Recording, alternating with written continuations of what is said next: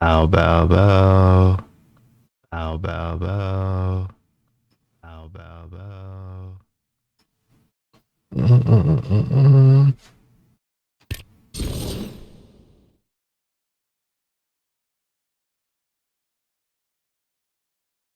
Bow, bow, bow.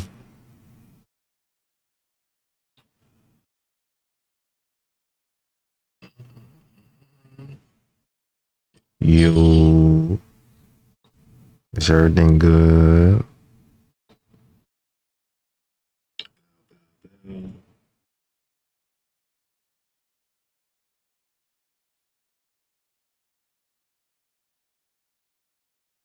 Yo. Is everything good?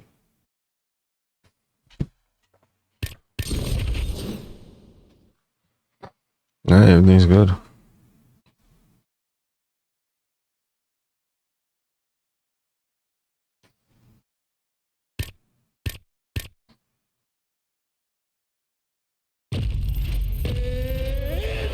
Stipe Miocic.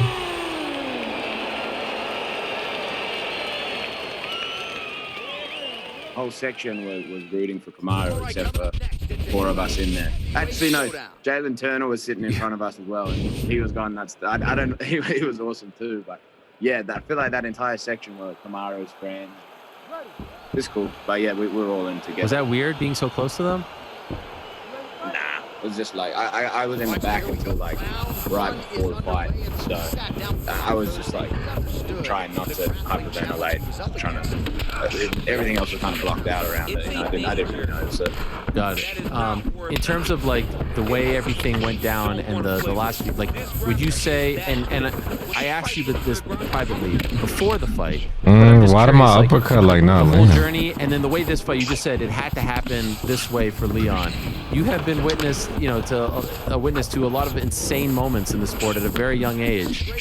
Is it appropriate to ask if this one tops them all? Like, if you put the whole freaking story together and now the finish as well, like how this fight played out, have you ever felt anything like this? No, I'll be honest and say no. You know, a diplomatic answer is, Come on, Stipe. you know, I've got you know, so Get many that check fights, up for you. so many amazing moments, and they all are very meaningful. Like what happened with Yuri in September, that was amazing, and I love Yuri as well. And you know, I've been fortunate to be involved in a lot of really big moments, but I'm going to be honest with you and say that was the biggest and most special. Just everything that's been going on, you know.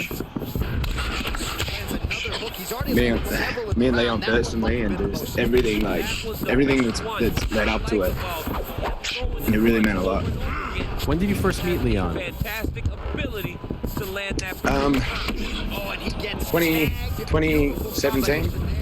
Jimmy Manawa introduced us. Leon was looking for new management, and Jimmy Manawa, who, you know, a very good friend and brother of ours, was already a client of ours, and he said, Leon, you should speak to Audie and Tim. So then we got connected through Jimmy, and I went out to Birmingham in 2017, and we've started working together since then. So 2017, 2018, Yeah, but T-kick, like what? And then obviously like the last 3 years, well documented.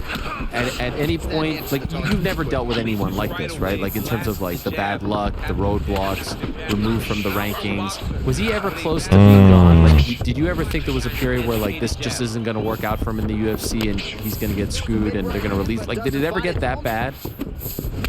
No, because like, you know, you have it like, wow, is there something else we can do here? At times it felt like nothing was going our way, but he always believed it, and you know, everything starts and ends with the client, you know, and he always believed it, and he always knew. He said, I've known I'm the best in the world for the past 3 years, and it was just about the opportunity. So there's a lot of down moments, but yeah, there was always that it was going to correct itself, right? There was always belief that with patience and time, everything was going to be made right and it was going to correct itself. So there was definitely some downtime, but we always knew. I remember a few times talking. Let's I don't pick know them which apart. cancellation, which roadblock it was, but we talked on the phone. You're like, oh, it's it's 1 a.m. in Birmingham right now. You live in the States, so I'm like, you were saying, I'm dreading this phone call. Just tomorrow. picking them Like, there were apart. a few phone calls that I'm sure you had to make to him that were just not fun, right? Yeah, many, 5, 6 terrible phone calls. Just picking them apart. Like, just like a stomach sinks. Just picking them apart. You've got to tell him that something's happened again, over and over and over. Yeah, and then the time difference, always makes it rough. Like, it's not. He's got to wake up first thing in the morning and get crushed again. Yeah. How was Utah, by the way? It was fun. It was nice. We had a lot of fun out there. It was a weird city for it all to happen. But again, it's a beautiful place. Like, the weather was nice. We got out. I was here with the same combination. Looked after us, gyms that really supported us. Everyone out there was really cool. Fun. Okay, so he's going back at some point. That's over. You're spending some time there. He's got his birthday. What do we got from like the business of Leon right now? What do we got? Has business changed? Well, I know it's fresh, but tell us. Nah, he's trying to give us wrestle. an inside look here. I'm sure there's people coming out of the woodwork for this young man now. Yeah, I honestly like. Oh, come to my food, bro. Yesterday was Sunday. Saturday couldn't keep up with this. Sunday tried to chop through all the messages, WhatsApp, iMessages, emails, Instagrams, and then looking at this morning, it's just all backed up again. So I'm still kind of digging through it. But there's so many people that we've been talking commercially. A lot of people passed on Leon in the past, right? Come on, buddy. People passed on Leon and all these opportunities about brands, interviews, and shows. So a lot of people passed on in the past few years, right? Particularly before this fight. And then it's funny. It's like now it's like, all right, price went up. I love it. It's good. It comes with the territory, right? I'm not saying his whole platform's changed now, but yeah, we're gonna. That's what we do best. And, we have some fun stuff coming out, starting with some awesome merch. I definitely do my shit. Look at me now. Look at me now. That's a tremendous. Look at me now. Great. Headshot bang. Yes. Yeah, one of the best post-fight interviews I've ever seen. I can't watch it without crying. It's the rawest thing I've ever seen. We got some really cool stuff coming out, so keep your eyes peeled. Get up. Get on that bandwagon now. I can't get enough of. He's trying to go to the body. Like, I keep watching the corner work over and over again. All the videos. He thought I was gonna go to the body again. Picking them apart. Yeah, and it's Picking them apart. It's so nice to see. Work the job. Picking them apart. It's Monday now. So get back Oh yeah. my real job, but it's so nice. Should do an upcut right there. The attention that Leon's getting fucking deserves it. But the unheralded corner from Birmingham as well. Like, Dave Lavelle is a gem. He's like a real life movie character. He's so funny. He's got such a big heart, and he's such an important part of Leon's career and his life. So seeing Dave get that attention for his corner work, and then Henry as well. Like, Henry's an amazing technical striking coach. What's his full name? Henry Clemenson. Okay. Henry is like, literally we're sitting at the after party back at the house afterwards, and Henry's got like all these videos that he was sending Leon during the week of Kamaru's tendency to That's a nice slip body that shot. way. And he's like, if this was planned, it was deliberate. It was a technique that they drilled, and it was something that they did save for later in the fight. God damn, Stipe. For later in the fight. So seeing I those salute that, boys, Joe. What the fuck? Camby and Fabian, who calls headshot, like calls head kick 5 seconds before it happened. Seeing that small team in Birmingham and the people that I've known, God damn, he keep doing the same shit. Get that shine as well is it's so deserving. It's so deserving. Dave said this small team from Birmingham shook up the world. Incredible. Now, what about Birmingham? Are they going to do your boy Yuri got a parade back home? What are we doing back there? Working on something. Working on something. He'll get a hero as well. Okay, yeah. Something is in the works? Yeah, of course. Okay. Of course. He's here in the US until And there he is after Saturday flies out. So he lands Sunday and gets into London. He'll drive up to Birmingham and his people will show out for him. Of course. That's wonderful. Now, I'm assuming, or correct me if I'm wrong, have they talked to you about what's next? Any conversations in the back, or is it too fresh? Too fresh. We'll go see it. We're here in Vegas. We'll go see UFC at some stage, but it's only Monday. Yeah. It feels like it's been a week. It's only Monday. When that conversation happens, they come to you, all right, Tim, Leon, what do you guys want? Do you know what you'll say? Wembley Stadium. get Wembley Stadium or something. I think a homecoming All fight. right, you want to use Leon Edwards? All right, Opponent will figure it out. But he wants to fight in the UK. And he deserves yeah, I want to use Leon. It'll be massive, and I think he deserves I'm gonna try to do that kid. I'm gonna knock him Full out. circle from 2018. Getting booed in his home country, he's going to be the hero now, and he deserves it. So, really, that's the only thing that we really want. I'm gonna try to use Kamaro's same game plan, get him up against the There's a lot of fence, beautiful and then ironies. we're gonna Like, take the him fact down. that he would be the guy to bring them to Wembley if it happens is amazing. The fact that all these guys who wouldn't even look at him now want to fight him is amazing. You know, like there's all these things that now come back, and it's sweet poetic justice for him. Do you think that they would really do an open air stadium? Because they've always been a little skittish on that. You could, think of you could. There's no way they wouldn't sell that out. The UK fans, they sell out the O2 in like 3 minutes. Yeah. People are clamoring for tickets. They absolutely could. There's so much talent there. You know, Leon.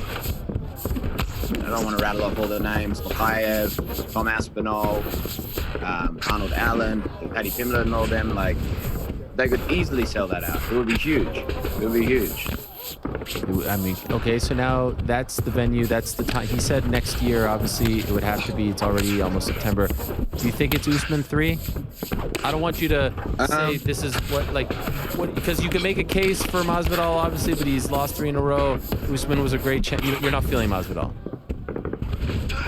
I mean, Leon would love it, but how do you how do you do that right now with where he's at? You know what I mean? I think Leon would love it, but I mean, you could sell it. Yeah, I think he's coming off 3-4 losses. Wow. Right? So, Yeah, who knows? So you think it's Usman 3? That's the one that makes the most sense? I think so, but again, we'll see what happens. You know, that it was quite a nasty knockout, right? And you need time for that. Depends what Usman wants to do as well. I'm sure that's what he wants. But yeah, I'm not playing coy here. We haven't. No, I know. We've had like brief conversations on it for the past 48 hours. It's crazy. But Yeah. we'll see. We work in partnership with the UFC. And, Oh. see what they feel strongly about and work from there. But What the really, wrong the way, he's location is done. the biggest thing. And as Leon said, he's like, I'm top of the mountain now, bring him on. Yeah. The thing we'll really fight for is getting it. Okay. What about the curveball? If Nate beats Hamza, you run back Nate. That would be sick in the UK. Wouldn't that be nuts? amazing. That would be That would nuts. be amazing. They sign him. They say, forget Jake Paul. Stay here. We'll give you all this money. Speaking of which, Leon going to get a new deal, right? I mean, that's got to be. Yeah, let's go. Let's go. Let's go. I love when we talk business on the show. Can you explain Come on, can you Leon. This is my possibly word, explain, baby. how No. a 30-year-old, a newly turned 30-year-old Toughen him up. now represents, and I know you're going to give me the whole, we have a team and blah, blah, blah, blah, blah. I see you there. You're front lines, and you do have a great team. And Audie started it, and he deserves all that credit. But come on, man. 70, 85, 205, I see you with these guys. How do you explain this? Some kids probably watching this. I see them in the comments right now on the YouTube. Damn. 16,000 people watching. 30 years old, and you're representing these guys. How do you explain this? Just thankful, man. I mean, you gonna Really give it to me, bro. Like, If you gonna give it to me, man, I mean, I can't resist. If you gonna give it to me, man, you gonna give it to me, bro. bro. Hard into this job. You have to, and I'm just thankful. Just thankful. You couldn't have predicted this, right? And still, the undisputed. You know, it's a lot of hard work, and Damn, I mean, a few years if you ago, gonna when give it to 40, me, really, shit, I can't resist. the role I'm in now, like directing and running the MMA division, I was very reluctant to do it at first. You know, this was probably 2-3 years ago, and Audie really wanted me to do this. You know, to run the division and take the reins, and I was really reluctant to do it. I was managing a few clients. I was helping Audie out a lot with the common stuff, and I was like, we butted heads on it a lot. I was like, Audie, I'm 26, 27 years old. Like I'm still learning in this. Like, I don't want to do it. And Audie and Kila really pushed me to do it. Like, really pushed me. We butted heads, and I'm so thankful for that because you know, I love Audie, and so thankful for that because he didn't push me to do it. Things wouldn't happen the way they happened. You know, so I love the team, and yeah. Why were you reluctant though? I don't know. It just felt like a lot. It just felt like a lot. But you need people like that to challenge you and push you. And you know, since then I've embraced it, and we really built an amazing team. Our MMA department in Paradigm. I love all you guys, and we've really built this thing, and we're gonna keep building it. You know, we're gonna keep building it. How many? I'm sorry. I'm sorry. Yeah, it's a lot of crying. I love it. I love it. I mean, this is been like that for the past 2 days. Have you stopped crying? I mean, it feels like just one long cry fest. Best. literally. Best message you got in the last 2 days. I don't know. My mum and dad FaceTimed me right after the fight. And that was special.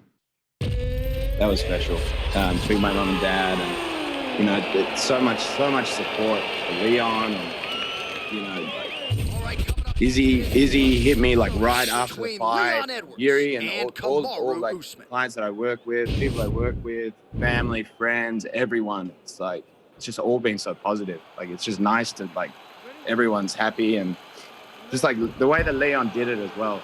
I don't know. When you win and you have a lot of friends, but it is genuine. Everything's been special. Everything's been special. And if we could end on this, like, what's the secret?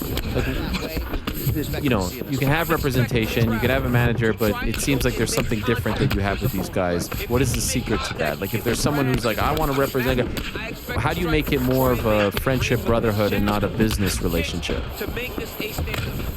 You just gotta care, you know. I care. I love this. You know, I've loved combat sports, and this is what I want to do. And you know, I can relate to a lot of these guys, and you just gotta really care. You know, you just gotta really care. It's obviously this is business, and you need to treat it like a business. But you know, it's you're not gonna be good at it if it's not good. It's so hard to be like take it personally and try and compartmentalize, but it's such an intimate job, right? You have to build those friendships. You have to build those relationships, and you just have to care. You just have to care, and you know, if anything, you know, we all make mistakes, and no one's perfect, and everybody's flawed. But if I can say anything, I care. I really do. I really do. I see you in there. You're freaking shadow boxing. You're in the trenches with these guys. I see you there on your Instagram. Sometimes you break it out. You break out the Muay Thai shorts and stuff. I mean, it's incredible. How could they not love you? Trying to stay in shape on the road. Much respect, my friend. I can't wait to see what you do when you're 40. Unbelievable what you've done so far. It's an incredible thing to see, and you do it the right way. No one talks smack about you. Even other managers, get the fuck out of here. And you know how these managers are. I mean, there's a lot of shit talking going on behind the scenes, and they all seem to respect you and admire you, and the relationship you have with the fighters is amazing. And seeing you in there with Leon on Saturday was pretty damn cool as well, man. So enjoy this, and thank you for doing this, and thanks for hooking it up with Leon today too. Thanks, Aaron. You've always been real, right? And thank you for the support of Leon over the years. And you know, you and I are behind the scenes and have had so many conversations about, you know, that this guy really deserves it, and you haven't been afraid to speak your mind and defend the guy and really say what's real. So it means a lot to me. You know, it means a lot to Leon. But I appreciate you and everybody that's supported this journey. Thanks, Tim. Appreciate it. Congrats. Thanks. There he is. Tim Simpson, Paradigm. What a story. What a guy. You gotta love it. What emotion, right? I mean, it's 2 days later, and there's still tears flowing. Incredible stuff. What a day. I'm sweating in here. A lot of people watching. Beautiful day. God bless Leon Edwards. We'll check in with the guys here in a moment. Okay. Put the parlay to bed. Put the picks to bed. First, though, as you guys know, quick word from our good friends over at DraftKings Sportsbook. College football is back. It's time to enjoy the tradition, the fun, and the great offers from DraftKings Sportsbook to celebrate the best time of the year. Right now, new customers can bet just $5 on any team and get $200 in free bets instantly, win or lose. If that's not enough action, you can also place a same-game parlay for a shot, an even bigger payout. Just combine multiple bets into one, like which team will get the win, which team to score first, and more. What are the odds on Georgia, not the Republic of Georgia, University of Georgia, UC? Like plus 450. Wow! More I about slipped Bama. that one. Defending champ, plus 450? I mean, Bama's got the Heisman Trophy coming back. They've got the Says best who? defensive player in the nation. It's because you guys lost that dude, Daquan or something. James Cook. James Cook. He's been tearing it up in the preseason for our Bills. That's right. That's right, our Bills. Big win. Oh, I forgot to mention the Bills on Saturday, too. Big win over the Denver Broncos. Anyway, DraftKings is safe, secure, and reliable. Best of all, you can deposit and withdraw your cash whenever you want. Now, here's a call to action for you, Frank. Download the DraftKings Sportsbook app. Now, you've come up with the MAR. Bet just $5 on any college football matchup and get $200 in free bets instantly. That's code DMAR only at DraftKings Sportsbook, the official sports betting partner of the MMA Hour. See show notes for details. All right, guys, what happened? I'm starting to wonder now, if we can all pick up our, our slack here, as they say, hold our own. What happened? It started off so good with Frank. That's starting off good. A That's draw right, that. Well, I mean, Frank was much more calm than I was. I mean, I was. You guys were watching together, right? Yeah, same. let's go, Kamaru. Sean Woodson essentially got knocked out. I was like, it's over. Parlay's dead, leg one. And we get saved by the knee. And then the fact that he survived the rest of the way. And then even when we went to the scorecards, I was like, I don't know if we're going to get this. And then when we got the draw, I was like, I'm counting this as a win. Like, the luck that we just got, I'm going to count that as a win. Frank immediately smugly is like, by the way, I got all right, I did my part. Yeah, I saw that. He texted that. I did my on to you guys. I was like, what is this? But wait, here's the thing. I got this question a lot, and I don't even really know the answer. So what happens? Because don't the odds change at that point? Okay. So the Sean Woodson pick here, if we can get the screen up just to have the recap for those that missed it. The Sean Woodson pick becomes void. So we're essentially now doing a 3-leg parlay of Pedro, Usman, and then the Rocco Costa does not go the distance. So Oh my God! Yeah, so 186. It probably would Yo! 20 plus. Wow! Wow! Gotta give credit. Okay, then it went to me. Tyson. Yo! You thought I should have. Oh my God! He thought I was gonna throw it straight. Oh my God! That was an overhead. God damn! And then you're watching Costa Rockhold, and what's happening? I mean, I'm having a hard time not. I mean, your pulling text. out in that, dude. I am like, it was one of those like bets where it's just like, oh my God, I can't believe this is happening. Like from the first, like once it felt like they were gassing out, I was like, this is just going to turn into like just a slop fest that goes the distance, and they're both just covered in blood in the end. And that's what happened. Like, I think the worst part for me, like I was wearing a hat, the hat was coming off. I was really getting frustrated, like, was when Rockhold goes hands on the knees right in front of Costa, and Costa like doesn't swing on him at all. I was like, how is he not swinging on him? This is crazy. So yeah, not great. Yeah, there were so. I mean, okay, Frank, how was he? That's his story, but how was it watching him? Was he freaking? He was pretty agitated. You stopped talking at some point. I thought you were really mad. I think we all kind of read the room. We're like, we should probably not talk to him. I was like, Eric says this. He's like, I don't care what Eric says. It wasn't quite as blunt as that. It was just like, he was so upset. There wasn't anything that was going to turn it around. And I understood that, but then honestly, what happened afterwards? Bro, what the fuck? Trumped all of that. Yeah, Bro, nobody wants to play Escobar. Like, damn. Edwards fight. Like, god damn. I gotta be a Kamaru every time. This shit getting ass. I ain't gonna lie. And honestly, I'll be a Leon next fight. Like, god damn. I wanna be knockout Leon. happens with Edwards. He's like, honestly, it's better that we lost the parlay on the Costa Rockhold, because had we lost the parlay, Oh, on he the won. Usman, Oh, I gotta force it would the. not have been as. Oh shit.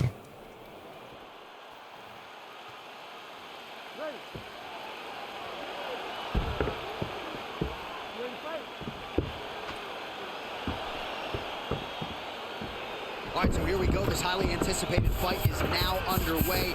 Looks like a classic matchup of striker versus grappler. Or am I simplifying things too much? In this instance, you aren't, because this is these two men to discuss. One guy is known for the first tackle to beat, the other guy is known for his ability to drag the fight to the mat and put his opponents in danger from the very start of the grappling exchange. Oh, knee strike right to the body. Throwing haymakers out of the exchange. Landed clean. Lands a good combination.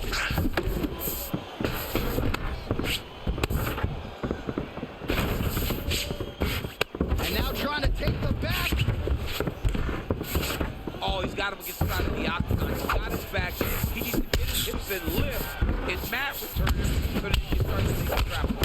That is the hard left hand that lands for Leon Edwards. And as usual, DC letting his fight do the talking tonight. Let this fight do the talking. All business. He's a businessman. He's here to win. Go back to England and do his thing with his family. He's not going to be tolerant. He's a guy that's here to do his job and Head off the center line. I like that. I like that, Kamaru. Make him pay. I blocked that. Okay. Shots to the midsection and take their toll. This one goes into the latter rounds.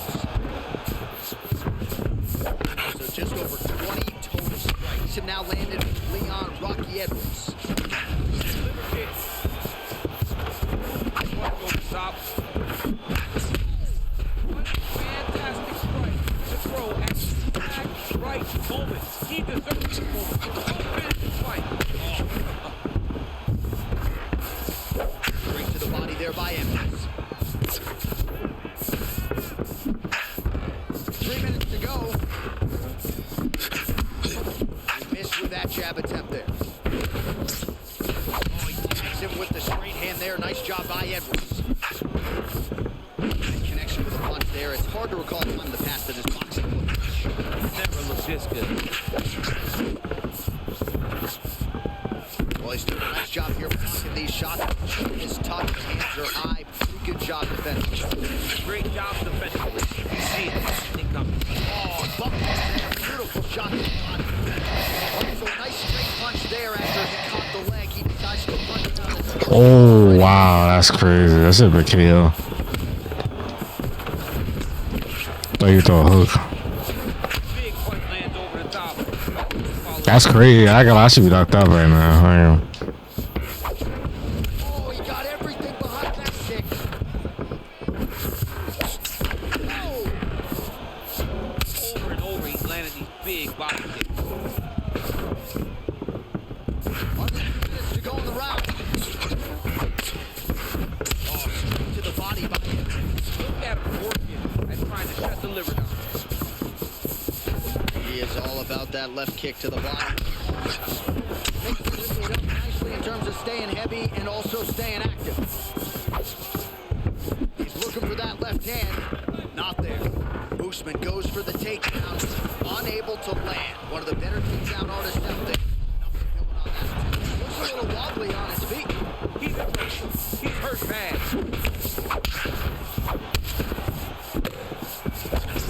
Oh, he's connected there. Pretty nice punch there. Great job finding the range to land him. Oh, straight right.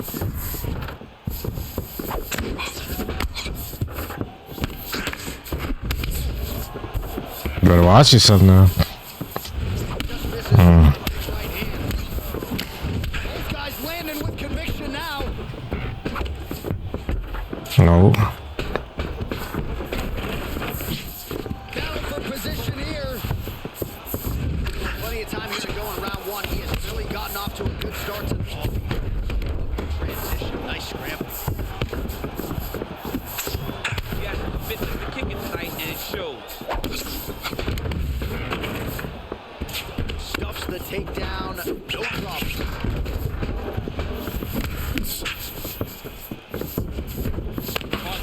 Now there's danger in that too when you start reaching on to catch that kick. Ooh.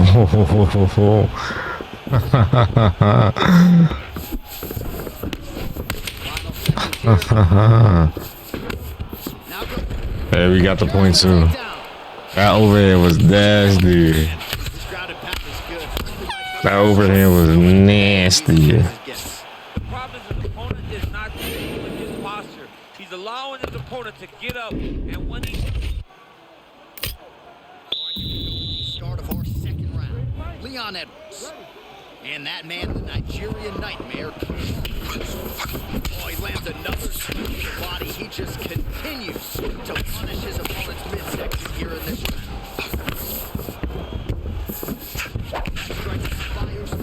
Oh, that right hand is on point. And he caught the kick. We'll see what he can do with it. And there comes the separation now. Stuffs the takedown there. How good is his takedown defense? Usman's open jaw now starting to show signs of sweat. What a punch. Usman's the body looked pretty good, but ultimately blocked by the defense. Nice job there. Man, is he timing his shots well here tonight, DC. It's hard to recall him being this accurate in the past. I mean, he is so sharp. Not only is he accurate, he's also very good. 89 total strikes have landed for Leon Edwards. And if you care at home, the accuracy right now, 50% against the Nigerian Nightmare, Kamaru Usman. Back and forth we go. Knee to the body. Man, these guys are throwing back and forth.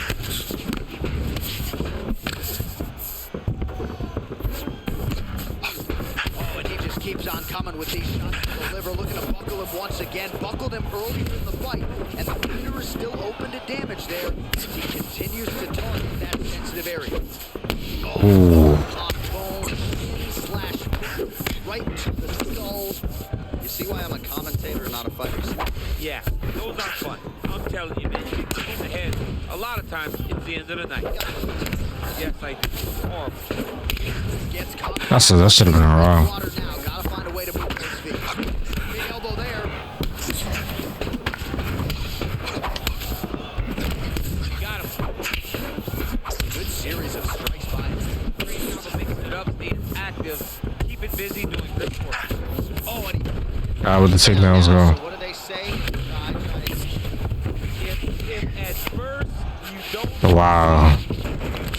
try again. This guy is the poster boy for that saying, because he shot many takedowns and he finally has secured one. Oh, useful. Body lock takedown, side trip. Let's go. Edwards has got a pretty deep groove now starting to appear on the right side of his body. His opponent has done a lot Again? tonight. Oh, and he's back up again.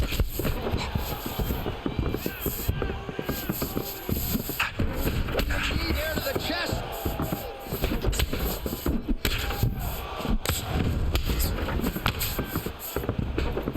Usman's uppercut is looked like for a minute he had a window there and close. Liver kick, you take those kicks, set your body off. Continues to mix it up, going to the head, mixing in the body shots. Well, he has really picked up the pace here in round two. Much more aggressive than he saw in round one, and now starting to find himself in the pocket. Oh, man. I think you jumped out of your seat a little bit after that kick. Oh, I did, because I have times where I've been kicked like that, and I'm telling you one thing, it does not feel good. You use your body kick, you gotta be off the side, just to take it quick.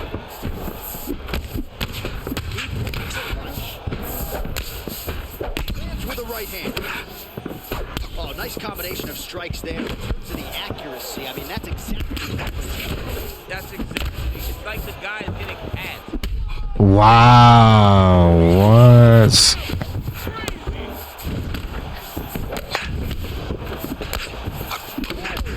Look at my fucking hook. Where's it going?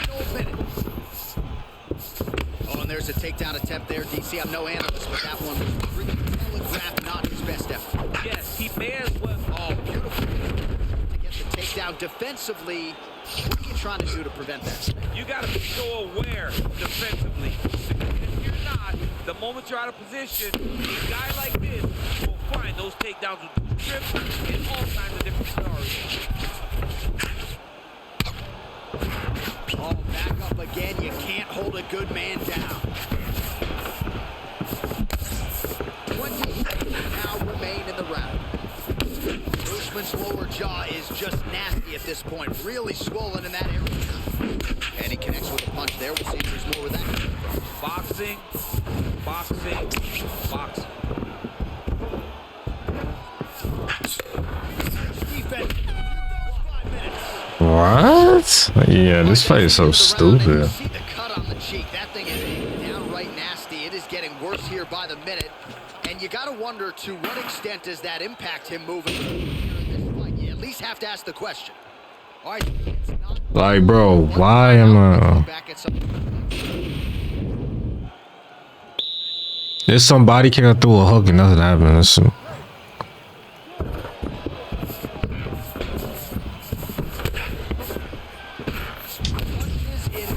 And he hasn't really shown any signs of slowing down here tonight. I'm not sure how much more his opponent can take. Edwards gets caught with... Edwards' head kick attempt. That one is blocked. 1-2 for me on Edwards. I really enjoy watching this. As technical and fundamentally sound a fighter as any in the welterweight. Yeah, very go from a very green prospect into the man that he is today. He's so well versed in all areas. Bro. The amount of times he threw that shit while I threw a hook and nothing happened is so unrealistic. He should have been knocked out by... He took that whole kick. Looked like he might have landed there. Instead, a swing and a miss. What? I went... Yo, he's kicking inside the pocket. What the fuck? It's the relaxation that allows Yo. and block most of the strikes. Man, damage on the run. Really hurt now. Yo, this is so... I can't hook a roundhouse kick. Like, what the fuck? Dude's hurt. Serve off.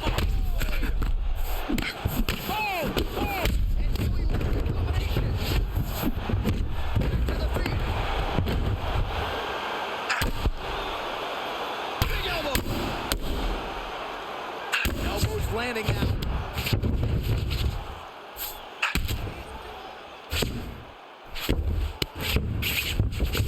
He's sort of hanging out here unguarded, DC. Not sure if he's trying to bait him in or what, but not great body language here. Both fighters back to their feet now. Timely defense there. Huge block for him. He beat me to the hook, is insane. He might be out. Bro, the amount of times he threw a body kick while I threw a hook inside the pocket is insane.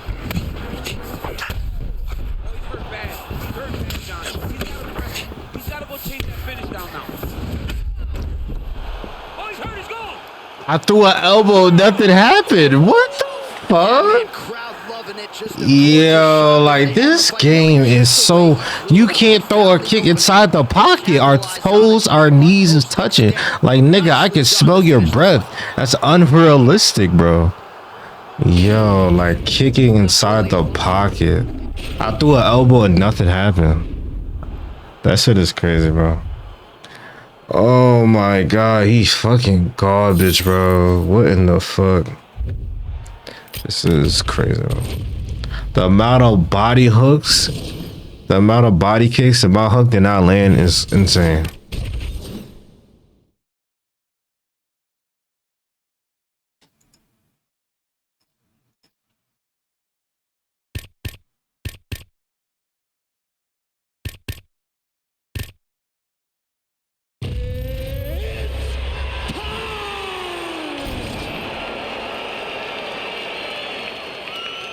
is cool. Leon getting that knockout.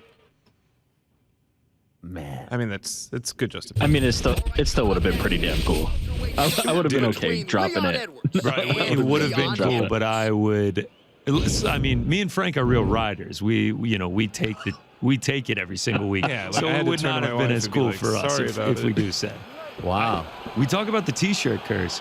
Frank was like, if Costa Rocco doesn't go to a decision and it's just Usman on the line, I'm going to need you to go back and change your All right, shirt. so we got two Wow. classic I didn't change the shirt. Were you wearing the shirt for the fight? Yeah, I was wearing the shirt. Thank you. Thank you for that. Appreciate it. So is it the shirt that's cursed, or is it me cursing the It's a merch? little bit of A, a little bit of B. Yeah, I'm not really sure how to respond to that. I got bad news for you. What do you got? Tim starts talking about that merch for Leon. I know I you have to get involved. I might have to get involved. in stay this away Leon from the merch. Leon merch. Oh, I can see it. The Leon merch is going to be great. It's going to fly off the shelf. Okay, so then we get to the main event, and I mean, at that point, it's over. But at least Eric's feeling pretty good about himself, right? I mean, Yeah, I mean, I still feel pretty good. I was on the right side of that one. yeah. What do you mean you were on the right side of that one? Yeah, I mean, It's a game. Look, those. When you lose, it's like I was still on the right side of it. And not only Yeah, like you're happy with where your money was at for that fight, but yeah, sometimes it takes you out. I told. Did I not tell you on Monday that it was a mistake? he felt as if he had Where was your money at? Where was the Leon money at? Wait, he did. I did do it. Ariel doesn't bet on MMA. I sent it to them. I actually- Can we give the whole I'm thing? not Can we gonna- give the I'm whole not thing? gonna Just give it. Just give him the whole thing. I'm not gonna All do right, the Ariel, that the morning. There's actually slips. He I has sent. the slips. I Sent sent. them I don't to want to us. do the. No, tell them the story. He Tell them. has the slips. He's texting me and Frank that morning. He takes Blue Jays money line underdog. He takes Nottingham Forest money line underdog and Leon Edwards money line underdog 20 to win like 500 something. Yes. That's Gets another killed in the one. first Did that leg. cash? So Nottingham Oh, the Blue Jays Forest. didn't win. I don't know. No, Blue Jays won. Blue Jays win. Nottingham Forest. I stepped in with that is straight. winning, and then in the What? 80th Like, I minute, they stepped give it in up for with a that draw. straight. And in retrospect, What had the they not given that fuck? goal up, Ariel would have hit like a. Wow. Okay, but there's a better part of that story. So this is when I went to get the coffee with matcha before the Nottingham game, and you say, "Put your money where your mouth is," or something like that. So I was like, you know what? F this. I am going to do that. All right. This is what GC said to me, so I'm going to do it. So there's 10 minutes before the start of leg number 1, which is Nottingham Forest versus Everton. So I feverishly do this, and I put it all. I was like, you know what? Screw the haters. Show me the slips. I'm going Nottingham. I'm going Blue Jays, who I just spent. I mean, Alex Manoa. We can get into all of that. You guys are a tremendous guy, big MMA fan. And then Leon. And then I'm so proud of myself because I pulled this off, and I send it to GC and Frank, and then Frank responds with the emoji of the guy with his hand on his forehead, and I was like, what the hell is he talking about? Face palm, yes. And I looked, and I picked Everton by mistake. So it was the wrong pick. I meant to pick Nottingham Forest, the underdog. So I picked Everton. I was like, oh shit. So then I'm trying to figure out how do I edit this thing. Then I just cancel it. I get, what is it called? Like you pay out. You cashed it out. Yeah, I cashed it out. Wow. So if you didn't cash it out, you would have won it it. still would have been a draw. That brought it to his attention. Yeah, but it would have just been Forest annoying. in a draw. It would have been a draw. So in soccer, I guess, or football, it's like winner or draw, right? There's no push, I suppose. Yeah, or you I can take a see. win Oh, or I draw. see. Yeah. That lessens You don't the- push. Yeah. You don't push. I guess because it's so low scoring, like a draw is a very obvious like bet. Okay, that makes sense. I get that. But it was funny that I screwed up. The old I respect habit, the old habit, or the old team kind of reared its ugly head. Even Molly, I saw her say to someone else, and didn't tag me, saying that I was dead to her, which I thought was a little bit rough. I retweeted it, of course, and then I asked her. Listen, you switched the allegiances. I get it. Whatever. You know what? I said I was on the right side of it. You know, I feel good about the bet. I don't want to take anything away. If it, like, let me say this. A lot of people, and I'm not pointing to any individuals, but a lot of people are throwing around the term "quote unquote" luck, right? Luck.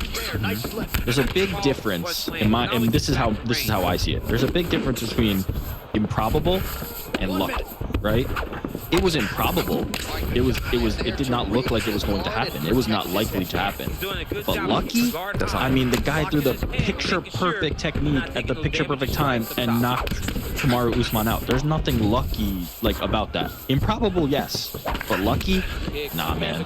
Like that was magical, as you said. No, that's not. By the way, he referenced it.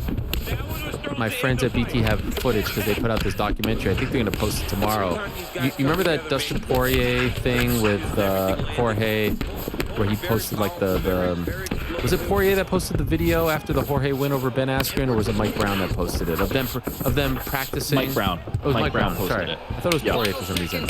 Anyway, there's a clip that is to come of them specifically talking about this. Like specifically talking about it.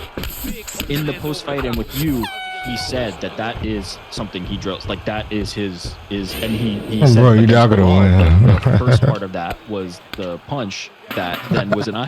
Yeah, he's gonna be tired to lose. Yeah. Oh, had nothing to do man. with what happened on Saturday So night. disrespectful to say that. There's a video of him like. I wish they had a game shot. That sounds like you about to get knocked out. Practicing it Yeah. into the actual. I think there's some people who don't want to give him credit, man. and they'll say it's lucky no matter what. And I think there's some people who mean improbable, who just mean like it can't. There's no way that could have happened. I can't believe it happened. Like it's Unbelievable. insanity. But luck had nothing to do with Saturday night. No, and once you see this clip, like they're actually talking about it. Oh, he He's gonna do rocked this, me? he's gonna do What? that. It's pretty remarkable, man. I mean, maybe do it a little earlier next time. You know, well, maybe that was part of the. He next said, time. yeah, he was waiting. He was Yeah. waiting. I mean, he was running out of time for goodness sake. he was almost there. Seconds left. I remember you. I think you were the one back in the ESPN MMA days who. Oh unearthed my that God. FaceTime clip, Rick. Right? Yeah, on What's that show called? Destined or something? That's so UFC Destined stupid. Yeah. on ESPN Plus. If you haven't seen it, I mean, it's I don't some of know. the best produced stuff in this sport. It's really good. And after the Bilal, what was that? A no contest? DQ? I forget. No, not DQ. contest. He didn't lose. No contest. No contest. He's on the bus, FaceTiming his mom, and just like bearing his soul, going through the emotions, and talking about what he's really feeling, and can't believe that this is his life, and so frustrated because of all the things that you said so eloquently at the top of the show. And now he gets to call his mom and say he's a world champion. I mean, it's incredible. My big takeaway from the two conversations was if Nathan Diaz wins on September 10th, they're down. They're both down. My takeaway was everyone's kind of down. that big. Yeah, everyone's down, but it's almost like they're not like gung ho about this trilogy fight. They're not saying like it has to be Kamaru. They're not like it's like I'm sure throw me a body in wet. Posturing, right? For sure, and as you should, but like throw me a body in Wembley and let's do it. Come on. It makes sense. Unbelievable. They need to do that. If boxing could do it every freaking month, they need to do that as well. UFC needs to chill out a little bit. Have fun. Yeah, I don't know. I don't know the business end of it enough to say there, but it'd be hard to imagine Leon not selling tickets there against any of those opponents that we've talked about. Okay, I mean, Nate Diaz. no, anyone. I mean, you do a UK versus the world. Here's your chance. Here's your moment. Say what you have to say about Jake Paul. Go ahead. Don't change this show. Do it. Me? Yeah, do it. This is your chance. I mean, say what you say. So What do I have to say? Go ahead. Do it. Do it. Nothing You to want say to about say Jake it? Paul. You want to say it? Go ahead. Listen, I mean, if we're going to talk about Jake Paul, if the topic of conversation of Jake Paul is going to come up, This is it. I wanted to give you the chance. It'd be fair to point out that I've long said that Jake Paul's pro-fighter stances have always been out of convenience and not really much of a genuine article. And I think he's fucking proven that at this lost. point.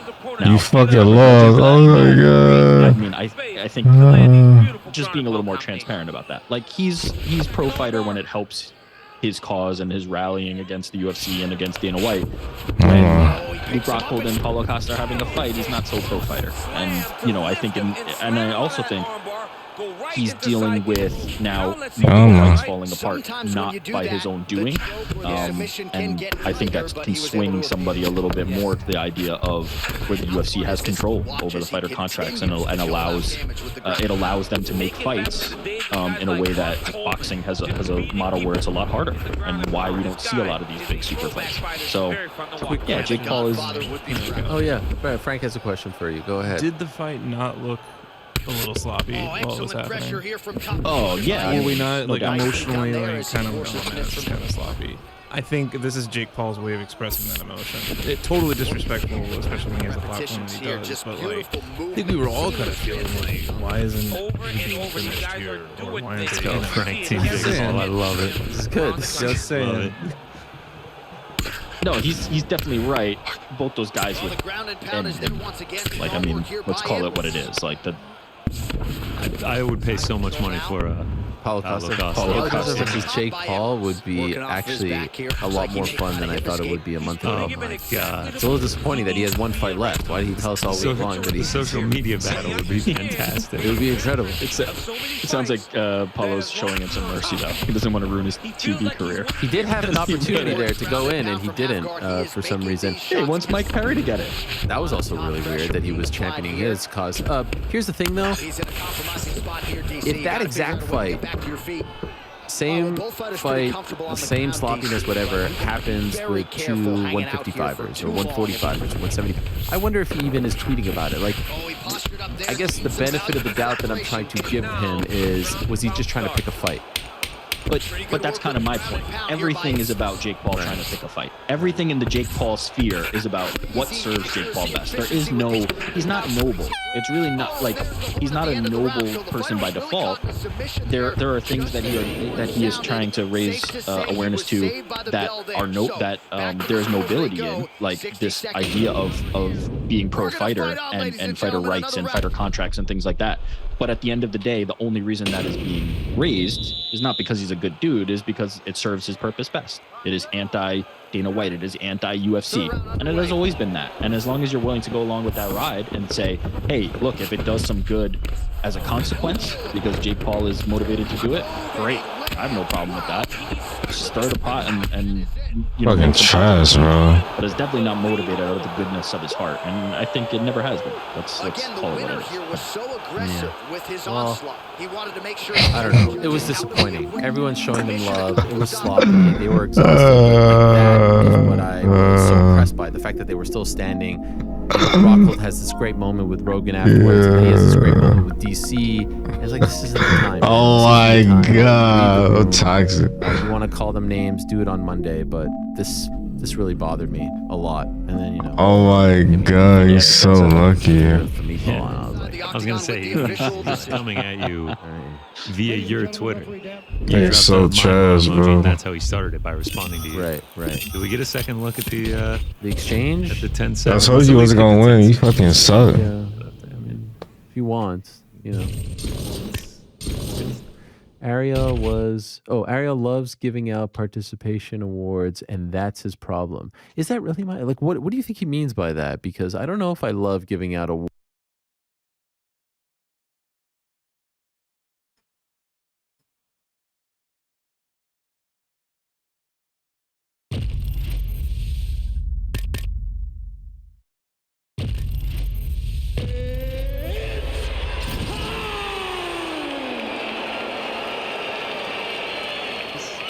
Simply be you and have fun being you. My therapy is being me. Here's my good, here's my bad.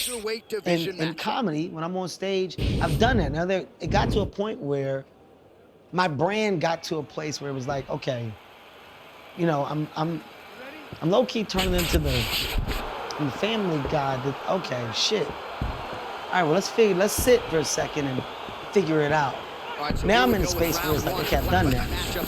I blocked that, bro. This tour that I'm on now, reality check, is just in case you fucking forgot why I sit where I sit or why I am where I am. This one's just a reminder for what I do, right? Let me go back to a little raw. Let me go back to a little edge. But let me make sure I'm still having fun in my craft. You gotta constantly recreate yourself in your craft. That moment that I made the decision to be honest, to be personable, to put it all on the table, well, that's because I was going through a lot of shit, and I was like, I mean, I'm just keep it to myself. Here it comes.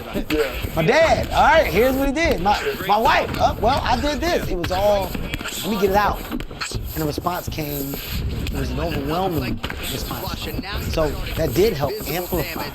But now, you know, 43, 20 plus years in, Not about getting to the top, it's about staying there. Stay there. That's what people don't think about. Like, how do you stay there? That's the real struggle. Staying there. It's not getting there. It's the fucking perception from the outside of what now. You got the model. Shit, let us know. But you gotta get the next step though. That's the next step. I'm saying like that's the real work. So at this point in my career, I look back and I go, I've been up here for a minute. I need other branches. So my branches became the business. The business became mine. Because if I build that, it doesn't matter. I'm gonna own everything I do. I'm gonna own the space. So if this ever does peak down, it doesn't matter. God damn. Yeah, fucked up. My hobby is ownership. Wow, I just missed. My hobby is realizing the rooms that I've been able to get into, the hands that I shake, the personnel that I'm in. I don't take that for granted. Are you just supposed to shake their hands? Or are you supposed to make more of those moments? That's what we don't do enough of. Our culture is caught up in the cool. Our culture is caught up in what we like. You don't realize the reason why the other side has worked so long and why they're so successful is they figure out how to hold on to it. They hold on to the handshake. They create more handshakes. We don't. We minimize the opportunity to grow and be around and be a part because we're so self-involved. I'm chill. I cool. I got my own show. I'm outside. You see me? I got mine too. You don't realize. Right. Where real wealth and opportunities are built. I now do, and my priority is that. So the way you talk about me when I made that decision, my new decision is to focus on that. Stars can be my star. I can't get no bigger. I can't. Why would you say that? What else am I doing? So I can get more artsy. I can change and do other projects where people go, wow, he's more talented, or we had no idea. I'm not gonna get bigger. Where am I go? Oh my, I'm fucking him What's the up. definition of more big? Like what? Oh my. I'm not chasing. I'm not chasing a bigger light. I'm Wow. not chasing a bigger light. Right now, I'm chasing what's the thing that I can I ain't do. gonna lie, you got beat the fuck up from the start to the finish. You got beat up, bro. And other people can say, I went through this tunnel and this propelled me to doing blah, blah, blah. How many jobs can I create in a year?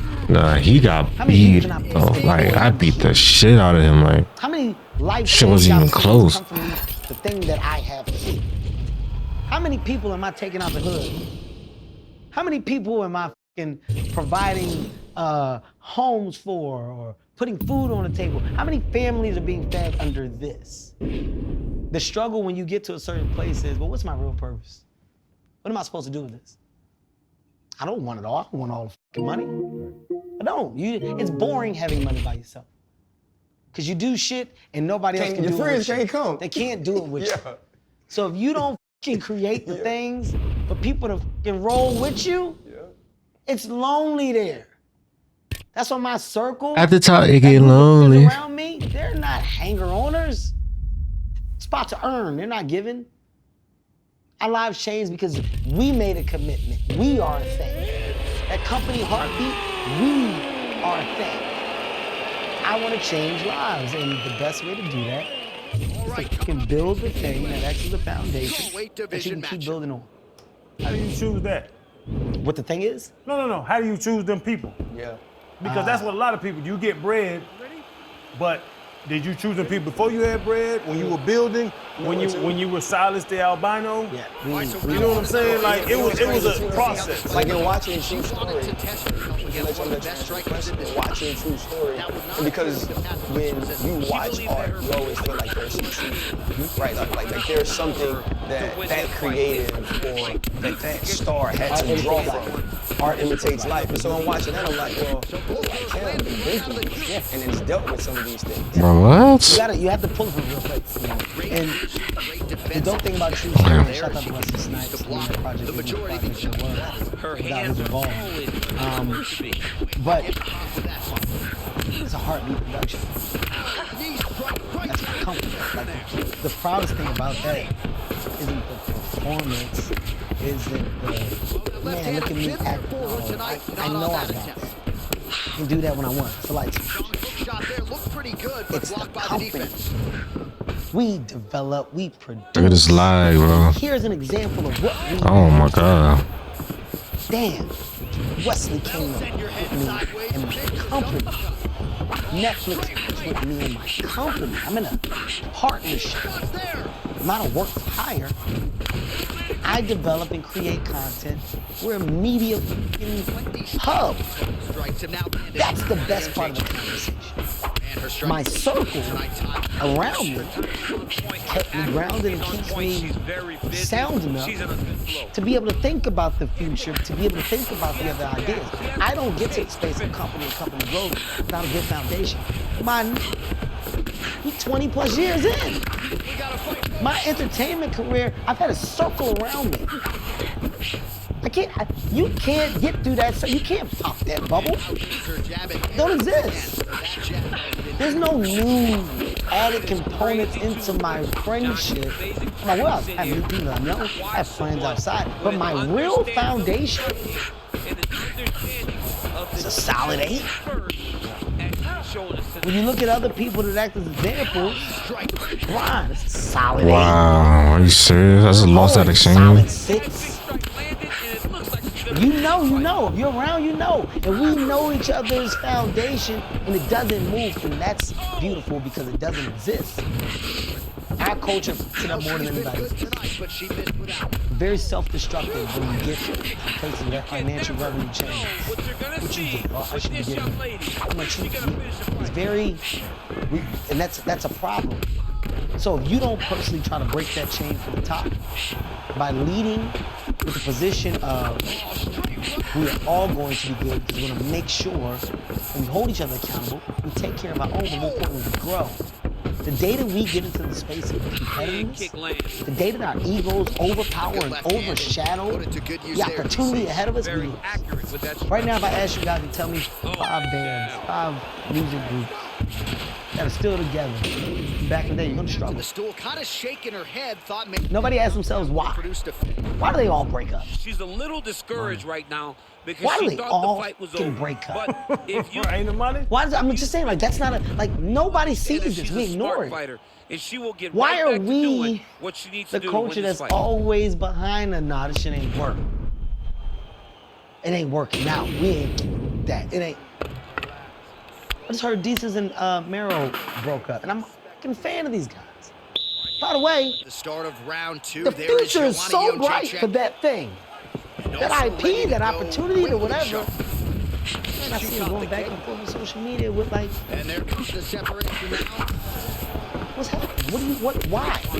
Why can't we ever surpass or overcome financial hurdles that present themselves and stay connected? Why can't we do that? That's so dumb. It's actually not. In some instances. But when people say that, right? They say it's easier said than done.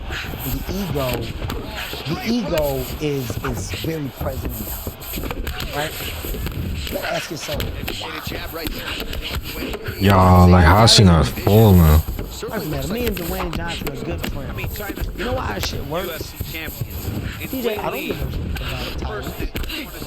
I don't give a fuck about number 1 and number 2. DJ, I don't care what that thing is. Like, I love working with you. You're my guy. I love you, champ. Love you too, Cap. You want to do this thing? Let's make it work. Cap, my company's producing it. Dope. I hope you guys knock it out the park. Give me some material. If I can help, I can. DJ, I got something that's coming from my company. Hey, do you want me to include you? Do you guys want to co-produce? How do you want to do it? Cap, we'll work it out. We'll figure it out. Ho, can you sit down with me, man? I got a show. Motherfucker, talk to you. Yeah. Hey, man, I got this thing, guys, I'm doing. Chris, man, you should go. What do you think about doing New York together? Fuck it, we can co-headline it. Let's split the shit down the middle. I don't care. Cav, yeah, let's do it. You think Dave will come to one of the shows? Let's ask him. Dave, what you want to do? Oh my God, guys, let's go. There's no egos. With real success and real fucking moves, the real ones, there's no ego. Because collabs are collabs that don't question where I stand and what I am. There's nothing about the next person that's going to affect the rock my world. I know I'm Kevin Hart. I don't need you. I don't need that. Yeah, that I was have no just a ego. beautiful shot by her there to end the fight. I'm not sure she could have drawn it up any better than it played out here tonight. I'm not competing with lands the Dwayne. seminal blow there. It's not me versus him. I'm not even You sure bring his bottle out here, I'll be the first to hold it up. Knockout win. I'll be the first to support my guy while I have mine. Because there is no ego. People don't understand that there's so much room for us all. But there's this warped view that there isn't. There's this warped view that there can only be one. That's the beautiful thing with Chappelle, me and Chris on stage. There's this thing of there can only be one. There can only be one great guy. No, Ken, it can be a bunch, actually. That's why they have so many different titles in boxing. That's why they have so many belts in boxing. Because there's so many fucking great champions. It's not just one. Floyd is the fucking great. He's a Hall of Famer, but other people are undefeated too. They can't beat Floyd, but they still beat a bunch of people, which is why they're the CWCEFQ. Not Justin. I'm always the one that want to give flowers on the show, so I want to give Floyd his flowers, right? Absolutely. Floyd, he always talks about he just wants us to win. Floyd's a good guy. He's helped us tremendously with connecting the dots and people like this. Weight division So fight. shout out, champ. We love you, boy. It's about just winning. Taking the ego out the way. We're going to continue to make big moves, right? Because you're going to let The Rock know he stay down the street from me. Okay. He used to. Okay. I DM that big motherfucker.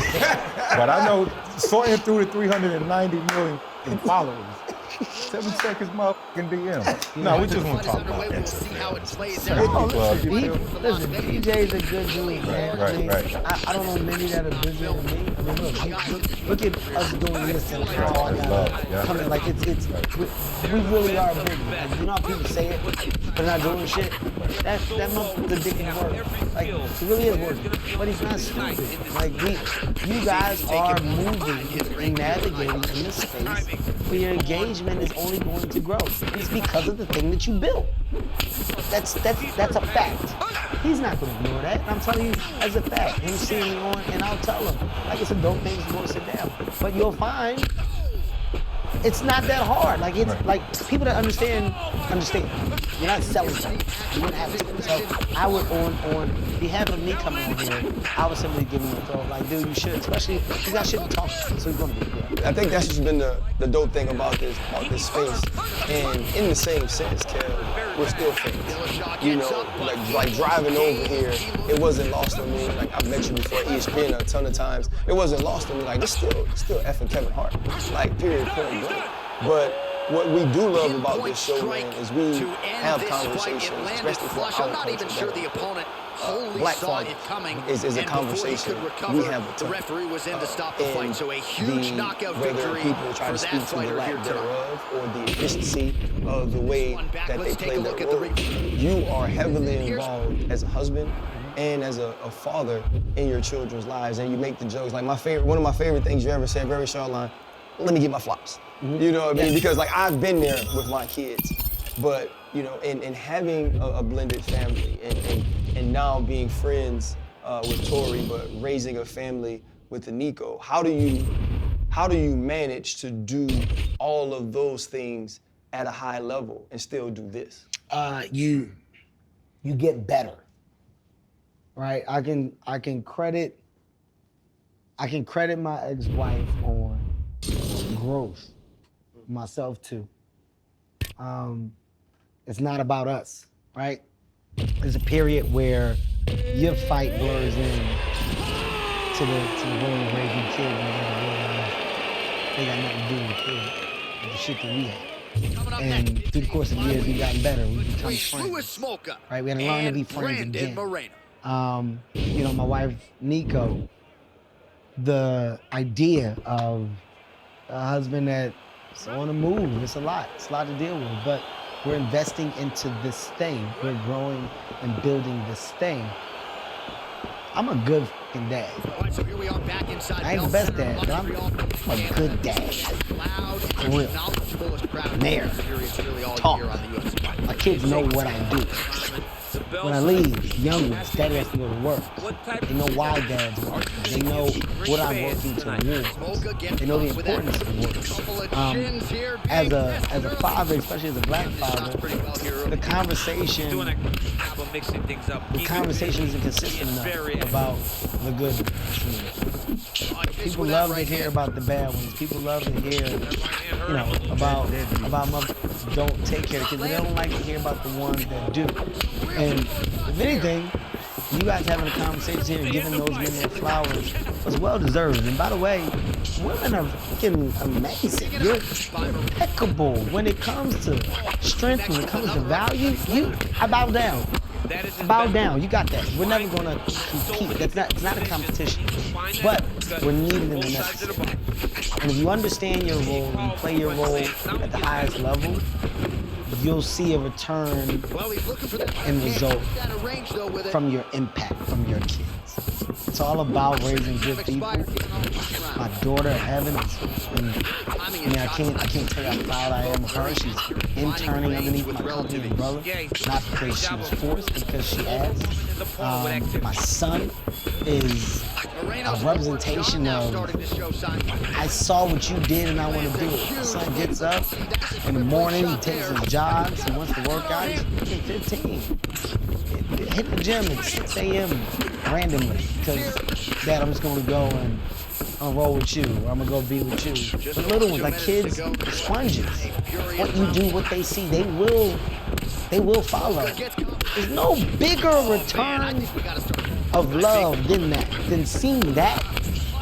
When I see Steph Curry and I see his dad come up to him after a game, and you see Dell look at his son with that feeling of, yeah. And then he got another son. He goes, yeah. Like that love of, I did good. I did good. Like, it's no longer about you. It's about I did good. I'm at that place where I'm looking at my kids and I'm going, I did good. I'm not out the weeds yet. You know, still they're not out yet. You know, you get to that 21 period, then you can say, all right. At this point, it's whatever you want to make adult decisions. Yeah, it's not. But you get to look and see the people that you raise. What kind of people are they? Are they selfish? Are they dickheads? You know, you got people who got kids that are dickheads, and they gotta look at them like, you fucking dickheads. Like, they can't say it, but they, God damn it, this kid's a dickhead. Like, I don't have that. Like, I got good kids. They're good people, man. You know, and I'm trying to do the same thing with these two other ones. I'm not having no more kids. I'm throwing these balls in the trash. I want nothing to do. Yeah, I threw mine back in 2009. I'm getting it. I've already had a conversation. Only reason why I can't get it now. Conversation don't get that damn Only reason why I can't get it now is because of my Good night, I have a question. Are you ready? Because they cut mine. And I don't give a fuck. They took them both out and threw them on the roof. And they burned them. No, you want to have the look, though. No. You need the look. Hey, you can take my balls and you can fuck it. I don't give a shit. I don't need balls. I don't you gotta have the look, though. I don't give a fuck what about the balls. slap? I don't give a you really stroking. Hey, I don't want another kid. I don't want another fucking kid. A slap, no, you can leave him in there. Hey. I don't give a fuck. I don't want another child. You can take my balls and I don't give a fuck what you do. You tell me they gotta come off. All right, it is what it is. So, take them off. Take the balls off, I guess. I haven't talked to my wife. Wait, talk about the way Logan though. So my wife, we were kind of arguing one day, and my daughter knew I had a vasectomy. She was very little, and she was like, "Mom, why are you treating Dad like this? You already made him cut his penis off." I said, wait, Yeah, you thought I didn't have one no more? Yeah, nah, I still got one. But Bro, it's fun. this It's one, I love yeah. that you line it up. Even with this joke, I mess off a lot, and I do BS bullshit. And I got to actually delivery is kind of like yours, because I love your shit. So Why is he switching so slow? Like once a year, we go to a nudist college. What's going on? Yeah, that's We it. we go to a place Look at where this like shit, we bro. walk in and everybody just gets naked. And I heard what you said. I didn't know if you knew. He's asking you what's going on. Okay, yeah, so we go to the nudist colony, and you know, we just kind of go around, you gotta shave everything and show out, and especially when you shave your shit, it looks bigger because you gain inches from no hair. Back up for a second. I just want to get clear. Y'all just hanging out or y'all fucking with people? No, you they're get still choked out. there. But you set the precedent. I when get you that. I don't know why you do this. Now he's going for the I rear want. naked What do you? choke. Y'all get down. It's kind of the question, but we don't get down, but we just like to be around naked people together. You see what I'm doing, bro? I'm out of Hey, there. that's y'all two conversations. I'm very happy so to they have just. We just like to be around naked people. The one thing that gets me, You hear what you're saying out loud, brother? I hear what I'm saying out loud. The one thing that gets me is just eating, like breakfast. What you eating, Chan? I don't want, they're at the buffet, your dick's by my eggs. I don't want your dick by my eggs. I eat coochie. I don't want coochie by my eggs, even though I eat coochie and eggs. This is my Kevin Hart. What is he? What? Yeah, I'm still at the point of you just saying we just like to be around naked people. You don't like to be around naked people? Be honest with you, I have no desire to be around a bunch of people I don't know just sitting there naked. That's what I said. But some people, but the women, you better strip club. I'm You willing to naked bet. women. As a matter of fact, I'm willing to bet a good number. It ain't a lot of put together people going through these movies saying. No. Like, I'm willing to bet you. No, hippies. I'm willing to bet a real strong number that you're looking at some bad bodies out there. And that's a fact. Discouraging. Still, nipples, titties. You're free spirit. You're free I just spirit. run around. Yeah. You and your wife And are free spirit. We're free spirits. Got it. She likes the tan, and it's not like I'm 6'3", but I just got a 6'3" dick. I don't have a 6'7" dick. Like it's not impressive. I don't It's know what normal. that means. I don't know what that means, and I don't want you to keep going. It's like no. Motherfucker want like a baby leg. Nah, I heard you. I heard you. Yeah. I don't have nothing to my knee. I've never. Yeah, My dick's I never don't. seen my knee. Hey, we can stop. Right here. Yeah, we can stop. I don't think you have to get. I'm gonna tell you something about swingers and what you should process. I have a friend named Big J. Jay, if you're watching this, I'm gonna tell the story. You're probably gonna figure out a way. I haven't talked to you in a long time, but I have to tell this story. So, Big J Okerson, it's a comedian friend of mine from Philadelphia. I started off. Big J went through this period where he was interested in swimming. It's a true story. Him and the Bible. And he convinced his girl to swim. Right? He said, we should do it. And he wanted to do it because the other couple that he wanted to do it, the guy's woman was, he said she was great looking. Like I want to do it because I can get to her. Like it could be great. And I was like, dude, I said, you take it again. I said, that's a lot. It's aggressive, right? It's not really my cup of tea, but I don't know how people live, and I don't knock what people do with their lives because that's your life. Big J said they swung, and he watched this guy fuck the dog shit out of him. He said, he never bounced back from it. He never bounced back. He saw, I'm telling you, man, I don't know what your thinking is. If you get in there and somebody goddamn go double overtime on your lady, you may not bounce back from that. All right, so you need to think of it all. Motherfucker, think about the first step. You better think about 3, 4, and 5. You see him up in sweat dripping from his head on your lady, yeah, that's a lot. That's aggressive. Ain't no going back, so you need to ask yourself that. Nah, but on some real shit though, like it's some advantages to height, right? Shaq was on the show, and Shan asked me a question about. If you tell me you asked Shaq about it, you think I'm walking? No. It was about 69. Like, can your big ass 69? So, like, but I think on the opposite side of the spectrum, I like to ask good questions. Like, you know, we get through the good stuff. that's Chan. Yeah. What's happening? No, but this is the was thing. for the culture before. Because I'm 45 thinking, minutes, and now as I'm here, Shaq can probably struggle. But I'm thinking about you right now. Why are you thinking about him? No, I ain't thinking about you. Here's T-Bag. Not like that. Listen, I'm gonna tell you, it's not me. It's not wrong. Too nasty. Okay? No. You need to figure it out. Okay? You I need to got figure 3 it out. kids. I've been married You 14 need to figure years. it out, all right? I don't know where the math or geography is off for you guys, but it's common sense. What do you think if you are partaking in the 69 position that your height comes into play? You're dealing with a half space of your body.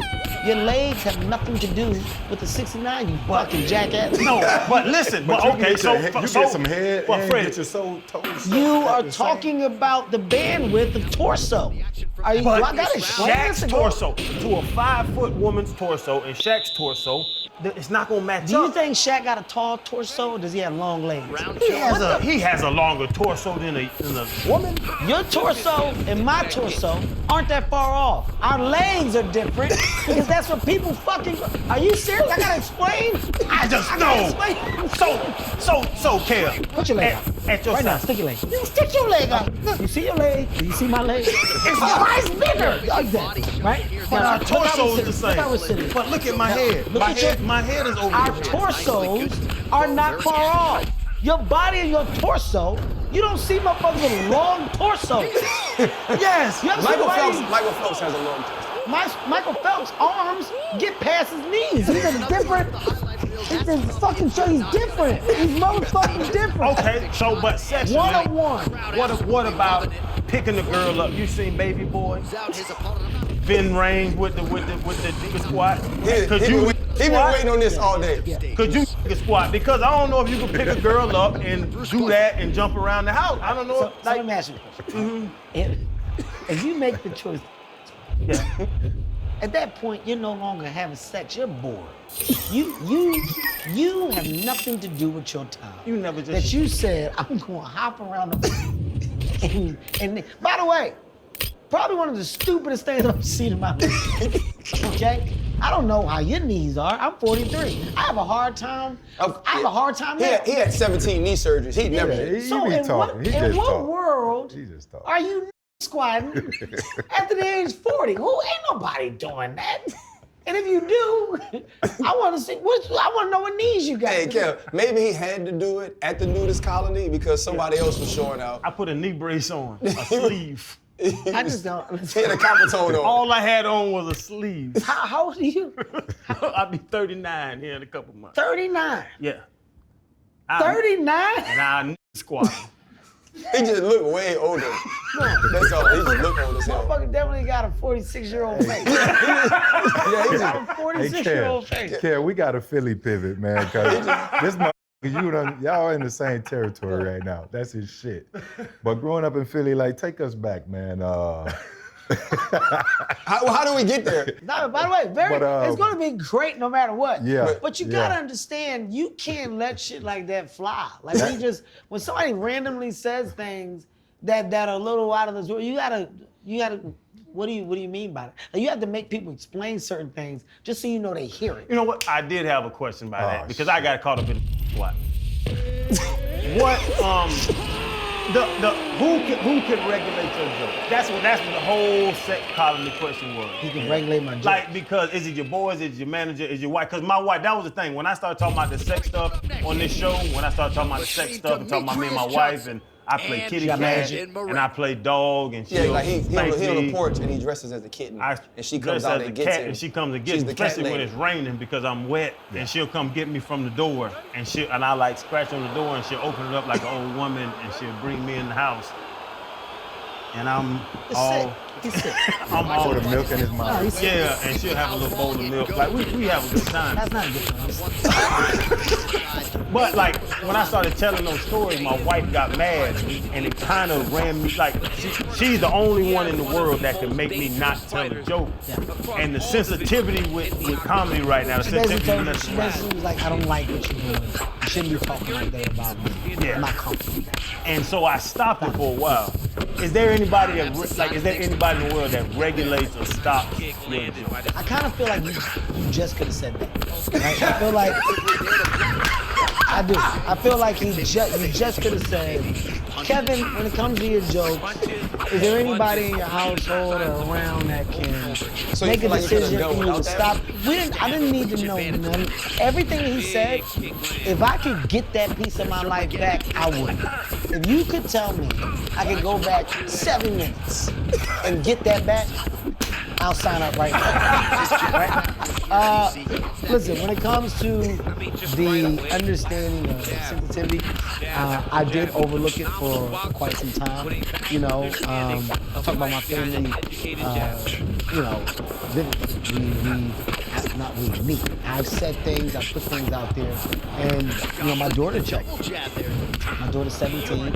My daughter had a talk with me, and she was like, Dad, you know, I'm at a point now where I go to school and I don't want to be the conversation of, or I don't want to be the punchline, because at school that can go and grow into blah, blah, blah.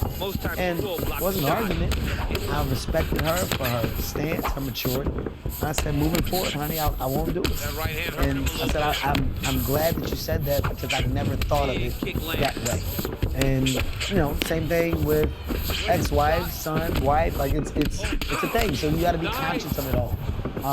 Yeah, you're in a sensitive time where you got to be aware of others' feelings and you know context of what you say and how you say it.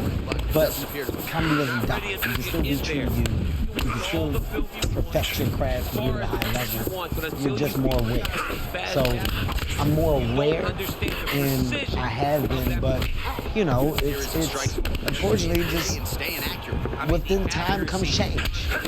Right? I'm not fighting to change. I'm not here to take a stance of or do the unthinkable. That's not who I am or what I am. For those that matter, that are close around me, you know, I make sure their presence is felt when they need it.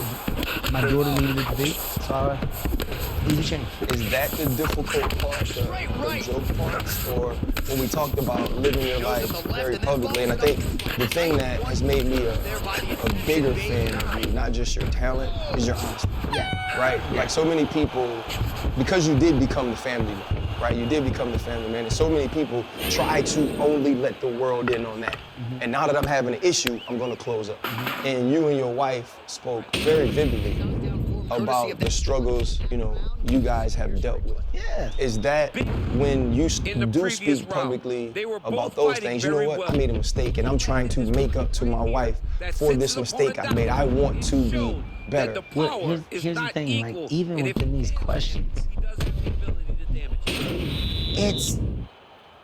it's not groundbreaking to understand that if a man fucks up, he wants to right his wrong. And just like that, the fight is over. This isn't. We're not talking about an algebra. We're not talking about the hardest problem to solve. We're talking about something that should be common. Right? Damn. I gotta make it right. That's life. That's what you're supposed to do. That's what you're supposed to do. And by the way, everybody thinks they're invincible until they realize they're not. Right? You really want to break it down to you, nobody prepares you for the higher levels of success. Nobody gives you a book. You don't get a pamphlet. Here's fame and here's how to operate in it. I'm a part of a very small percentage. You know the crazy thing about this percentage that I'm on is only a few see from this POV. Well, with the other 98%, you see from that POV. Well, I've seen from both. I've been in the 98% and I'm now part of the 1%. You don't see from my side. I see from yours and mine. You don't. So the POV from the outside to the end, well, it doesn't go, the door doesn't go around completely. It's one-sided. So why would I fight or argue? Is that where you get the, I can't believe, like you said earlier, like, oh my God, like he stepped out, like I can't believe It's like, what are we talking about? Some debates aren't worth debating about. Ho said some shit to me. It was so great. He said in an interview one time, he was like, you know, when you argue with a fool from afar, nobody knows who the fool is. Cause you both look like a fool. So when you argue with a fool, and you on the outside, and y'all both doing this right here. From afar, you both look like the fool. I don't know who's right or who's wrong. So some things aren't worth discussions. Some things are, you can process it how you want. Okay. I'm all right. I'll be okay. My concern is here. I focus on this. If I get this right, then I'm all right. What was your childhood like coming up in Philly? So many. I was a fucking thug. For real? No. Go ahead. Okay. Cool. I mean, I want to get into it, but it's so many great. So I felt the moment. I felt I had a moment to get into it. Ton of great entertainers. I mean, musically, sports. You know, from Cunningham, a lot of great Philadelphia Eagles team, Sixers, Barkley back in the day. What inspires you, like local legends? Local legends. I mean, our list is long. You said two. It was like the cheapest. You could have went a lot further. Not really. No, it's a ton. Two. You go AI. You want to go Dr. J. Barkley. You want to listen too long. You want to go Music Soul Child. You want to go you can literally go down the list of what's coming out of Philadelphia. Talent, creative. We are a city we breathe. Right? We've done so. We will continue to do so. I think the dopest thing about Philadelphia is understanding that it's a hard city to be in, period. And it's a hard city to make it out of. But we're a city that when we love you, we love you. Oh, he's got it going. When we love you, we love you. You can't do no wrong. And in Philadelphia, I say this and I mean it. There's no embrace better. There's no embrace better. It's a rough city, man. It's a rough fucking city. Who's your favorite rapper? I mean, we had a great moment, man. I'm gonna be honest with you. Beanie Siegel, he was a Beanie. I don't want to say was. I hate saying was. Beanie made Philadelphia realize other people were watching. Right? Like when they signed Bean, when Bean was rolling with Bean had an album, Bean's creative label, we saw them watch us. They know. Right? Like you see the way Meek moves now, like, you know, people watch us. We're a conversation of our own. We are a breed of our own. We have from style, from personnel, language, you know, we're a city that can stand on and we can be identified. We're Philly. Look at that beard, Philly. The Tim's on together, that's Philly. We just have the beard. Like we have signature things that are attached. And I think, you know, those are culture specific things that you don't really hold on to. So, you know, my love for my city is never going and I'm defined by that. Right? International, world, universe-wise. You said it. Great dad, great husband, like everything you do. Your insecurities right now. What when you sit, chill in the shower, like you have any insecurities right now, bro? You know you got money, like you're good. But what's your insecurities right now? I don't know why you have to make because I like people being I was gonna ask you about the Tommy Hilfiger photo shoot. Yeah, I know about that too. I just want to help you just for the show. If you're shooting draws, do you meet up before? Do you meet up a little bit, get some blood flowing? Here's the thing. No, I just want you to know that the same questions, the exact same questions, can be asked without any of it. You just say, Kev, hey man, are there anything bothering you? Any insecurities that you're having currently today? You didn't need the shower. You didn't need the shower. I was trying to do like when you by yourself. You just say when you by yourself. You just say that. Kev, when you by yourself, have you ever thought? It's quick. It's easy, actually. But maybe it's that, you know, as you in this space for you, I just want you to understand. Same question. That's tough. That's tough. I don't want to say I don't have. Yeah, there's another one for the highlight reel, and that's probably as good a knockout as he's had in the UFC. Brandon Moreno, assassin baby. I don't care enough to be insecure about. I don't like. I'm not bothered. Life is dude, life is too dope. It's too dope that is not promised. Caring about the shit that you can't control, that shit'll kill you. The one thing that the pandemic showed the world is that an idle mind is dangerous.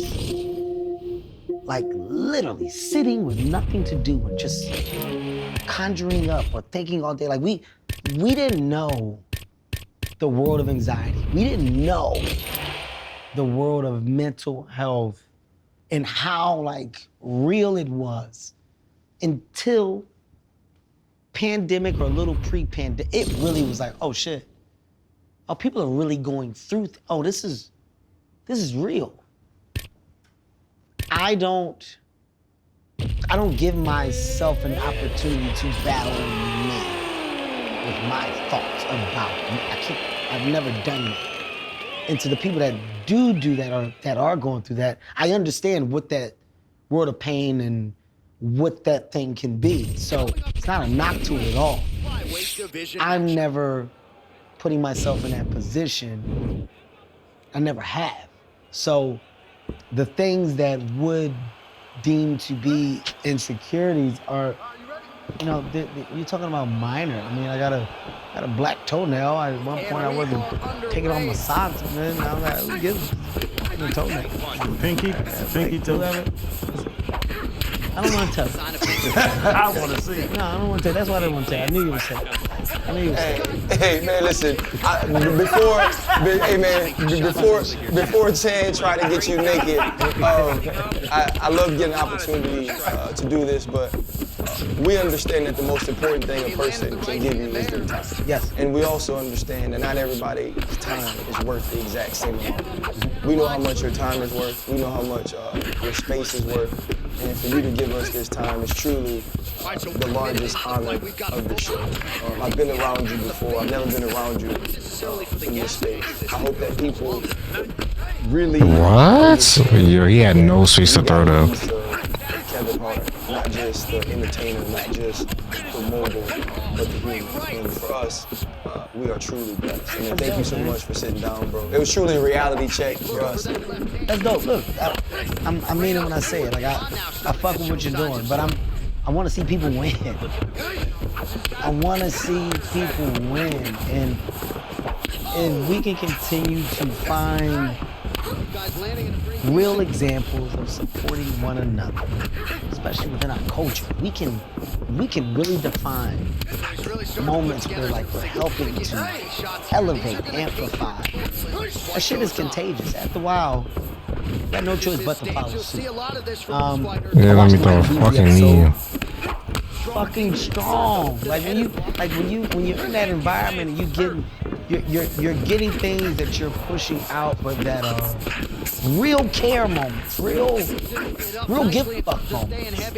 Well, those are things that you want to see people see more of. So I hope that this puts you in a position to get more, gain more, and it's not forced. This ain't a chore. I'm not like, it's fucking good. So, shouts out to y'all. Keep it up. I don't know the world of what you do, but I'm gonna, or what you have, but I assume that this is your sponsor. Good shit. Get your money however you can. I love the people with you. I'll send you guys a case just for you guys tonight. Also, too, one last question though. Are you gonna actually be? Are the Eagles gonna be good enough for you to get denied walking to the stage again? Oh, yeah. Or no? On that white representative. They let, I was on the field. That was very low. He was over there though. He was there. I could have. The fucked up thing is I was only there to get the trophy. The trophy went by me. I didn't see it. The trophy went. It literally, they brought it this way, and I was turned. And I told my wife, I was like, I'll be back. I wanted to see the trophy so I can get a picture. They fucking walked right by. If I had been turned this way, I wouldn't have got denied because I would have had the trophy there. He might go to camp this year, man. You want us to tell him anything for you? We got a training camp tour. If the Eagles, I had no problem getting to the stage. It's Philadelphia. Okay, that's where I was. Motherfucker, Minnesota, that cold place. Okay, it's a lot that went into that moment. That hand on the chest, it hurt me for a while. Why ain't you hit him with? He put a strong hand on my chest, looked me in the eye, he told me flat out, Kevin, you're drunk? No. I said, all right. I remember going, all right. Turn around. You know why I was drunk? Because the tequila I was drinking wasn't Grand Cormino. It's not a commercial. Boy, oh boy. Nothing better than a Cristalino that comes from a place of love. Grand Cormino. Celebrate your journey. Hard work tastes different. That Nino Lino. Took me 4 years to make this. You don't know what a Cristalino is, I'll tell you exactly what it is. It's a clear reposado. That Nino Lino. Get some. Yo, they let me pull counter, bro. Hell of a sale. My dog, Appreciate you, man. Appreciate you. Bro, we gotta go on vacation together. Well, it's never gonna happen. Yeah, I hit you up. We all ride. Hey, never. We'll fly southwest. John, don't you come to me without a combo. I want the whole platter. Give him the whole platter, young man. Put some punches together. Make this guy take the whole thing. Give him one strike. You have now to set up punch. What a fantastic strike. Throw at the right moment. He deserves it. Go finish the fight. Well, he continues to do a nice job here defensively, protecting his head, raising the guard, and frustrating the offensive fighter a little bit. That's just one. In boxing class, hands up, chin down. All right, so he connects with another punch from the clinch, and you're not down.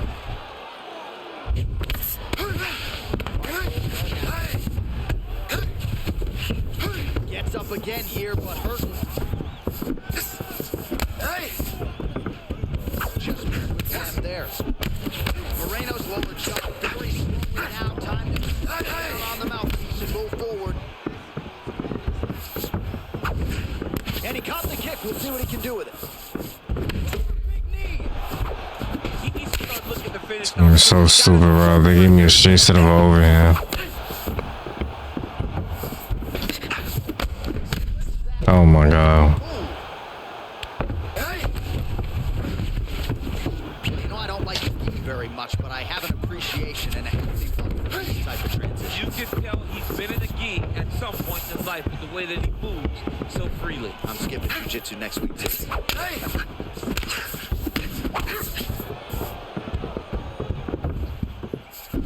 Nice loop.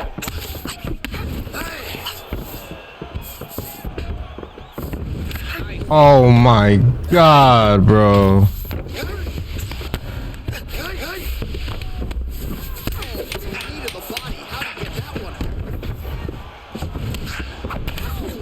Look at that hook on the chin, bro. What?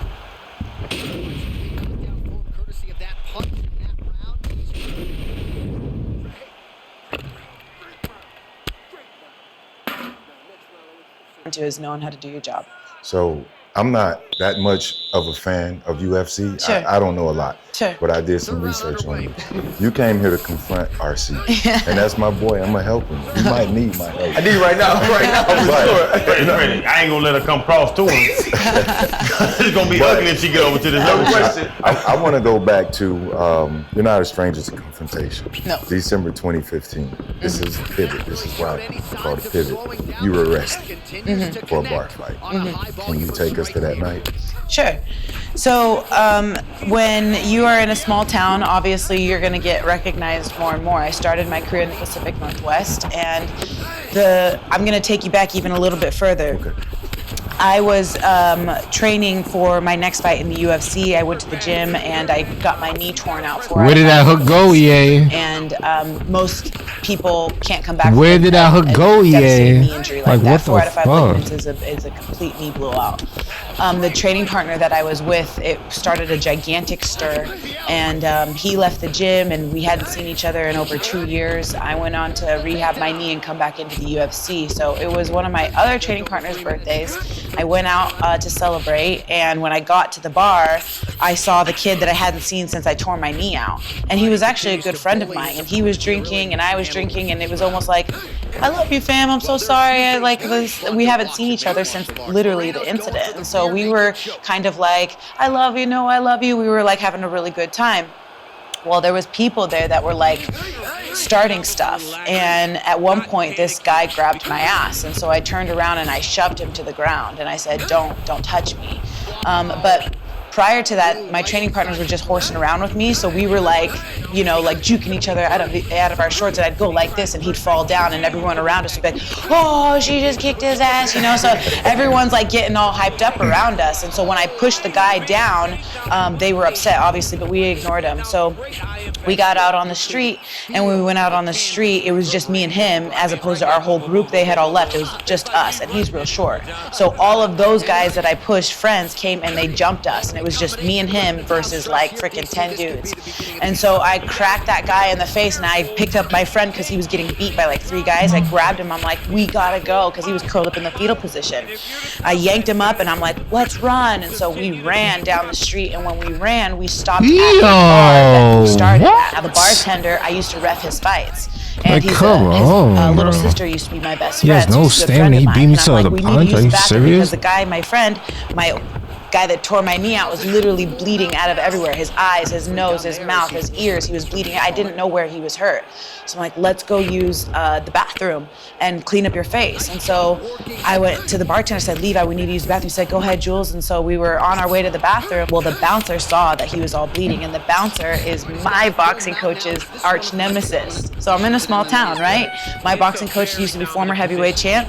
And so he's a heavyweight, the bouncer, and he was like, you can go, he can stay. And I'm like, I'm not the one bleeding. I got to fix my friend. I got to help my friend. He was like, you can go, he can stay. And so I'm like, let us use the bathroom. Levi already said, and Levi's like, I'm new here. I'm not going to vouch. Like, I don't want to lose my job, you know? And so we got upset, and the guy literally picked me up and he threw me out the door, and I fell off the step, and I broke everything in my purse. I had my makeup, my cell phone shattered. Like, he threw me off of the ledge. And so when I got up, I just kind of teep kicked him, and I said, get off me, don't touch me. He was on the ledge. He's very tall, big heavyweight, and it like landed in this area. And so I didn't do it on purpose, but I was just like, don't touch me, you know? I was just trying to separate distance and say, don't touch me. So the guy's like, we're gonna call the cops. We're like, oh, call the cops. For the winner by unanimous decision, Brandon the Assassin, baby! Yeah, that nigga suck, bro. Them stupid ass, unrealistic ass kicks, bro, in the pocket, bro. Knees, toes, like, bro, I can smell your breath. You know how close that is, bro? Like, you have to have a certain amount of distance to throw kicks like that. To the stupid.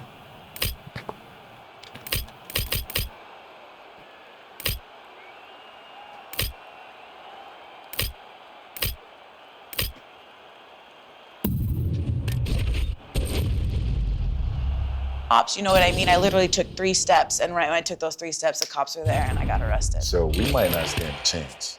No, helping you might not be a good idea. That was never going to be part of it. You had to be on good behavior for at least a year. Yeah. What was that part like? I was in the wrong place, wrong time, you know, and nothing good happens after like 11 or 12 o'clock at night. That's when the Damn, devil hold comes on, out. You know? four So I shouldn't champions? have been out. I shouldn't have been Damn. drinking. And it was another thing about like maybe put more effort onto protecting myself when I go out in my small hometown, you know? It's like I can't just go out by myself anymore. I was out with myself. I met everybody there, but like I can't go out by myself. I have to make sure that I'm with people that I trust and people that are going to take me out of bad situations.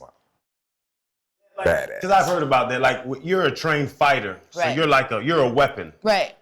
Like, do you think about that? That you're a weapon, like living every day, moving around. Like if I go on Walgreens and get in a fight, and you go on Walgreens and get in a fight, Two different things. it's two different things. Do you like when do you ever think about that in life? Well, it's the same thing. If you get in a fight and I get in a fight in Walgreens, we're defending ourselves, right? So, I mean, it's the same thing. But what I will say is different is some people don't have a lot going on in their lives, and some people have less to lose than what I do. So when people, I've noticed this lately, when people try to start something, they have nothing going on in their lives. I have a ton of stuff going on in my life. So my objective is to turn the other cheek and walk away because I can't afford to lose it. They would love to get a nice payday and say, she hit me, you know what I mean, and be in a gigantic lawsuit.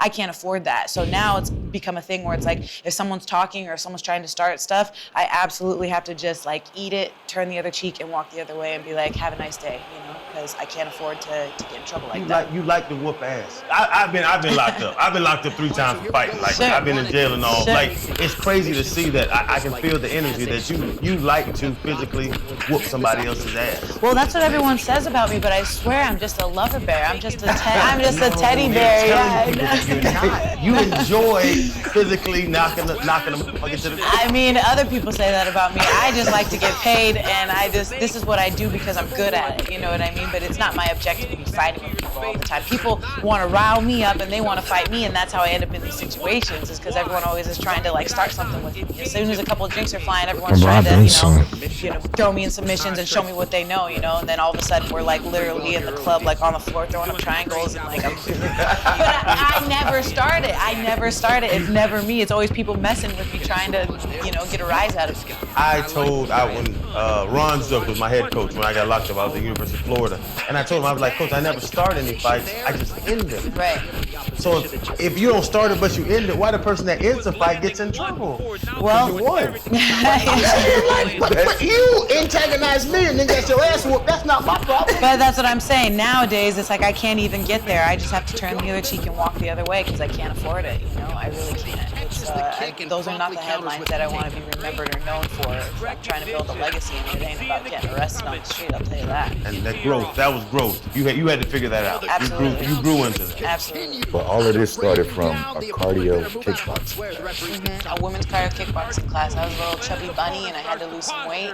My sister invited me to a women's cardio kickboxing class. I threw my first punch. My coach said, "Who taught you how to punch?" And I said, "Nobody." He's like, "Well, where did you box?" I said, "I didn't." He's like, "Well, who taught you that?" I'm like, "You just did." Like, I'm just doing what you told me to do. So that's how I got started. Even getting started that way, what the UFC or what MMA is now for women, it wasn't always that. You're a tough champion, which is obviously, it's given us Stephen Bonner, it's given us Forrest Griffin, it's given us Rashad Evans. Now you, as a champion, when you look back on your entire journey, could you believe from that kickboxing cardio class that you'd be the bantamweight champion? No, I couldn't, because when I started in the women's cardio kickboxing class, I didn't even know what the UFC was. I didn't even know what the sport of MMA was. So I absolutely didn't find that was going to happen. But I'll tell you that when you put all of your effort into one thing and focus on one thing, one of these days over time, it's going to be fruitful and you will be successful. So I think one of the main things that helped me is focusing on just one goal, and that was just MMA, just fighting. And if I figured if I just keep putting in the work to this, eventually I'm gonna reap the fruits of my labor. And so that eventually happened by becoming champion. When did it click? Like, was it a day? Was it a moment? Was it a month? Was it a time where you were like, yes, I'm one of the baddest motherfuckers in the world? Yes. How's that delay? It happened twice. In October. They gotta fix that shit. Like, bro, I'm clicking the button, he don't swing right away. What the fuck? I am fighting the best striker in the division, one of the best strikers in the world. She's so tall and how am I gonna get past her hands? And then when the fight started, I had her backing up the entire time. I was cracking her. And if you check at the stats, I actually outstruck her. And so I'm like, if I can hang with this chick, I can hang with them all. You know, bring them on. Like literally anybody, put them in front of me and I'll fight them. Now you are the champ, but probably even more importantly, you're a mom. Yes. And you know, you mentioned tearing your ligaments. You know, you come back and win the championship after having a C-section, having to repair your body. You know, Nope, we're gonna stay on the ground. Come on. When you think about the duality of your life, I don't think we often see that, right? We're not looking at you in the octagon when you get your hand raised and think to ourselves, I bet she's a wonderful mom. Yeah. You know, we're like, that's a bad woman. Has being your mom changed you though, when you think about what your priority is? Yeah, absolutely. There's way more to fight for now. All of a sudden, it's not just about me anymore. It's about my baby and providing for my baby as best as I can. And it's weird because prior to having my daughter and prior to becoming a mother, when they would ask me, what does this fight mean to you? Or, you know, what are you going to do in this fight? I would take you talk down? in terms of like, this is my baby. You started and I'm it. a mama bear, and they're trying to, you know, take away food from my cub, and I can't let it happen. But I didn't have a kid, and they would always be like, what are you talking about? I'm like, it's just a metaphor. I'm a mama bear in my head, you know, like, I'm going to protect my cub. Well, now I actually have a kid. Now I actually do have a cub to provide for, and that I can't let somebody take, you know, the food off my Why is it not letting me get a chance to take down? What the fuck? It's weird that it's, you know, kind of I'm a fucking wrestler, being bro. a mother is something that I always have wanted to do. I do want to have more kids in the future. It gives me Turn, more to bro. fight for now that I have a little baby, and especially somebody who's looking up to me, who's, you know, I'm her hero. And so it's very inspiring for me to have her in my life and to have her in all my training sessions and outside the cage and go mama, you know, it's just, she's a light of my life, and she literally lights He up literally did not let me strike right there. kid, honestly, all the parents say that about their kids, right? But like, she's so cool. Nah, some kids Yeah, suck. but she. You don't say it though, bro. Yeah. You don't say it. Yeah, We all hey, know it, but you don't say it. But she doesn't. She's ultra cool. Like, she's a totally cool kid, and honestly, she just gives me so much more to fight for. So she's 4. She just turned 4. Right. So when she's at your training session sparring, do you guys kind of wrestle around, mess around? Yeah. Can you see her in the octagon? I would never. That's not what I want for her. That's not the life that I want for her. But her dad owns a jiu-jitsu gym. He's a black belt in jiu-jitsu, and so she trains, you know, 2-3 times a week in jiu-jitsu, and then she comes with me to all my training sessions. So she's constantly seeing it. I mean, literally since I had her, she's been in her car seat in the gym to all my training sessions for, you know, 4 years. And so this is a life that, you know, is something that she sees on a daily basis. But do I want her to do it? No. But if she says, I don't think you can stop her. no. Why would you not want her to do it? I'll tell you this. If she says, Mom, I really want to be a fighter, and she's dedicated and she's passionate and she shows me that interest, I'll be like, whatever makes you happy, baby. Like, you know, if she shows that interest like I had, that dedication that like I had. But if she's doing it to try to, you know, live up to Mom's shoes or for whatever reason other than it being her own passion, then I wouldn't want her to do it. Listen, I've torn both my knees out. I've dislocated both my elbows. I broke ligaments. I busted my nose. It's a hard life for a fighter. And I wouldn't want that for my daughter, because I know the road that I've taken to get here. And I mean, what am I going to do when I'm 50? I'm probably going to need hip replacements or knee replacements, you know what I mean? Because I've literally put my body through the ringer. And so, you know, those are things that you don't think about when you're starting your career as a young fighter, but they're definitely things that I was creeping into the back of my head nowadays. Like, I got to make sure I get paid, because I'm going to have to hold on to this how do I not money for the block rest of my that? life. It's not like I get a monthly paycheck every month. I get paid in one lump sum, and then I got to hold on to that forever and make sure that, you know, she's going to be able to eat later on as well as myself. And so fighting is a difficult life, and it's not something that I would wish on my children. Just really quick, Chan. In our sport, football, the average lifespan is 3.5 years. Oh, wow. And we retire at very young ages. 87% of the guys, when they're retired, That is crazy, bro. bankrupt. I gotta be the slowest, like, animation ever. You know, that's long your average career lifespan. Yeah. Do you guys in your sport have a lot of stories or issues with finances when guys are done? Or girls are done? 100%. Yes, it's a big thing. It's a big trouble thing that fighters are having that they've been trying to fix for years with getting unions done. And you know, it's hard because it's like we want a union, and then it's like, well, I'll just pay this guy 5 and 5, and he's gonna show up and he's gonna do it, and I'm gonna, you know, put some shorts on him, and he's gonna jump at the opportunity. Like, why is not an instant takedown animation, bro? You're disposable, you know. They love you, but you know you're only as good as your last fight. If they don't like you, you're gone, and then go find something else to do. It's a revolving door. You're coming up through the ranks. Yep. They know you can whoop ass. But then you get pregnant. And it's one thing about the female sports is where, like, is that a liability? Because people always try to find a reason not to pay you or not to do something. And as a female athlete, they almost make getting pregnant is like an ailment. Right. Like, how is that when you're training, you're coming up, and then now you're pregnant? You can't fight.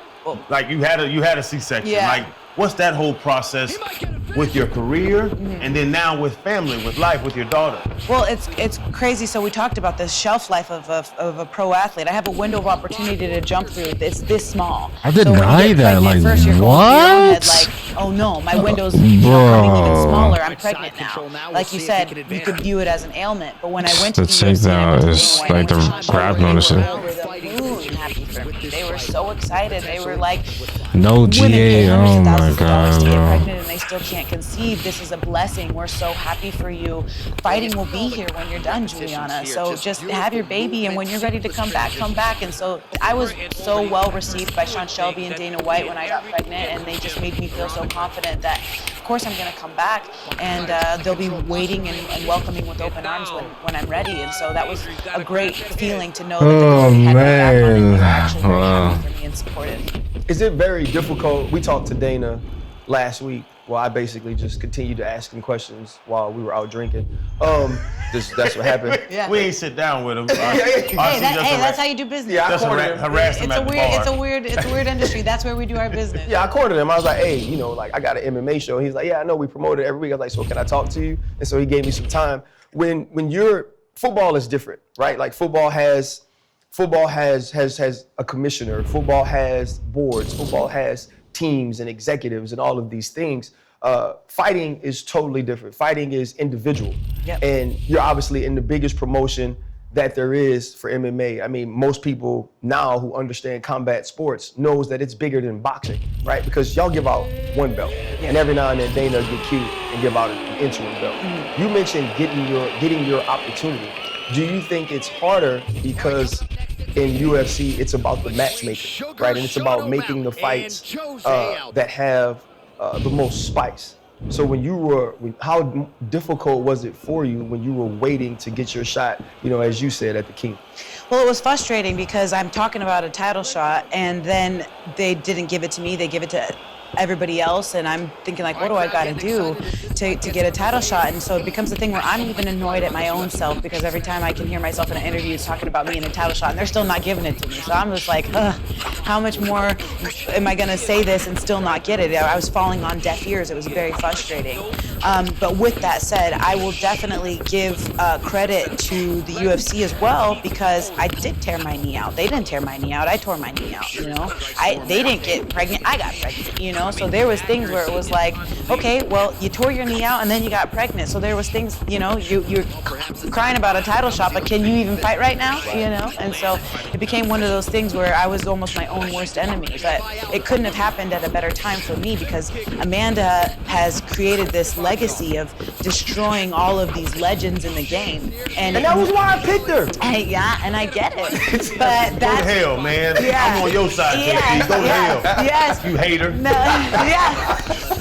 Yeah, you know, I needed an opportunity, but the thing is that my win wouldn't have been as sweet if she didn't have this list of giants that she slayed. You know, I slayed the giant that slayed all the giants. You know, and so that to me made my win way more special.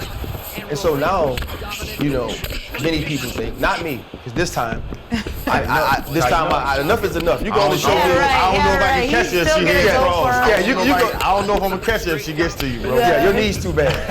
You have no shot. Yeah, you have no shot.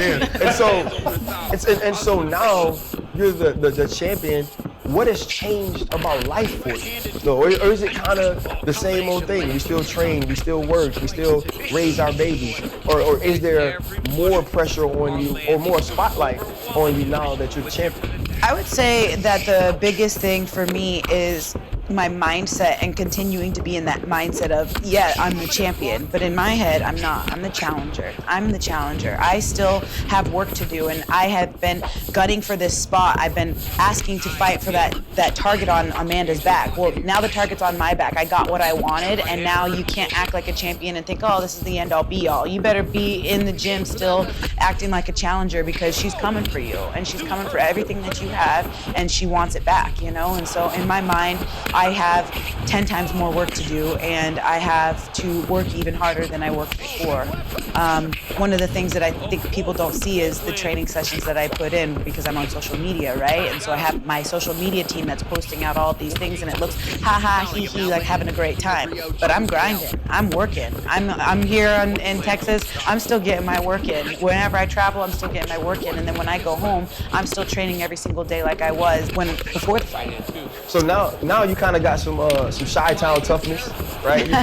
You're from Spokane. Yep, I'm from Spokane. Yeah. So how has that transition been for you, and do you think it's helped to have kind of a change of scenery? Yeah, absolutely. So one of the things that I appreciate about Spokane is it was a one-stop shop. The gym was 5 minutes away from my house, not even. I mean, I could run there. And it was great because it had that small town feel, that, you know, grittiness of that little garage that they're still training in, and just raw toughness. And I love that about Spokane. It's full of just raw, pure fighters. One of the things that I noticed when I moved to Chicago is there's bigger fish out there, and I was complacent in Spokane. So when I got to Chicago, it forced me to level up. It forced me to level up my striking. It forced me to level up my jiu-jitsu and wrestling, and I kind of wasn't the big fish in a small pond anymore. It was like, welcome to the real world. And I like how I've had to develop and change my game since moving to Chicago, and I feel like it has helped me grow as a fighter in my techniques and just overall sharpening all my skills. I've definitely noticed an improvement since moving to Chicago in my game. And so I appreciate that about Chicago, absolutely. You got an old man? I have a daddy. I don't know. You got a dude? No, I'm single. Yeah, I'm a single mom. Single mom. But when you're with a man, to know that you can whoop your man's ass. Seriously, bro, like the dynamic of that, that's not normal to be, knowing that you can wear your man's ass out if you need to. Like, does that change the relationship? Do you have to find a different type dude? Because I don't know if I've been married 13 years, but I don't know how the dynamic would change if I was scared of my wife. Right. Like, is it different? Yeah, it's a problem. Honestly, it's a problem because there's a front where they want to act like they're all tough and secure and, you know, confident in themselves, but at the end of the day, it bothers deep down, I think, some men, and those are not the men for me.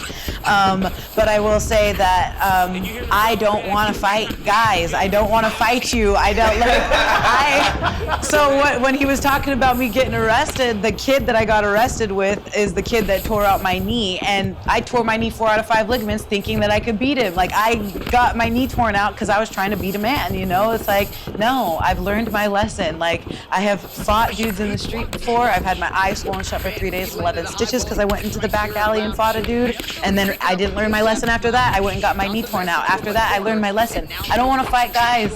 I don't want to fight you, you know? If I'm in a relationship with you, I promise you I won't lay a hand on you. Like, I'm not trying to fight, you know? I'll defend myself, I'll mess around, like I'll, you know, horse around, but it's not my objective to emasculate a man or to make him think that, you know, I'm gonna whoop his ass, you know. It's their own insecurity that plays in their head. I'll tell you. So as soon as you grab my waist, I'm gonna tap. Hey, Chad, you know like how you play wrestle, like your wife come in and play wrestle. Could you imagine like play wrestling and then getting caught in the guillotine? You know what I mean? So in those type of situations, though, if you are having, let's call it a conversation, with your significant other, do you feel like you have to be kind of more passive in the way that you approach the conversation and not make them kind of feel like, she's swelling up? That's crazy. You know, well, I feel bad because sometimes I feel like I have to like diminish the light a little bit, because at the end of the day, men are alpha. They're, you know, hunter-gatherers. They want to be the ones that, you know, go and do the slaying of the dragon.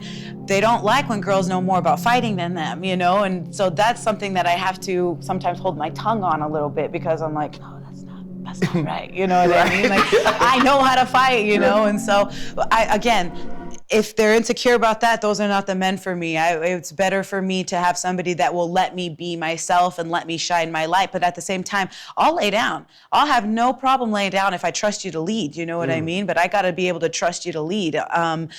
But that's the thing is I just haven't found that person that can be, you know, secure in who they are and themselves and not care about the fact that, you know, I'm gonna go to a restaurant and people are gonna ask for pictures and I'm gonna ask them to hold my purse, you know what I mean? They're gonna hold it and be proud of me and be my biggest fan and say, go do it, you know, Ma, go get your stuff, you know? But guys act like they can handle it and they can't.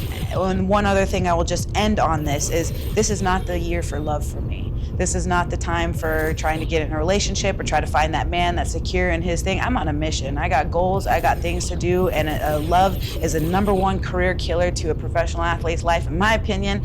And I am just trying to go stack my chips and get my bread and do what I gotta do to cement my legacy.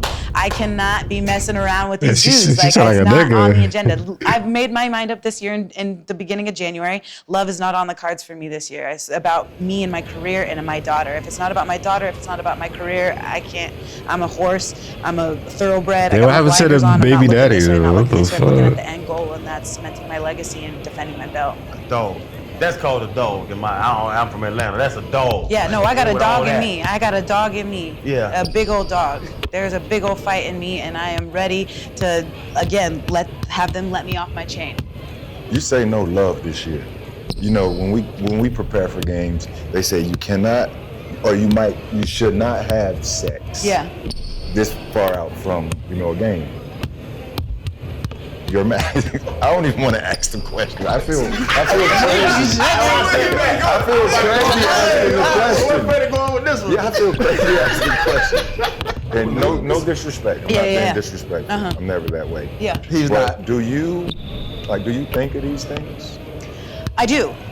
And it's something that I don't want to say is like the reason why I won, but at the end of the day, I'm like, maybe that was the reason, you know, because I wasn't like, you know, doing any of that. Yeah, I wasn't active before the fight, you know, so like, I'm trying to think of like rinse and repeat, you know, find what the recipe was. And so in my head, I'm like, yeah, that must have played a part, right? Because I wasn't doing anything and I was being good and I was literally like going to church every Sunday and I was just on my stuff, you know, and just totally 110% focused. So when I look back on trying to redo what I did leading up to the fight, that absolutely plays into my head where I'm just like, I can't have any part of that because that wasn't in the recipe the first time. I don't want to add anything. We've done almost 25 shows. I don't know how many shows we've done, but that was the most awkward moment for me. Hey, but Freddie, you opened the door, so now I gotta ask a question. You being a dog, an ass kicker, like as a woman, are you the aggressor? Like, do you be like, come over here and get this? No. You know what I'm saying? No. I took a picture of a meme the other day because it's so me. It's literally. Come take this. Yeah, man. Because sometimes. It says how Leo women flirt. A guy and a girl. She doesn't say anything. He doesn't say anything, and then he still doesn't say anything, and she walks away. She says, "Whatever, his loss." Like that's me. Like that's me. I'm very reserved. I would never, you know, approach at all. Like if you have something to say, then you're gonna have to come say it because I'm not gonna say anything. You know what I mean? I would never call a man, for example. I would never like text a man first. You know, I would never do something like that. I'm very reserved. I'm very traditional in that sense. You know what I mean? I'm not one of those ultra aggressive chicks. You know, like that's not cute. So you could turn it on. Like we talk about like a bit like it's guys that can turn my turn. And turn it off. We all play ball. You turn it on, but you're just like. It's crazy to say. You're a normal woman, and then you turn it on to go out there and punch somebody in the face and make them bleed and break their arm. Yeah. And then you can come out from breaking a woman's arm with one of those little leg locks. Yeah. And then just, how you doing? one. Yeah. Like it's crazy to hear. But that's what I'm saying. People put me in this box of being, you know, this ultra aggressive fighter, and I am. That's my job. But if I'm not there fighting in the octagon, that's not what I want to do. I want to laugh. I want to have a good time. I want to, you know, relax and enjoy and just be. I don't want to be fighting all the time. And I think that's a big misconception is people think that I'm feisty 24/7 and I'm always trying to get at somebody. And maybe there might be a little bit of truth in that. I don't see it. I feel like I'm cool as a cucumber, like real chill type of person. You know, I'm not gonna start anything, but definitely people I think that I want to fight all the time and want to fight in a relationship, and that's not my goal. You know, I do that for my job. I don't want to do it, you know, in my relationship. I'm sorry, but this had to come out eventually. Yeah. So the rematch. Yes. How do you see the rematch going? The build-up is going to be crazy, and we can be honest here. You're going to be the underdog. Yep. Even though you won the last fight and you won it convincingly, you're going to be the underdog going into that fight. Are you confident that you can, I guess, shock the world again? I wanted this fight because I wanted to prove that it wasn't a fluke. It wasn't something where it just happened overnight and she had a bad night and just poof, it was there. No, I called how I was gonna beat her 5 years ago. I finally got the opportunity and I did exactly what I said I was going to do. In this instance, the fight will be extremely different. She's gonna come with 110% more furiousness. And my objective is to know that she wants to come for me with everything that she has. And since I know that, my job is going to be to defend and be ready for everything and be equipped with whatever she comes and brings at me. I will be ready, and I am confident that I will get my hand raised at the end of the night again. I absolutely wanted this rematch to let everyone know again for the second time. It wasn't just some fluke. I didn't just fall out of the blue sky. I have been here this entire time. Are y'all cool? Like, if Amanda's here now, would y'all sit down and have dinner? I mean, I don't know about having dinner. I don't have, you know, a problem with her. Absolutely respect her and everything that she's done in the sport. I think she's amazing. You know, she's a great fighter. But I am not. We're not braiding each other's hair. You know what I mean? She kind of drove me a little bit crazy in a sense on The Ultimate Fighter, and I respect her. But no, we're not friends. We're not homies. No. Like, I got an on-site list. There's 3 dudes in my life. If I see them, I'm gonna dive on their ass the second they walk in the door. Yeah. Is it like that, or is it just, you know, across the room, you give her a nod? You know, I'll tell you this. It's a professional job. It's a sport, and I am trying to fight for, you know, I'm a prize fighter. I have nothing personally against this girl. I don't know what she does in her free time. I don't know I don't care. I don't have anything against her. This is a sport, and this is just my job. This is just what I do. I don't have to have this animosity to want to, you know, kill her. Of course, it'd be great more for the fans if they knew that there was some, you know, big beef between us. But the truth is I don't have a problem with her. We're both athletes. We're both moms. We're both professionals, and this is a sport. This is just what we do. This is just our job. Well, champ, thank you so much for coming. I certainly will not speak of you the way I did last time, but this was an awesome interview, eye-opening for all 3 of us, and truly an honor for me as someone who doesn't know nothing about MMA but gets to cover it. Thank you. Yeah, you're lucky. You're lucky. You're lucky. Thank you. No, we good. Y'all good? It's like the face-off. Thank you. It's like the face-off. Thank you. Thank you. Yeah. No, that nigga bad pussy.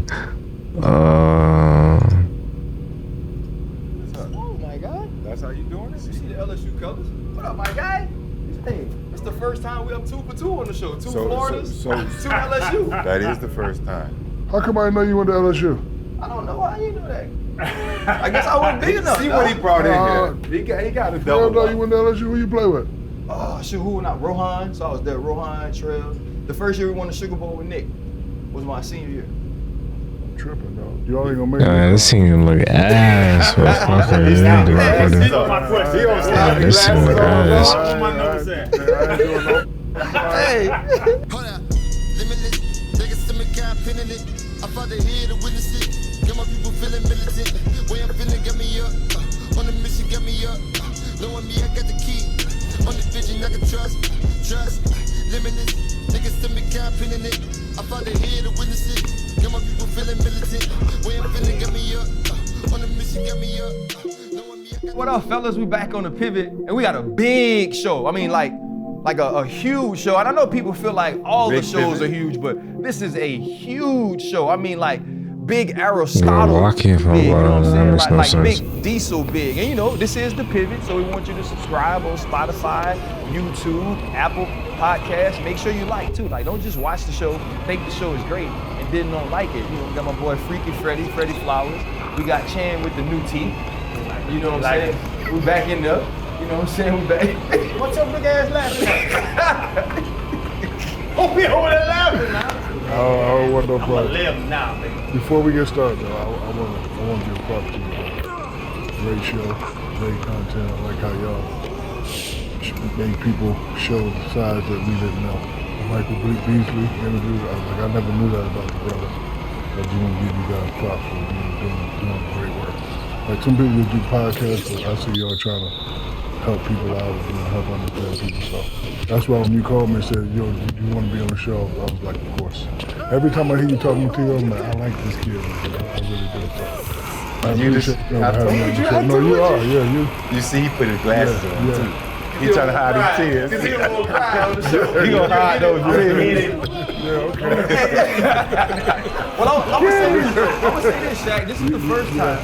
This is the first time we've ever had a guest on. I mean, Freddie wore the jersey for the A-Rod jersey, but we got Lakers jerseys, we got Lakers hats. But my wife would have got this from me today. Today? Today. I just took the stickers off. But the real thing is though, what's really true, the real purple and gold that Shaq wore is that LSU purple and gold. This is the first time, man, I've been 2 for 2 on the show now. Yeah. This is the first time I ain't been outnumbered by Gators. But you know, when you go to LSU, you Gators? Both of them. Come on, dog. Man, no, I didn't. You ain't know this you went to LSU. Yeah, but hold on. We don't mess with no Gators. Why not? I mean, there's a reason why. No, what you mean the reason why? Because man, I'm 3-1 against Freddie T, you remember when you came to LSU in '97? Y'all was number one. That's one win. Yeah, okay. But that's one win. I want to know how his bros, right? His not Omegas, cause you Omega. But how they gonna feel about this purple and gold you got on? Oh my They're God. gonna lie because he went to LSU. You know it.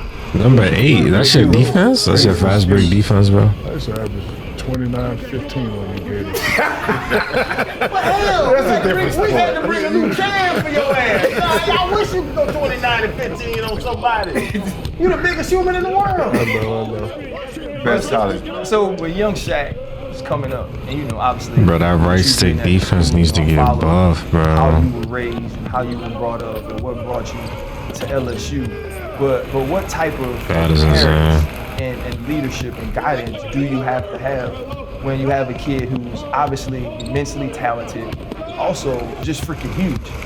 You know what I mean? What was that type of discipline like that allowed you to get to college, go to LSU, and then go on and be the type of athlete? Let me that you go were right in the away. NBA? This discipline is not allowed to be used today. You call it spanking. Mine was above the spanking, and I'm glad he did it. I'm not one of those guys, no, thank you. Passed away 7-8 years ago, and I'm The sad. AIs and 3s, that's such a bailout. I was a high-level juvenile delinquent. His only mission was to teach me to be a leader, not a follower. It all started. I actually started playing basketball because I watched a movie called Fisher Save Pittsburgh, Dr. J. And I heard of Dr. J, but I was like, this is Dr. J? And my dad knew my love for Dr. J, so he said, okay, you're not really doing well in school. You do better in school, I'll take you to see Dr. J. So I managed to get all C's. We go to Madison Square Garden, because I'm from Newark, New Jersey. So, you know, we go to Madison Square Garden, we at the top. You know, it's my first time in the ring. I'm like, damn, this is nice. Dr. J goes baseline, throws it down, the crowd goes crazy. It's like a bunch of basketball guys just like entered me. Like I knew then that this is what I wanted to do. And my father was a military drill sergeant. You couldn't say hey or hi, you had to dress him as sir.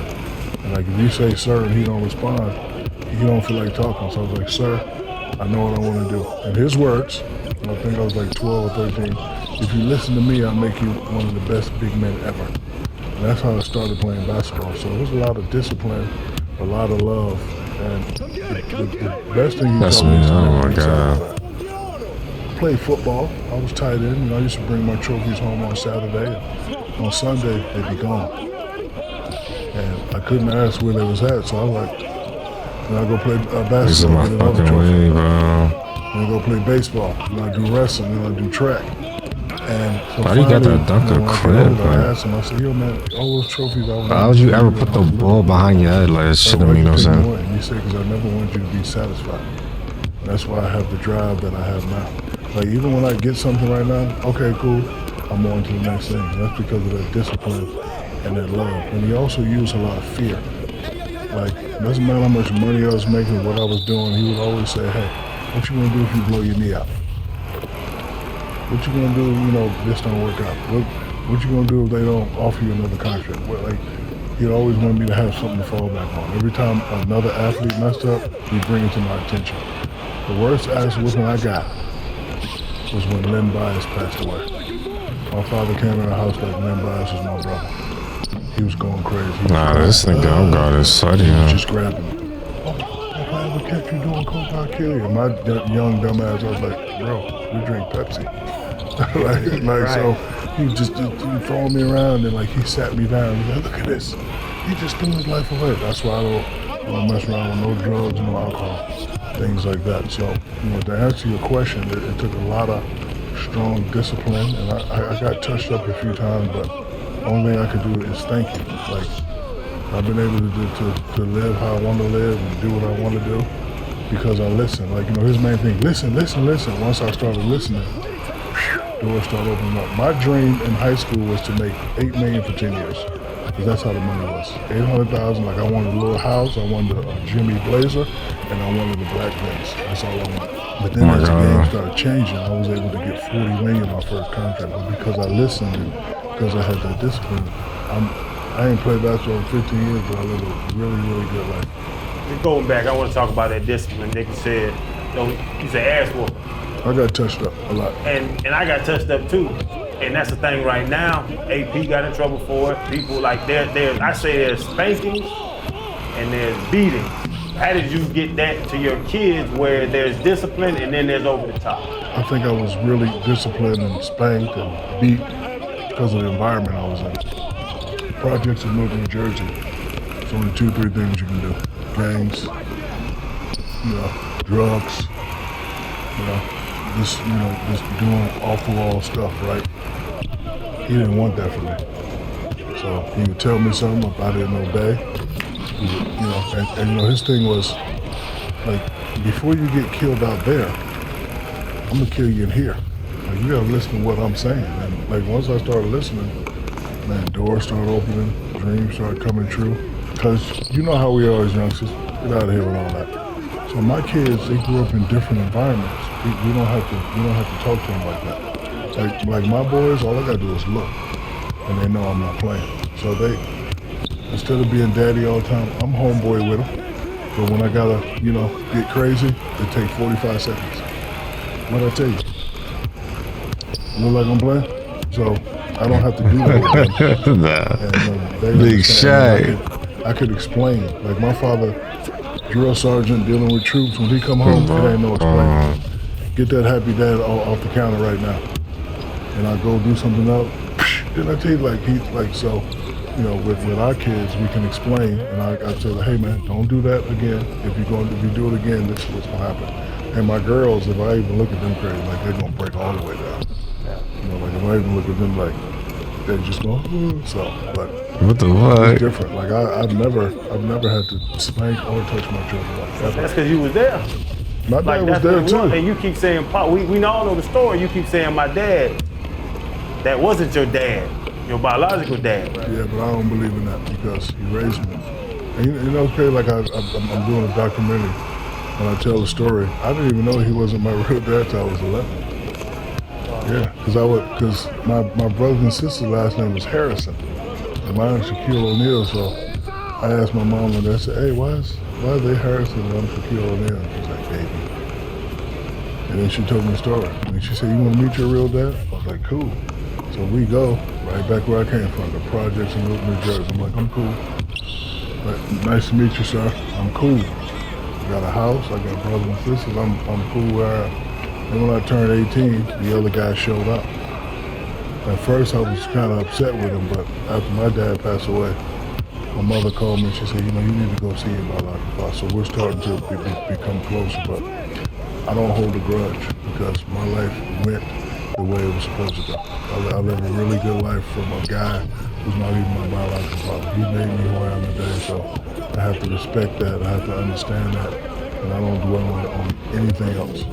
When you think about what your dad was to you, but also that feeling of going back to the projects and meeting your biological father, how do those things play into how present or how much of a part of your children's lives you want it to be? Because first off, you say if you just look at your kids, it takes 45 seconds. You're also one of the most giant humans in the world. You know what I'm saying? It's not like me looking at my kids when my daughter's 5'8" and like she got on heels, we the same height. Right? It's not the same thing. So don't act like, oh, I just got so much respect in the house. I could just, nah, you're freaking large. And if they little kids, you're 8 foot. You know what I mean? And so that's the one thing, but you weren't just a basketball star. You were a superstar. You were in movies and you rapped. And so that takes a lot of time. Did the way that your father was with you and also the absence of your biological father play a lot into who Shaquille O'Neal was as a dad? Being a dad helped me become more likable. You know how it is in sports. When I lose, I'm tearing my house up. I'm pissed, I'm breaking everything, but as soon as you have the kids, as soon as you open that door, all that has to go away. It all has to go away. You have to be nice, especially with girls, because the kids, they don't care if you win or lose. So I tried to do deja vu type things with my sons. With my daughters, I wish I could be there more, but you all know I got divorced and my kids were kind of young, but I'm gonna always protect, provide, and love. I wish I could have been there more, but when I was married, I was always there. Like, we have to go away for work, but when I come home, I was always home. I was playing dog man with the kids, playing the kids. Like, I try to be their friend. I let the moms do all the discipline stuff. I'm the guy that's, lovey-dovey, I always want to protect them. I try to also instill in them, we don't need another basketball player in this family. We do not, at all. If you want to play, I have the blueprint, I have the answers to get you to the top. You can follow them, or you can choose not to follow them. You can make your own path, that's fine. But do not feel like you have to be that. Because if you look at that, and you look at this, the richest people in the world don't do that. So I want you to focus on something else. You can run a hedge fund, you can run a company, you can start to, be a contractor, do anything. But just make sure you have your education, make sure you have something to fall back on. Damn. With them now, He's hooping now. Let them understand. I tell them this all the time. We ain't rich. They're spoiled, but I don't want to. I saw that. No, seriously. Listen, I'm gonna spoil them, but I can't overspoil them. So I have to let them know. Like, look, I'm 50. When I get 70, I'm handing it over to one of y'all. The one that deserves to run it and keep it going. So they know and understand. My oldest son is in college. My oldest daughter graduated. She worked for Pepsi. I really have 6 fabulous kids. I don't have any complaints. You said when you get 70, you got to hand it over, which brings me to a question. Do you have a favorite of your children, or have you been accused of favoritism? I like my girls a little bit better. Why? Because as a man, you have to protect, provide, and love for your woman. Do you trust Bro, like, yes, what the fuck? Because You got an icon pass on this shit. They're more caring, and they're thinkers. You know how boys. Why would I throw all the way to the corner? Like, something right in front of them, they're going. You know what I mean? They're going. So, and like I tell my boys, when y'all get 18, y'all gotta go. Girls can stay as long as they want. I said the same exact thing. Yeah, right. Are you same exact thing. Are you serious when you say that? Yes, I do. Are you serious? I'm dead serious. Y'all can stay as long as y'all want. Take your time. Go to college. Get your master's. Get your doctorate. I'll pay for it. Take your time. I'm trying to teach them about all types of men. What to avoid. Like I tell them all the time, I said, don't mess with somebody that everybody wants. Daddy was, said, because he got too many options. Too many options, and depends on how he was raised. He may take advantage of those options. And I was trying to tell you, say, you should get somebody that you like, somebody that you respect, and somebody that you can control. That's what you should be looking for. Like, if you try to mess with a guy that everybody like, it's gonna end up being crazy. And then I was telling, don't mess with nobody like your daddy. Your daddy used to be an animal like that. along that point, because you're damn Shaquille O'Neal, bro. You controlled your whole life with your ability. Everybody done kissed your ass. Since when? What day did you figure out everybody gonna kiss your ass? What age? I don't want everybody to kiss my ass. But what age did they start kissing you? It's not about kissing ass, it's about, so this is me. As a youngster, I always used jealousy to drive me, because I wasn't the greatest athlete. I don't know if y'all know this feeling, but you ever go in the gym and you ain't the man, and then you're looking at a guy like, I can do that. Why is he the man and I'm not? So my life has always been about that. So when I walk in the gym and I see you looking at another 7-foot guy, I'm coming for your spot. Coming for it. So when I left LSU and I started trying to do endorsement deals, people were like, big guys don't sell. Well, yeah? Tell you what, let me design a commercial, let me shoot it, commercials, positive, boom, boom, boom, boom, boom, come back, let me do it. I like proving people wrong. So I like doing good business, I like, meeting outstanding people, and I just try to navigate positively in the world. I don't want people to kiss my ass, I want to do good business, I want you take care of me, I take care of you. I realize that if you start winning, you could walk in any restaurant and eat for free and do anything you want. So I had to find that out like when I was in LA. Like when I first got to LA, I figured out how superstars supposed to live. And when I first got to LA, they had a club called Roxy. So when I get to LA, I'm 18. I'm Shaq, but Shaq don't own no weight in LA. So I'm standing in the front, Eddie Murphy coming all motherfucking leathers.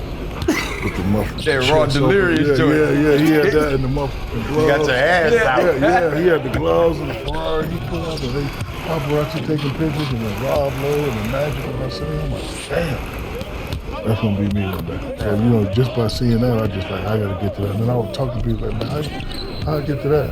You gotta win. Win what? You gotta win, man. You gotta win. You gotta make it. I said, well, they know me. I said, nah, you gotta win. That's when I was like really trying hard to win. And when I won my first championship, I brought it home to my dad. He didn't smile.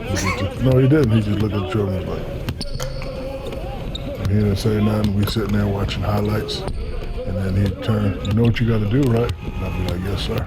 That's why I went so hard when I got those 3 in a row. What's the yes, sir? Get another one. Like, he didn't even like, everybody, oh, congratulations, like that. He's sitting on his couch with an earpin, like, Sarge, that's what we did. You should have had 50, you missed one. Free throws. No, but that's how he was. Right. Like, yeah, it's all right. Oh, I love it. But I was leading up to saying, with the divorce, you controlled your life forever. You can't control that.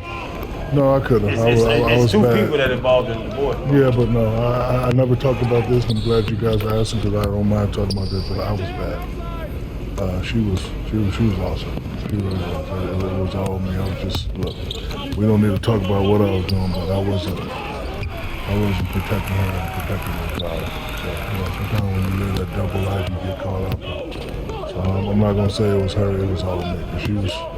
But she did exactly what you're supposed to do. Gave me beautiful kids, take care of the house, take care of corporate stuff. It was just all me. Sometimes when you make a lot of mistakes like that, you can't really come back from it. But she's happy now. She's about to marry a fine young woman, and I'm happy for her. And we have a great relationship. But as I get older and dwell on situations, I can honestly say it was all me. Because I was big time. On South Beach in the Lambo, in the Ferrari. Yeah. I seen you a couple times. How your big ass fit in the Lamborghini? So, it's crazy. I bought a real one, and then I bought one that was salvaged. I just super glued the motherfuckers. I seen you a couple nights on the beach. I'm like, he's 7'1", how you fit in here? Yeah, no, but I think, you mentioned the mistakes and, often have the conversation that, because I've made mistakes as well, and that was how I characterized it, right? And I was like, these are mistakes I've made. When truly, as we become adults and now you get older, those are decisions, right? Those are decisions and choices we choose to make because I'm not crying either. I'm just wiping my eye. You good? You good? Oh, Because you good? because you know what I'm saying? Because you know it is, dog. Because you know it's like because you, at that moment that's what fulfills you. And I think also as men, sometimes we don't think bigger than that. Right? We think about that moment. We don't think about how it affects the people that aren't there at the time, or how it will be seen if, as it said, what's done in the dark comes to light. When you've been so successful in your life, and now you said at this point being able to look back on that, are there things from that time you would change, and do you believe Yo, he is you dunking on everybody, still bro. like to be married, or you still like to be in that position where you could be with your kids, and like Channing said, could control those type of things? The best feeling for me was coming home and hearing 5-6 different voices. Don't matter if I missed 15 free throws and we lost, they don't care about that. Dog man's home. Like, we used to play something called Dog Man. As soon as I come in, I turn into a wild dog and chase me. That's all I live for. I was at a white. What the I'm gonna get into it, Jack. I'm gonna get into the nasty stuff. No, I just, I just used to like get them and act like I'm biting them. His dog. Yeah, and they used to love that. And look, I was just being greedy. I had the perfect situation. Wife was finer than a mug. Kept giving me babies, still finer than a mug. I had it all. Just sometimes and I don't make excuses. I know I messed up. When I didn't have that, I don't like to use the D word. I don't really know what it is, but I was lost. 76,000 square foot house by yourself. Lost. No kids. Go to the gym, nobody playing in the gym. You go to your room, nobody's there. You start to feel it. And then as you're getting older, then you hear Shaq ain't Shaq no more. And you realize Shaq ain't Shaq no more. You go from averaging 30 to 19, and but I said to myself, okay, you're not married, but you still have to protect and provide for the family. Get your ass up, man up, let's go. What you gonna do next? At the end of my career, I had a 2-year deal. I wanted to do the farewell Shaq tour and all that, but I got injured. And I didn't know what I was gonna do, so I was just gonna take a year off and then, okay, what am I gonna do? And luckily I got the job with TNT and I've been working and things have been going on. But all the stuff I'm doing now, that's the stuff I wanted to do. I wanted to invest, I wanted to buy companies, I wanted to be on boards, I wanted to do certain things because, may not be a husband, but I'm always be a father. And a father's job is to protect, provide, and love. I have 2, I don't like to use the term baby mama, there's 2 wonderful women that have given me beautiful, gorgeous children. I have to protect and I have to provide and I have to love them forever. That's why I work so hard. It don't work for me, I got it all. I gotta work for them, I gotta work for my 6 babies. Sorry, did you say 76,000 square foot house? 76,000. So I thought you said 100, and I was like, that damn nigga got Shaq.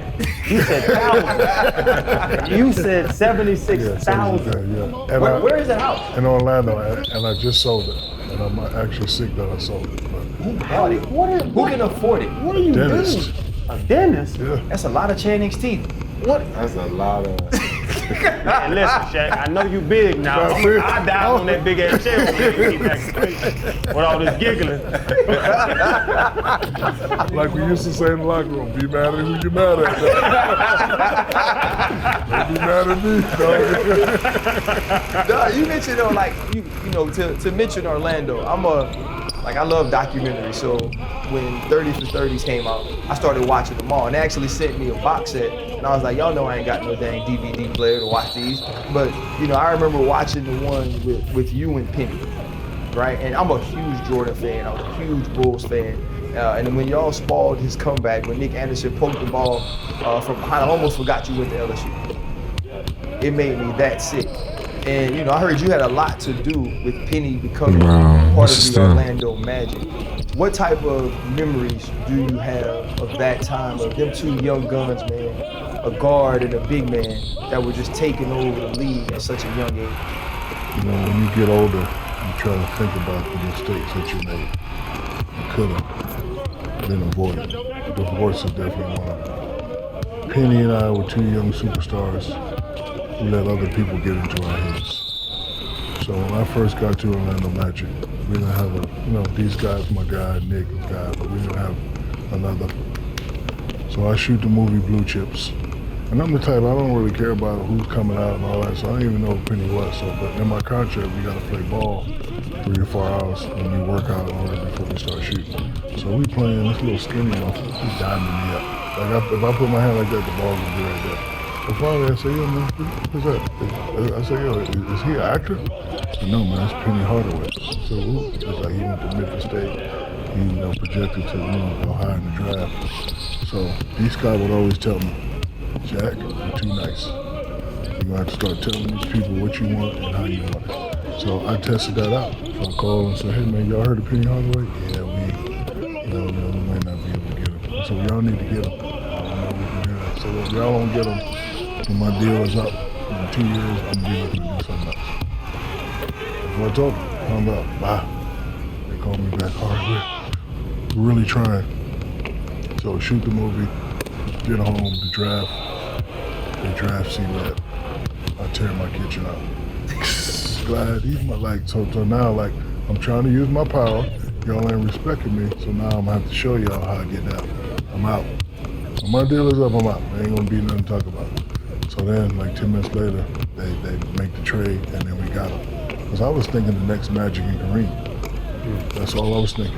And you like playing with a guy that likes to look out for you. He was good enough to go for himself, but he was always look out for me. The problem started happening is when you let people say, this podcast is fridge, rather than being a team, they start, so, me, I know it's my, you don't have to say it, but I don't like nobody else saying it's his shit, right? So, him and his boys start doing that, we start doing that. So then, when it come time to get some new money, I already knew, I said, I'm starting off at 150. I know I wasn't gonna get 150. I'm starting off at 150. Talking about paying big dog, 100 million. Glenn Robinson? Yeah, I need 150. So they said no. The town said no. So then I'm here in Olympics. I'm not even thinking about signing. They wanted me to sign 80 for 4, and I thought about it. I was like, let me go through the Olympics and I come back. So I'm here, me and my uncle, we at Magic City, and my agent, Lynn Romano, called me and said, hey man, you gotta meet me at this hotel. I got good news for you. So when we get there, I get to the suite, it's Jerry West. I'm like, oh, hey, Mr. West. He said, hey, man, I got some good news and I got some bad news. I said, what's the bad news? He said, I can't get you that 150. And I said, what's the good news? He said, we can get you 120. And when he opened up that motherfucking contract, all them zeros started, I was like, I didn't even have time to consult with my mom, my dad, nobody. I just seen all them zeros, and he was like, man, we got to make a move now. And I was like, I asked my man, I said, yo, you talked to Orlando about this? He said, they're not going to match it. So I said, oh, they're not going to match it. So I just signed. I was like, I was looking at that 120. Then he hit me on the side and said, I'll get you some movies and get you all that. So I'm like, man, 120 plus that. And the good thing, I was always already familiar with LA, because every time if we lost in Orlando on a Sunday, I'm on the flight Sunday night in LA partying, chilling. Right. So I already had a little house on the beach. I was already familiar with LA, but I think if we didn't have those egos, we could have definitely worked that out. Because I always tell people, he was Kobe before Kobe. Penny Hardaway was a cold cat. He really was. He really was. That's something I always think about. If I would have did it different, I probably could have stayed there, ended up there, on the pizza team. I always think about stuff that could have, impacted my life a little differently. That's huge, man. But did your dad interject? No, because I just seen all them zeros I signed. And then when I called him and said, yo, I'm going to LA, he went off. They say nothing good happened after 11 p.m. 120 million? No, Bro, that was good. Yeah. He was mad. Right. But he had a thing. He's also Jamaican. So he would always say, don't listen to how I say it, listen to what I say. So when I told him, motherfucker, I said, hey man, they offered me 120 and Orlando only offered me 80. What? Oh yeah, yeah. So yeah. He said what? I said, my man, Orlando offered me 80. They offered me one. Yeah, man, you good? Just send the plane so I can come to the forum. I said, I got you, dog. So, once I passed all his tests, we had that kind of respect. We could yell at each other, but since the respect is there, after my last whooping at 13, we never had a problem. Is that a regret you have? Yeah, because I always think about if we would have stayed together, how many we could have gotten. Do you think you would have got multiple more than you got in LA? That's the hard thing. But Penny was that good. Right. Penny wasn't Kobe. No. I know. What'd he say? Penny was Kobe before Kobe. I was say, but Penny wasn't as good as Kobe. Like, let's be honest. Penny was not gonna be a top 3 player. Penny got injured. Penny had knees. Oh, you sure about that? You say Penny could have been a top 3 player of all time because that's what Kobe is. Yes, if he didn't get injured, yes. Bro, hold on. Penny came in like that.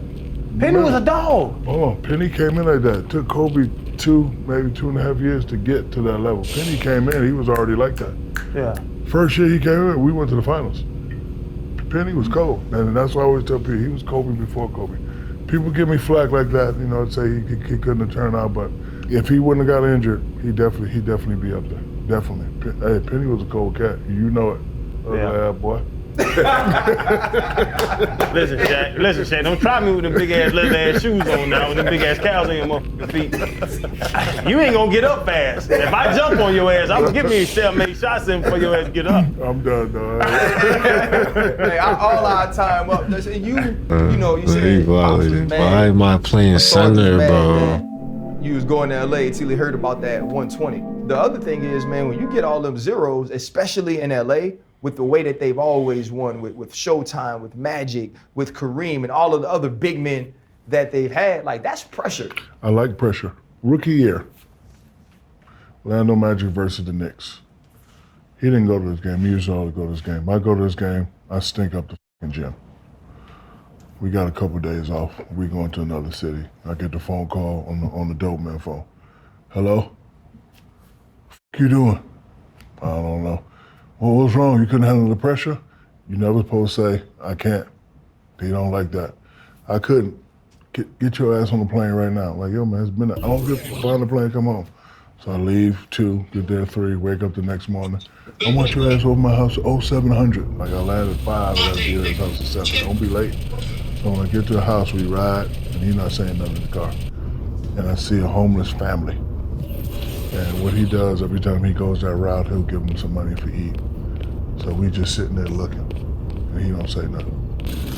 And then he said, you spoiled motherfucker. This is pressure. Pressure is when you don't know where your next meal coming from. I don't ever want to hear you say you can't handle the pressure again. It's fucking basketball. Get out. I was like, what you mean get out? Get the fuck out and take care of this family. So this 8 in the morning, so I go talk to the dude, nice guy. It was a guy, wife, and 2 kids. Guy said he was, just lost his house. He was just looking for something to do. So I asked him, I said, hey, what do you like to do? He said, man, I like to cut grass. Called one of my boys, hey man, boom, boom, boom, to cut grass. Called one of my other guys who has some apartments. I said, hey man, I need a 3-bedroom apartment, how much? $3,000 a month. I'm gonna send you a check for 36. The guy who I just met put his family in there. Sir, call my office tomorrow, go to the furniture store, boom, boom, boom. So I had to take care of that family. But after I did all that, I was like, that's right. Come on, he out there with his family, he don't know where his next meal is coming from. If I don't come around, he don't get that. And after that, I never felt the pressure again. So when I got to LA and he's like, yeah, you could be like, and I like that shit. You can be like Kareem and Magic and all these, I'm like, okay. I already know I can ball. If you put the right motherfuckers around me, I'm gonna get it done, but I'm like, okay, cool. And the way they did it was special too, because he brought me to the forum and then all the lights were on. And he put the lights in, Jerry West, Kareem, what he done, you could be like that, and all the jerseys.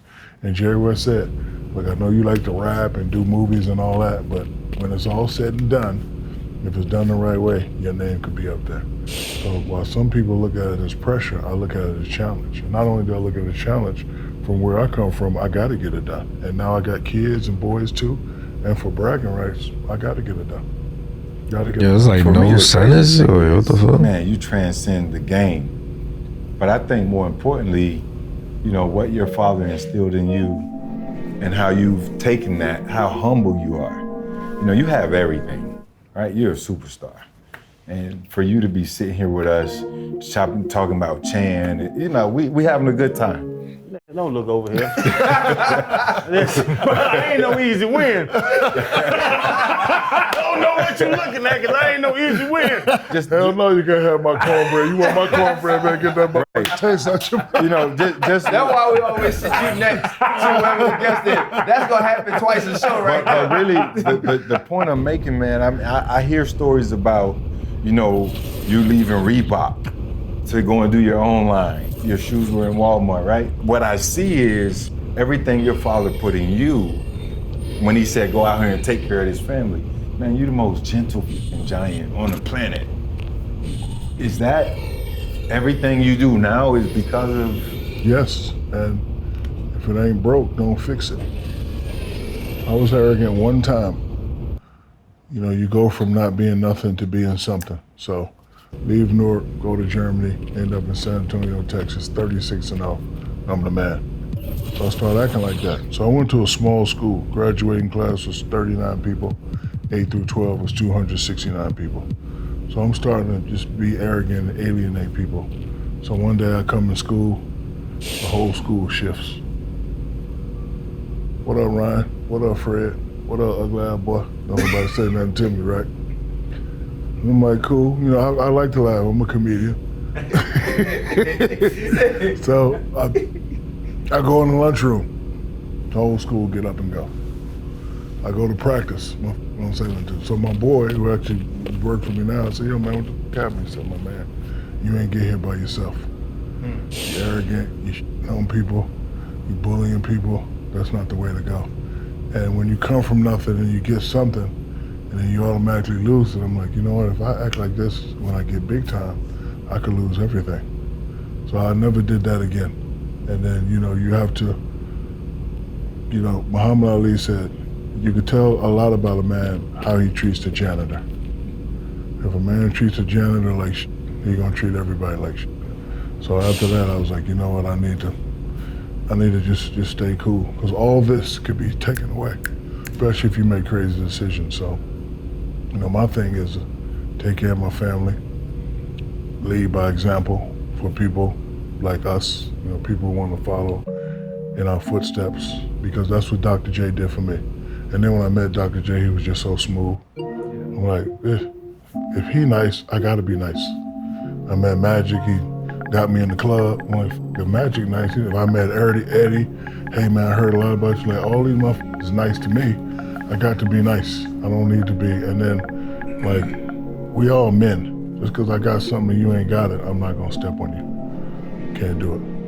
Talk about that expansion, man, because that was one thing that a lot of athletes try to do that we're actually doing right now. You know what I'm saying? You go from being an athlete to try to expand your brand, and, you know, first thing, your eyes are so close that I'm amazed you can wear glasses, regular glasses.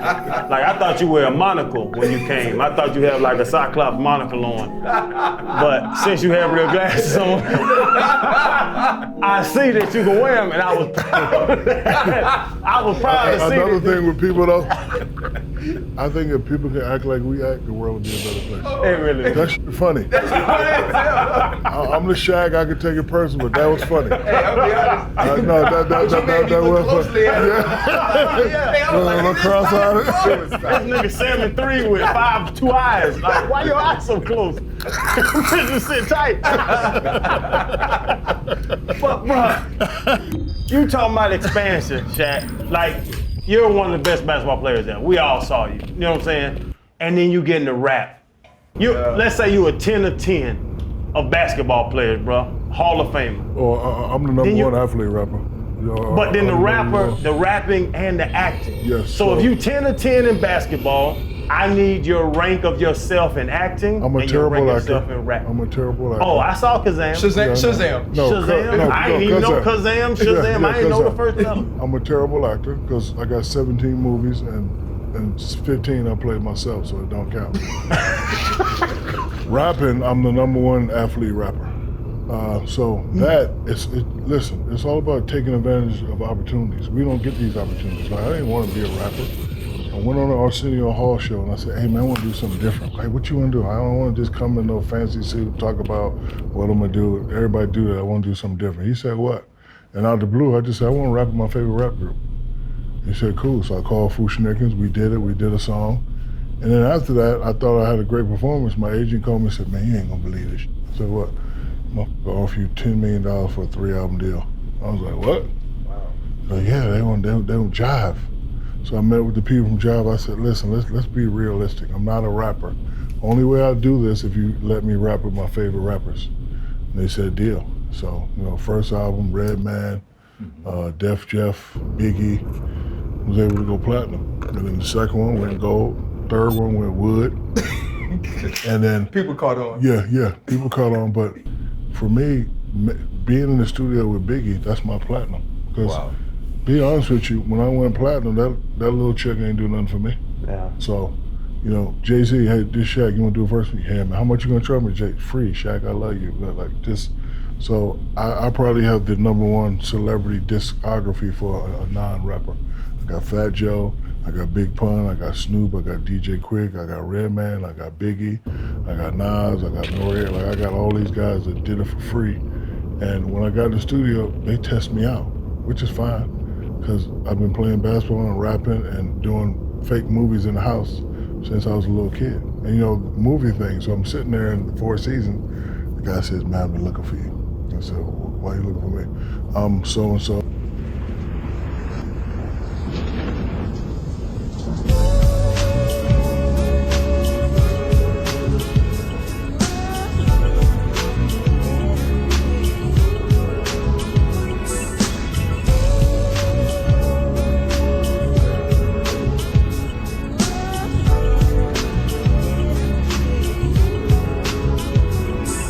Can't stop it, block it, when I drop it. Anytime I go rhyme for rhyme on a topic.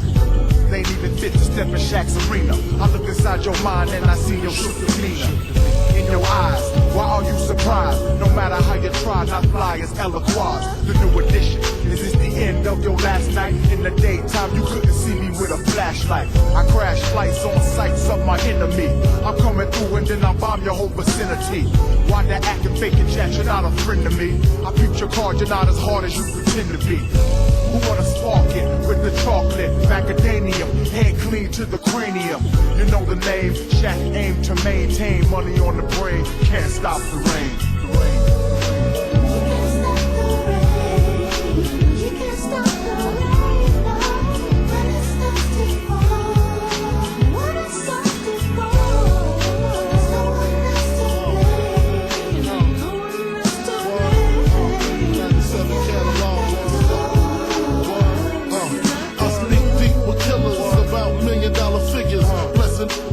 Legends and figures, cream lizards, cream coochies. I do my duty as long as they fly as me and high as me. Success on my circle, try to break it, I hurt you. Ain't no getting out. This shit not bad. We want the exotic, erotic ladies, not the toxic ladies that burn a lot. I learned a lot from junkies to ruffians, from being tied up by Colombians. Cause 80 grams was missing. Listen, had to change my position from wanting to be large to head in charge. My garage call it CeeLo. 4, 5, and 6s, honeys by the mixes. If it ain't broke, don't fix it. Smoke out with Leo, Mickey Tarantino. Sounds like a sumo, Frank White, numero uno. Can't stop, won't stop. Can't stop, won't stop. Can't stop, won't stop. Can't stop, won't stop. Can't stop, won't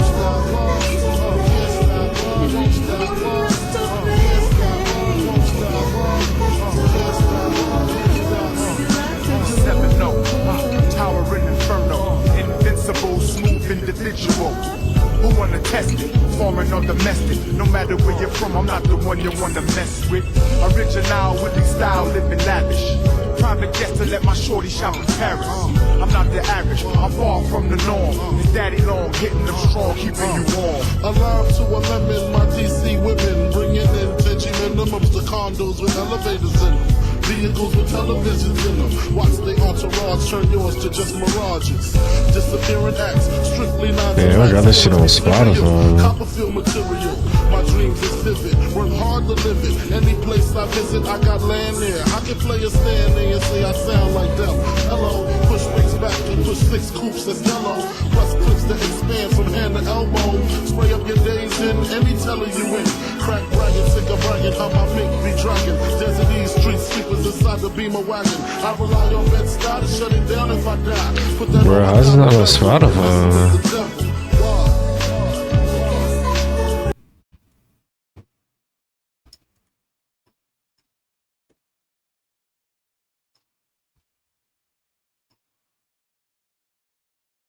Like what? How's it not on Spotify, bro?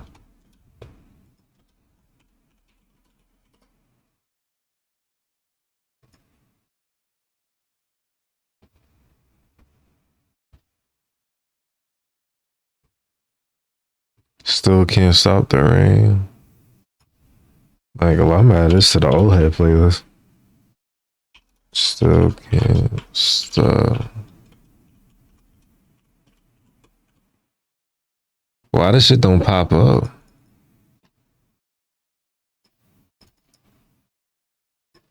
That don't make zero sense, bro.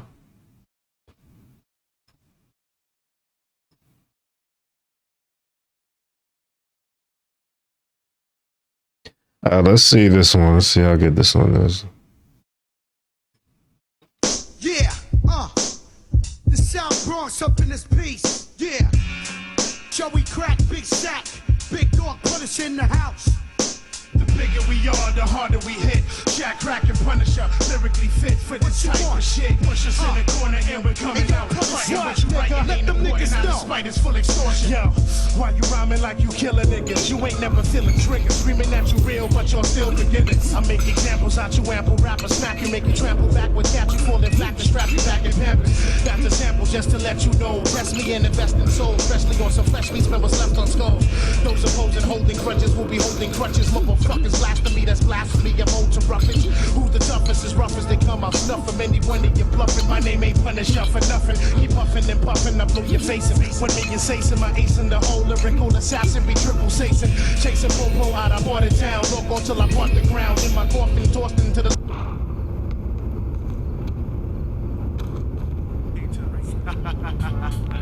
I really want that song, bro. Like, I gotta go back to Spotify. That's You Can't Stop the Rain was actually fire.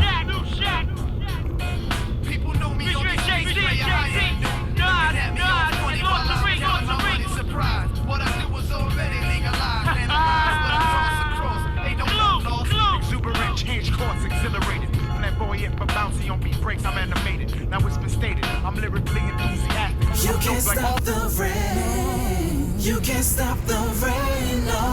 When it starts to fall. When it starts to fall.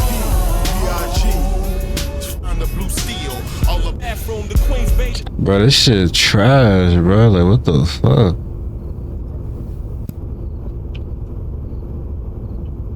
That's probably Shaq's best song, bro.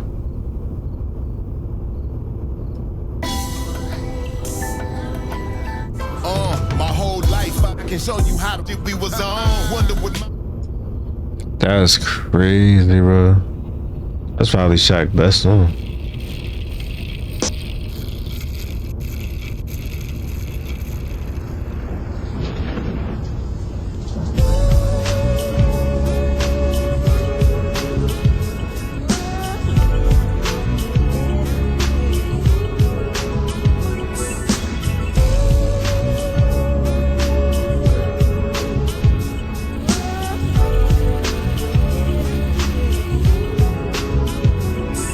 can't stop it, block it, when I drop it. Anytime I go rhyme for rhyme on a topic. They ain't even fit to step in Shaq's arena. I look inside your mind and I see your shook demeanor.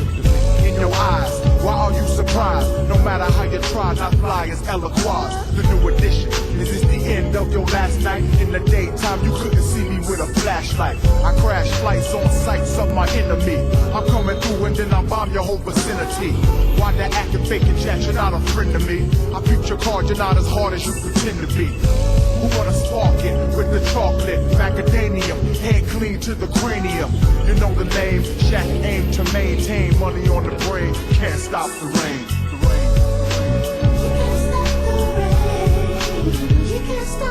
I was getting the shittiest teammates on the planet.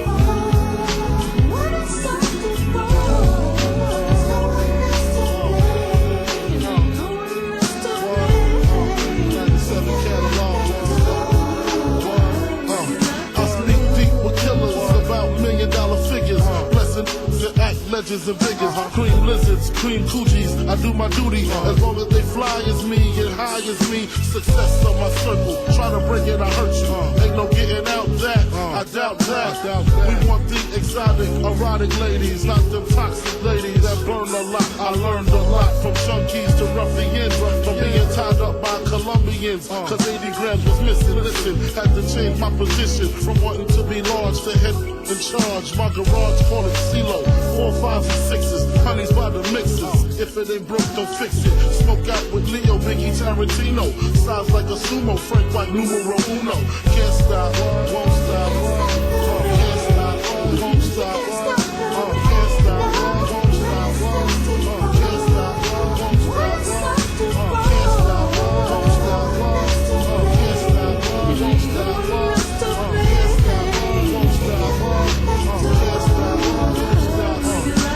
Never know, towering inferno, invincible, smooth individual. Who wanna test it? Foreign or domestic? No matter where you're from, I'm not the one you wanna mess with.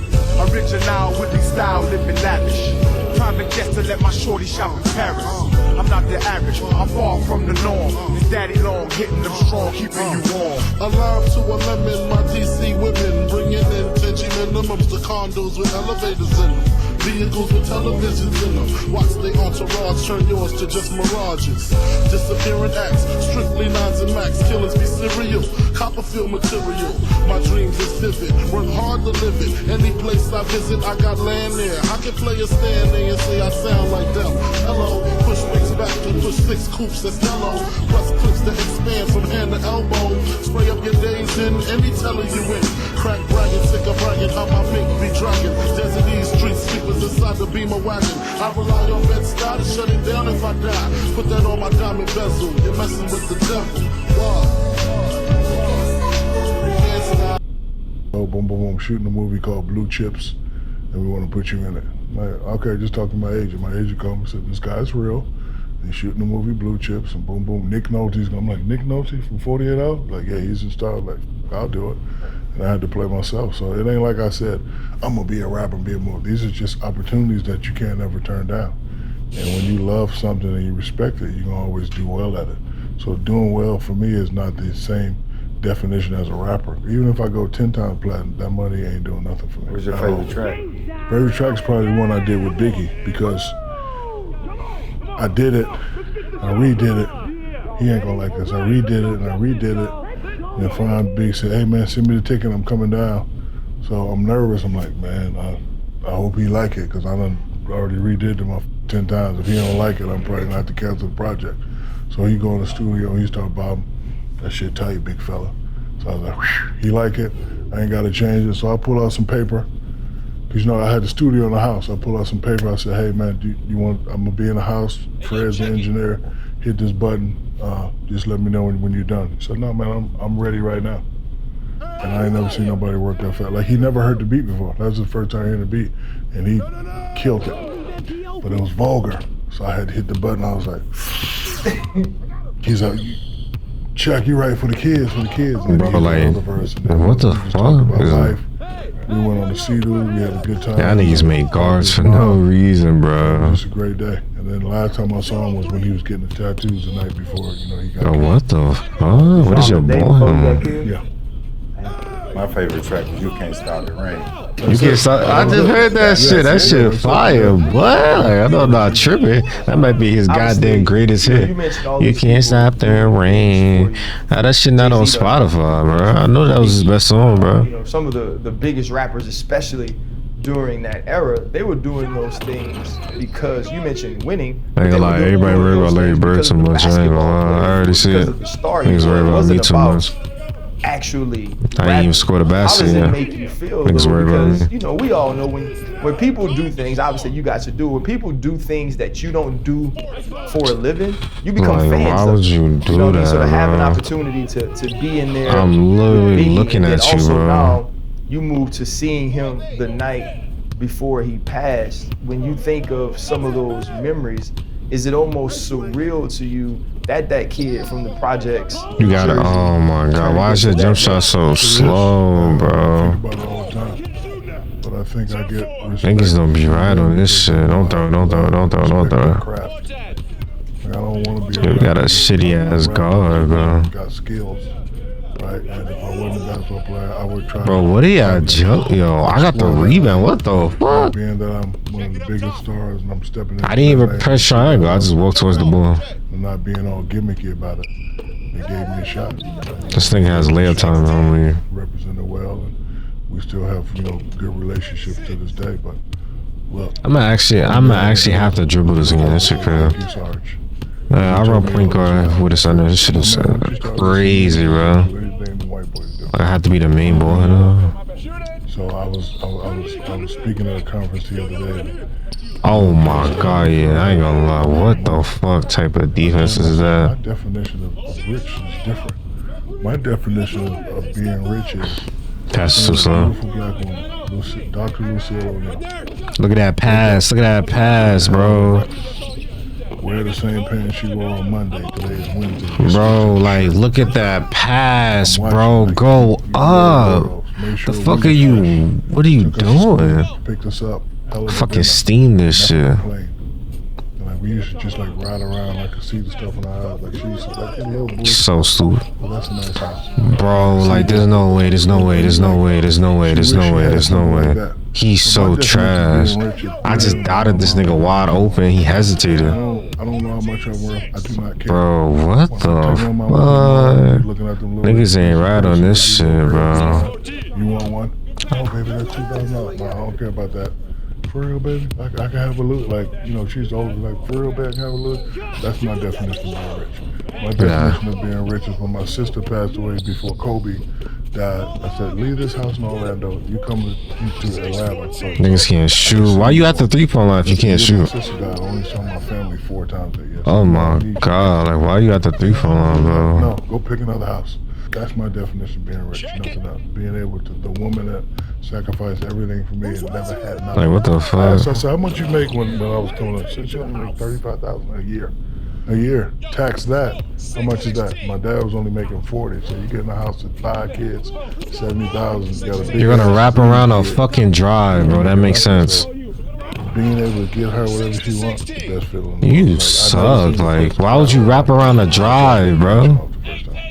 That's not good spacing, bro. I said, Mom, I need you to come look at these houses with me. So we got a house in Orlando. It was 9,000 square feet. None of us ever seen it. Steaming, bro. Pool house and all that. I said, Mom, you like this house for me? She said, I was like it.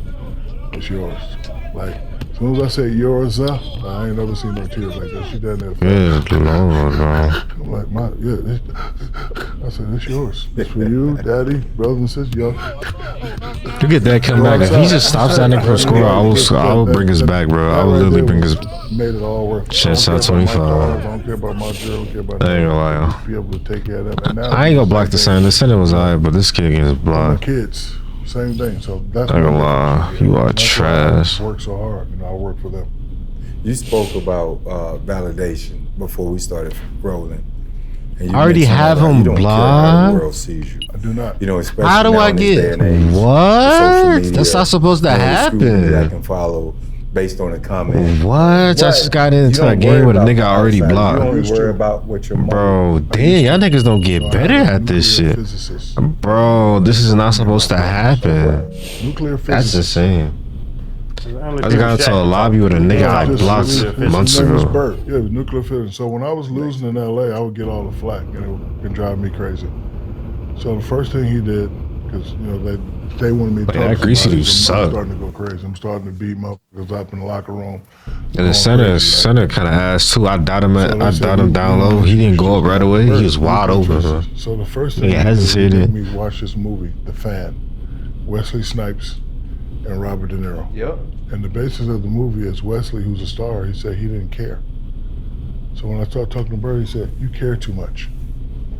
So what do you mean? He said, how much you making this year? I'm making 25. I said, whether you do good or not, right? Yeah. So why you care what people write? And once I stopped caring, took off.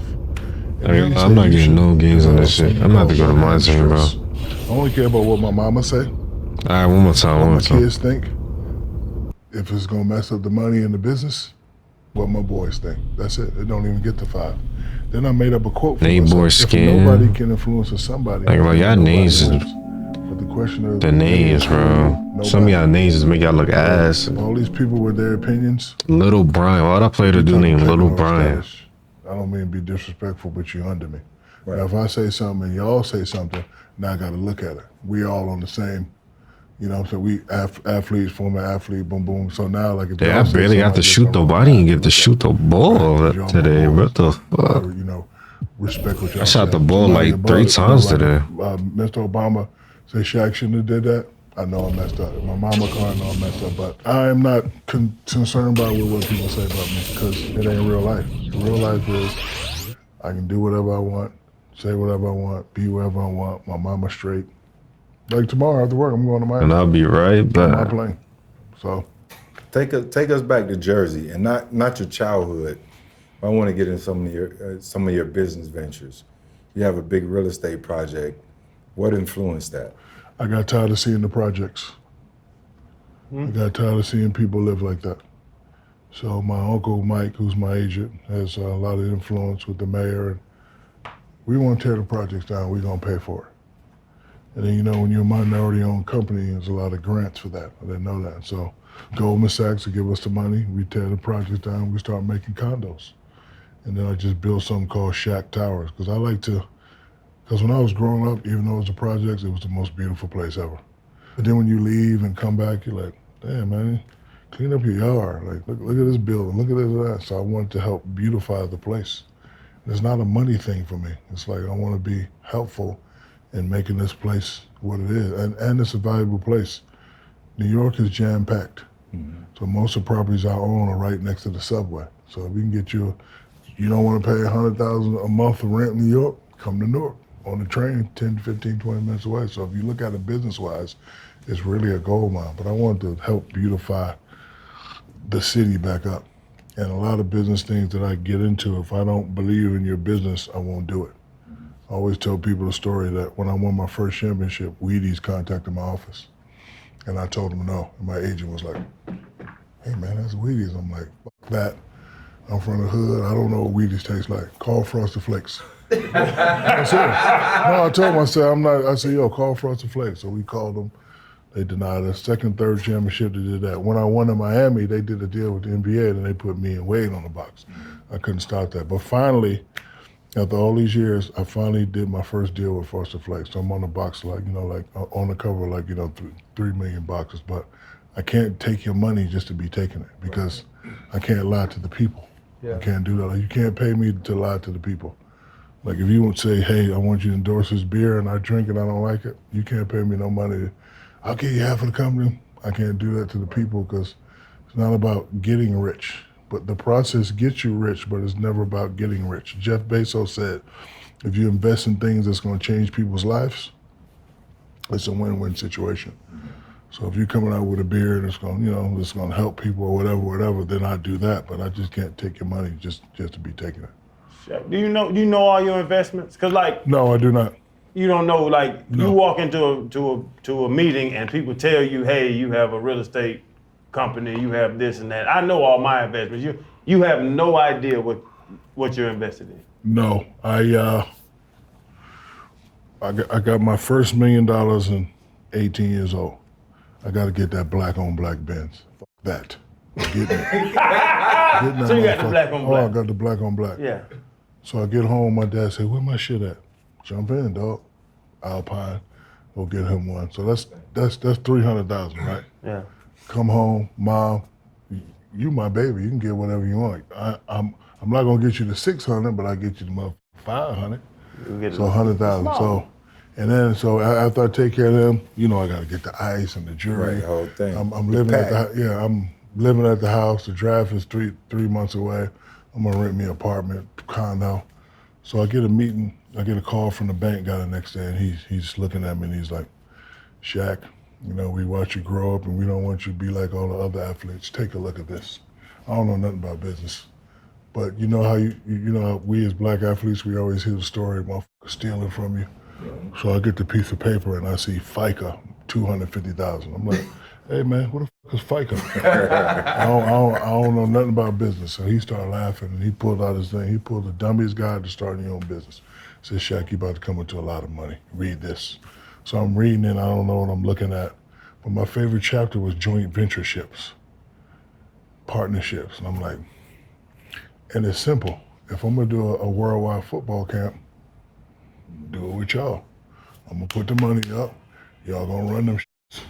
Boom. I ain't gonna tell you what to do. I ain't gonna tell you how to do it. So most of my businesses is joint ventureships. So where I know the business, I'm educated enough to look at the books to see what's going on, but I'm not out there doing everything by myself. I own 7 restaurants in Vegas. I got 3 guys that's in the restaurant business. I do business with them. So a lot of times my business is on paper because that's the business, but I'm still owners. So that's how I do a lot of my business, so I'm not all over the place. And that was my favorite chapter, joint ventureship. I do a lot of partnerships. Just being to the financial level you're on, which is something that I speak on me. I'll never be there. I don't know where y'all boys are with y'all money, but I don't think we at Shaq. You have a monthly budget. No. You have a yearly budget. You have a card that you just slide and it's gonna keep sliding because I get emails, bro. And they be like, hey, insufficient funds. I got a bunch, I get insufficient funds emails all the time. Look at the look on his face. Why you so serious? Bro, I'm dead serious, bro. They hit me with insufficient funds at the hotel downstairs a little bit ago. I gave the dude my car, sexy and cool. He hit it, he was like, Mr. Crowder, insufficient funds. I was like, well, no, use this one. I got another one, though. I was like, no, use this one. So, no, I don't have an allowance, but a lot of my spending habits are all fixed incomes. I take care of my mama house. Take care of, and those are fixed, so I know what I'm putting out, right? So if I know I'm putting that out, I got to do something, offset that. I do have a miscellaneous, do what I want, fun. And that's based on, I met a guy one time, a rich guy, he was Beverly Hills, all this. And then like I always tell my kids, that we make a lot of money, but we rich, we not wealthy. So I used to see this guy, I met a guy and I was like, how do you stay rich? And he pulled out a $100 bill and he ripped it in half. And he said, what's this? I said, 50-50. He said, you can save 50, that's cool, let me spend this. But he said, the wealthy people do this. You save this, ball out with that, whatever you want to do. So I didn't really spend none of my checks until I got married. Like I used to just get my Reebok check and keep that for me, and everything, NBA check, just don't even look at it, boom, boom, boom, boom, boom, boom. So I started doing that early, and then I started getting into investing in business. So, but the fact that I listened, and the fact that my family used scare tactics, it really kept me in line. Cause like I don't want to have to make that call to my mama. Mommy, that the house you in, can't pay for it. Nope, I don't. So I've always got to, do things right, do things straight. And then, you look at how the Kennedys and how all them people trying to teach my kids about generational wealth. I'm like, my man, I'm like, look, I started it off. But if you look at how they do it, they started off and then they kids flip it and then it can go forever. I'm trying to get to y'all where y'all can just take it and flip it. That's what I'm trying to teach them. You don't get no cheese until you have 3 or 4 degrees. That's it. Oh, that's super dope. Yep. I love that. I don't think we can really hit on this enough. And we're all 4 former athletes. And really our mission now is more than anything to give back. I mean, we've made our money and we have families. We do a lot. And I think this platform is, more special because we have a voice and people can listen to us, right? A lot of young guys. And you're just here talking. We just recently did Alex Rodriguez, Floyd, the champ. And they had a lot of gems. They, talking about giving back, what they do, what influenced them. And, looking at our sports, football, 87% of the people, they're divorced, filing bankrupt or what have you when they retire. Same thing in the NBA. So, but people know you, and right? And they know what you stand for. They know you're approachable. They know your business ventures. My question to you is, do people reach out to you to help them or to give them some sort of direction? No. That's what's so mind-boggling to me. You know how it is with these young cats. they make more money than we did, and can't tell them nothing. I try not to be forceful. They know if they need something, they can holler, but I try not to be forceful because I was like that too. Well, okay, Magic, I know you took care of me when I first got to LA, but LA my shit now. Right. You know, so I kind of understand that. Yeah, all right, whatever. It's my league now. Oh, Mike gone? This shit on. So I know and understand, so I don't really come down hard on them, but that's why I always try to just lead by example. Lead by example, like it's simple.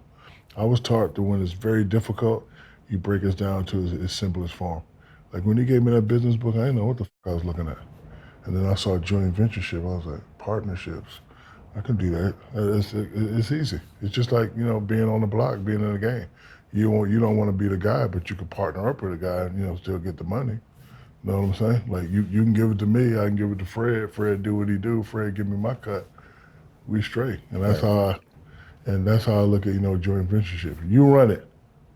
You do all the work.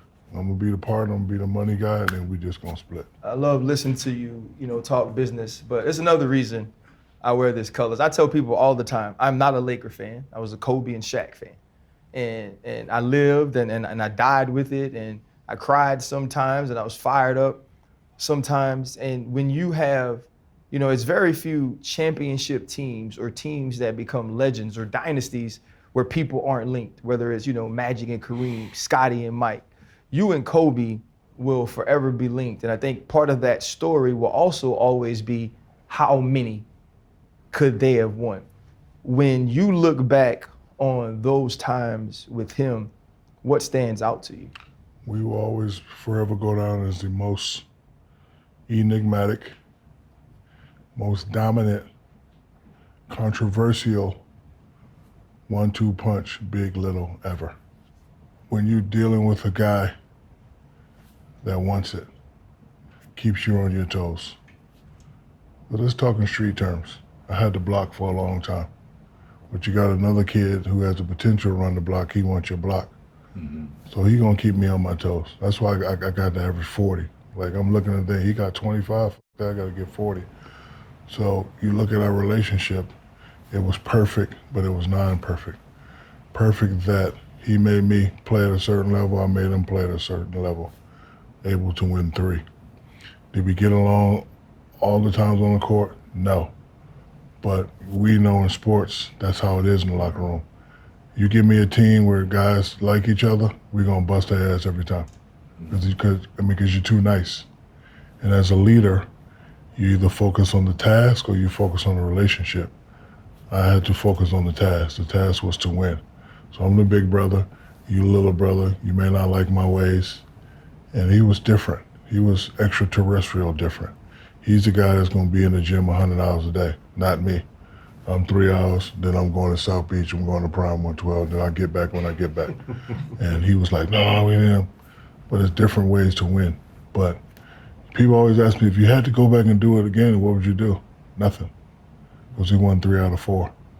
After we played, I wish we could have communicated more, because I still have sleepless nights, because I was hit with a double whammy. Sister passed away first, and I only saw her 4 times. And I'm quick to, I gotta go do this podcast, I'll call him later, and then never get to it. So when I found out, you know, my sister called me on Thursday, like I'm in the hospital, I go see her. Hey baby, you okay? Yeah, I'm good. All right, I gotta go to LA, I'll be back on Sunday. You want me to stay? I can't, no, I don't cancel. I leave. As I'm on the plane, she passes away. So I'm sick about that. And I can't sleep now. Like I'll be watching Netflix and I'll be watching a whole bunch of shit. So then one day I'm sitting in the house and my son come up crying. So you know when your son come up crying, you try to think about shit before, like, oh, is it grandma? Is it my mama? He said, yo man, Kobe just died in a helicopter crash. And I was just watching the night before when LeBron passed him up. I was like, y'all bullshit, it's a hoax, stop it. And Shawnee called me crying. And I said, hold on, let me verify it. And I called my guy from the sheriff office, he said it was true. I start crying. And I'm like, God damn it, I didn't even holler at him. Last time, you know, we did the sit down everybody was waiting for. That's the last time I hollered. Like, I didn't get the number. I didn't text him. I didn't holler him. And that still haunts me. All the shit we went through, we could have shook hands and put that aside. Because people think it was worse than it was. It's just two brothers going at it. Two guys with, you know, difference of opinion. I always tell people, after my first championship, when I go like this, it's 1 million motherfuckers in the arena. Who jumps in my arms first? So if we hate each other, how you have that moment? Look, I got a little brother, we argue all the time. My cousin lived with me, we argue and fight all the time. But the thing that kept us going was the respect. When I get double teamed, you know I'm looking for him. When he get double teamed by the rim, he looking for me. All that other shit that everybody was trying to boom, boom, boom, boom, boom, boom. And then when I left, it wasn't about me and him, it was about the business of basketball.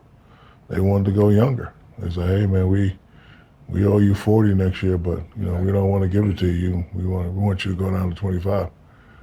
25 plus FICA in LA, that's my fucking 12 million. I ain't doing that shit. I ain't doing that shit. No way, I got 5 kids. No, hell no. So then, you know, they said we're gonna trade you. And that's how I got to Miami. But being that I was who I was, I got to pick and choose where I go. Because I'm watching TV and I'm like, this motherfucker Miami, he nice. Right. Yeah. So I said, I'm going to Miami. And that's how I got to Miami. You have any regrets with Kobe? Yeah, with the whole LA situation? Because it seemed like it seemed like it got to you, bro. While we played, no, I don't have any regrets while we played. Because that's how it is. That's how it was in high school. You got to jump on your boys jump on you. That's how it was at LSU. That is, but the respect was there. Like, yeah, I ain't gonna never disrespect you. You never disrespect me. But, you know, I think the people, and look, he had his guy he talked to. I had my guy he was talked to. But I was looking at it as a marketing standpoint. I want you to talk about me. I want you to talk about me. Please talk about me. Keep my name in your mouth and, you know, keep thinking we ain't gonna win. You know, we down the series. Keep thinking we're not gonna win. And, you know, they made it look like, oh, they couldn't get along. Hey, it had nothing to do with that. I'm not going from 40 to 25. No way. And then I get to, you know, Miami and they give me what I want. So no, I'm not gonna do that. But, you know, it's like every basic karate movie. At some point, the young Jedi must take out the master. It's like every, you know, Godfather movie. I was a Godfather for a long time and they clipped me, boom, boom, boom. They thought I was dead. I ended up in Miami and I started a new family. So, and it's business. I didn't take it personal. The only thing I regret is I could have hollered. Yeah. Could have hollered. What do you think kept you both from reaching out and doing that? I don't have no excuses, but I work a lot, brother. I have a queen named Dr. Lucille O'Neill. I got to make sure she's straight. I got 2 wonderful ladies who gave me children. I got to make sure they're straight. I got 6 kids. I got to make sure they're straight.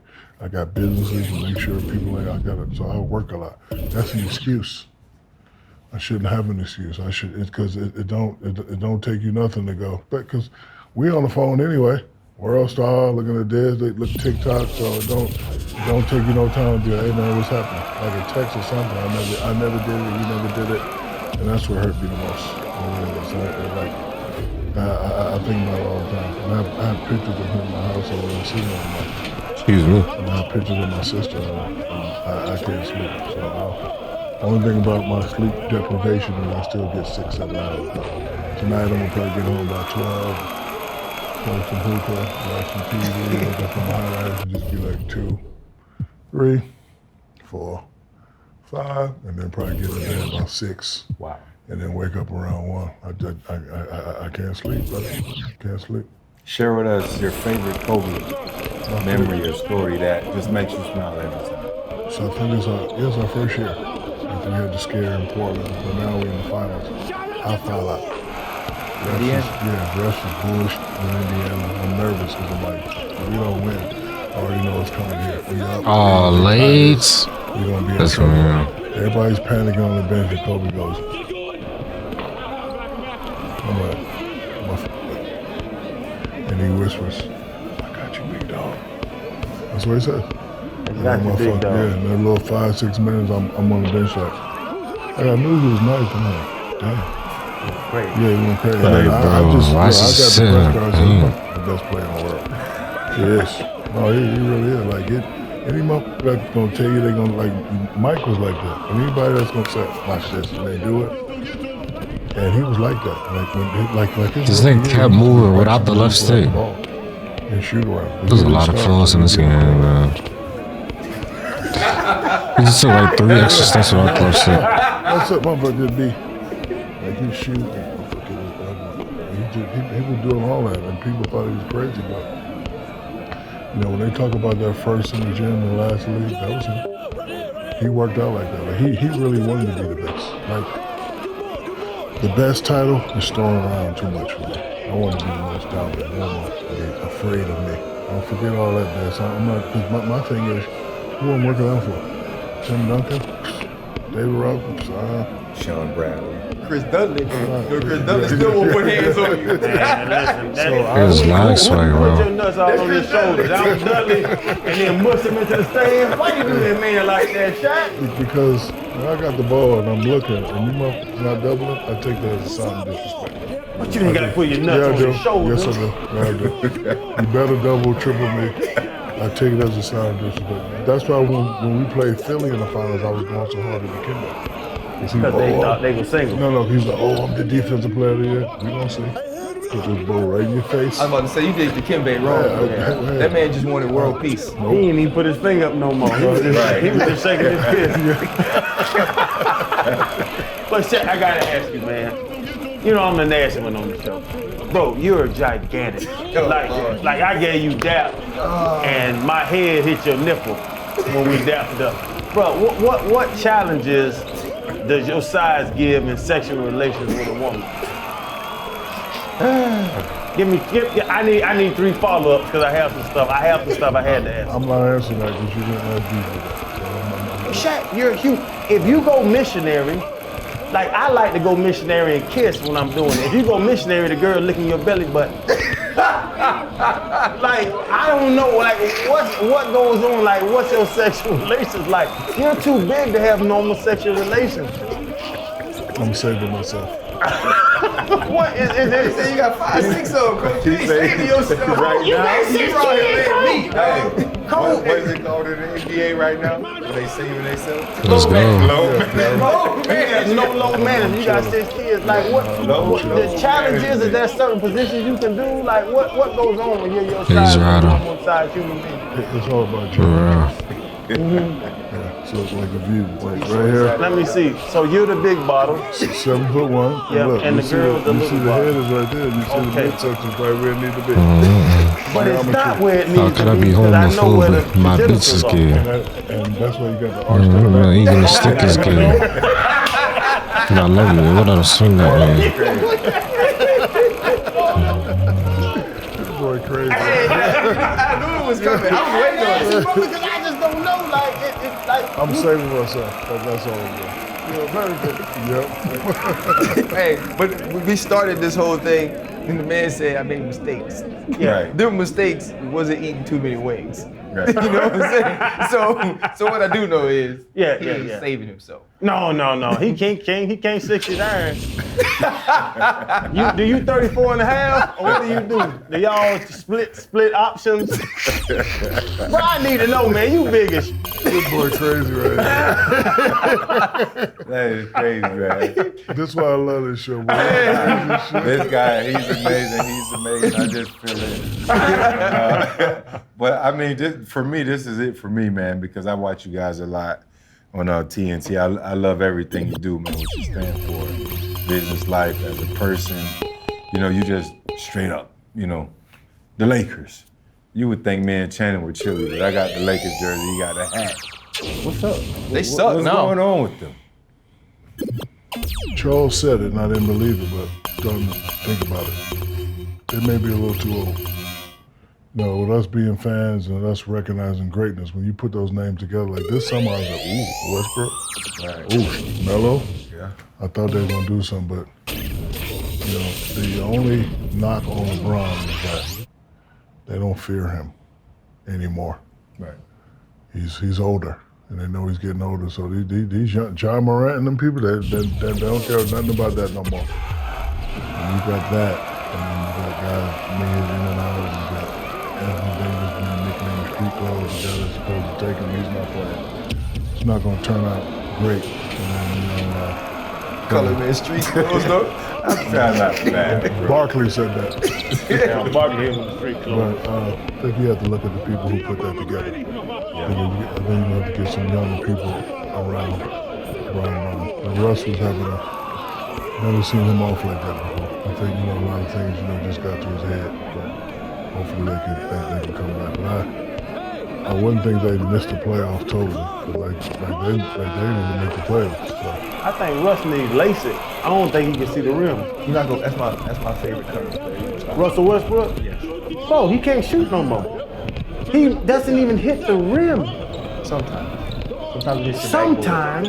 It's like Shaq shooting free throws. That's like, I don't know. I thought Shaq needed, but I see now his eyes so close together. I see why when you get Fred close to used to the sit rim that behind you the cross. bench and talk when I miss free throws, but when I make them, I come back to the bench. He'd give me this. Back in my head. Yes, back in my head. He'd be like, yes, No, I was the biggest. I was a big supporter. Shaq, what happened with the free throws, man? All them years, bro. You can't, this rim right there, you standing there. Bro, First of all, just throw them in there. First of all, my average is 50%. Let's make one miss one. You talking to me like I don't hit. 50%? Well, let's make one miss one. That is terrible. You're right, but it's still make one miss one. You're right, it's terrible, That's true, it's make one miss one. but you acting like I don't hit them up at all. When I need to hit them, like I said, he used to be behind the bench. He's getting boxed. No, he would, but then like, when I hit the ones that I need to hit, like, the game. Wow. But, Look at the chain no. on Does this. that have anything to do with it? Because I heard No, that. it Your was- hands are too big to shoot the ball because you hold that motherfucker like it's a marble. It was and you be looking all awkward. I think it was a way to keep me humble. Imagine me being me and shooting like Steph Curry. I wouldn't even be here right now. I'd be so much arrogant. Think about that. I think it just kept me humble. Because it was something I knew, something I wasn't really good at, I had to work on. It made me vulnerable. But I think about it all the time. If I was me, the way I played and shot that motherfucker like Curry 90%, you already can't tell me nothing, but just imagine me being that. I wanted to pass Wilt Chamberlain in upper points. Because I was going to have a very arrogant press conference. I'm the most dominant motherfucker ever. I don't want to hear nobody else's name. Period. Shut up. So my question to the panel is, once LeBron passes Kareem, that gonna make him the best player ever? No. No? MJ. It does give him the greatest career. I think. Yeah, it making no sense. I'm making a ton of sense. He passed. He's. If you pass Kareem Abdul-Jabbar in points, you already passed him. Your man Jordan in points. So Yeah, but also so too, why that don't make him the best player? Because when we're talking about the best player, that doesn't to me include longevity. The best player is Shaq. So I'm gonna say this, Shaq. I don't have an answer.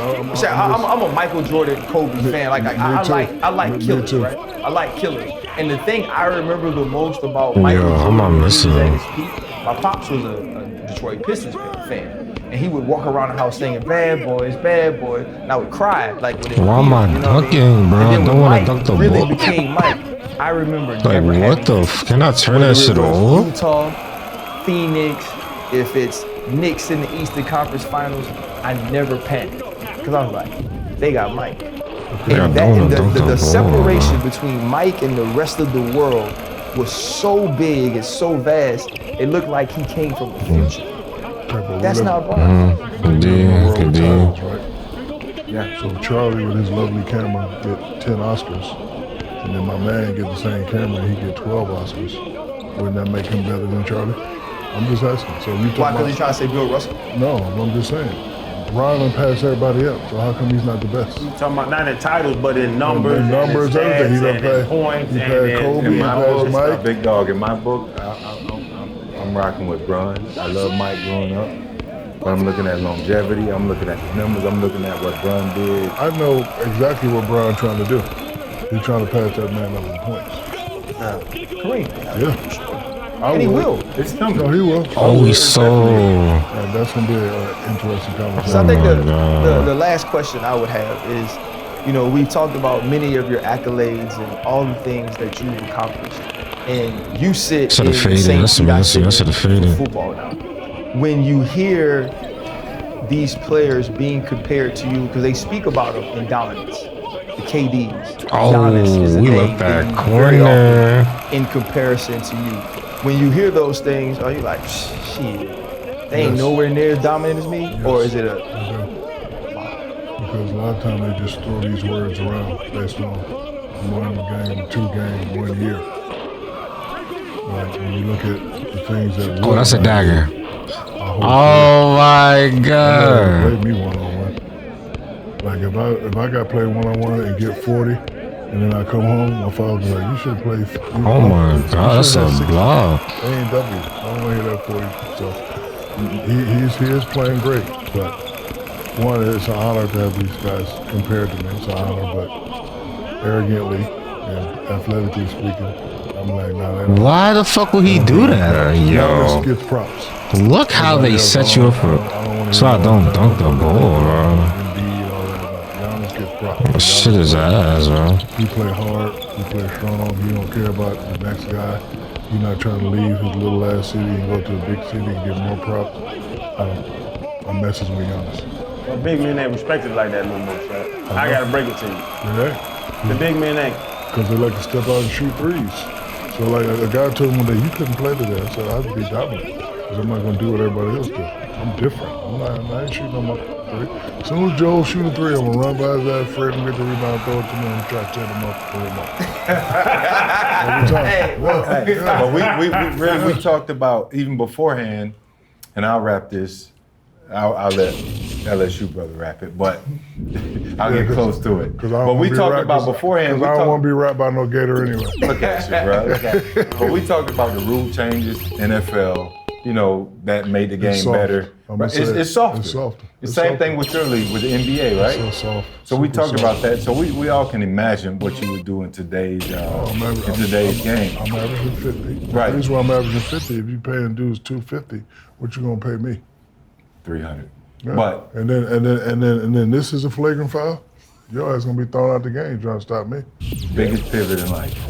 When you look at the situation that Shaquille O'Neal, with whatever arrogance, with whatever ego, with whatever accomplishments, the biggest change or adjustment you ever had to make, or a life-changing event that happened to you that caused Shaquille O'Neal to be different, what would it be? You just realize that just because things you do may make it seem like you're perfect, you're not perfect. Big mistake in the Penny relationship. Big mistake in the Kobe relationship. Horrible mistake in both marriages. Other than that, I don't really dwell on a lot. Those things I really dwell on, because I know that. And sometimes when you get, and I don't like to make excuses, but I had a lot going on. I was arrogant, I was dumb. And sometimes when you do a lot of stuff, you don't want to work at stuff.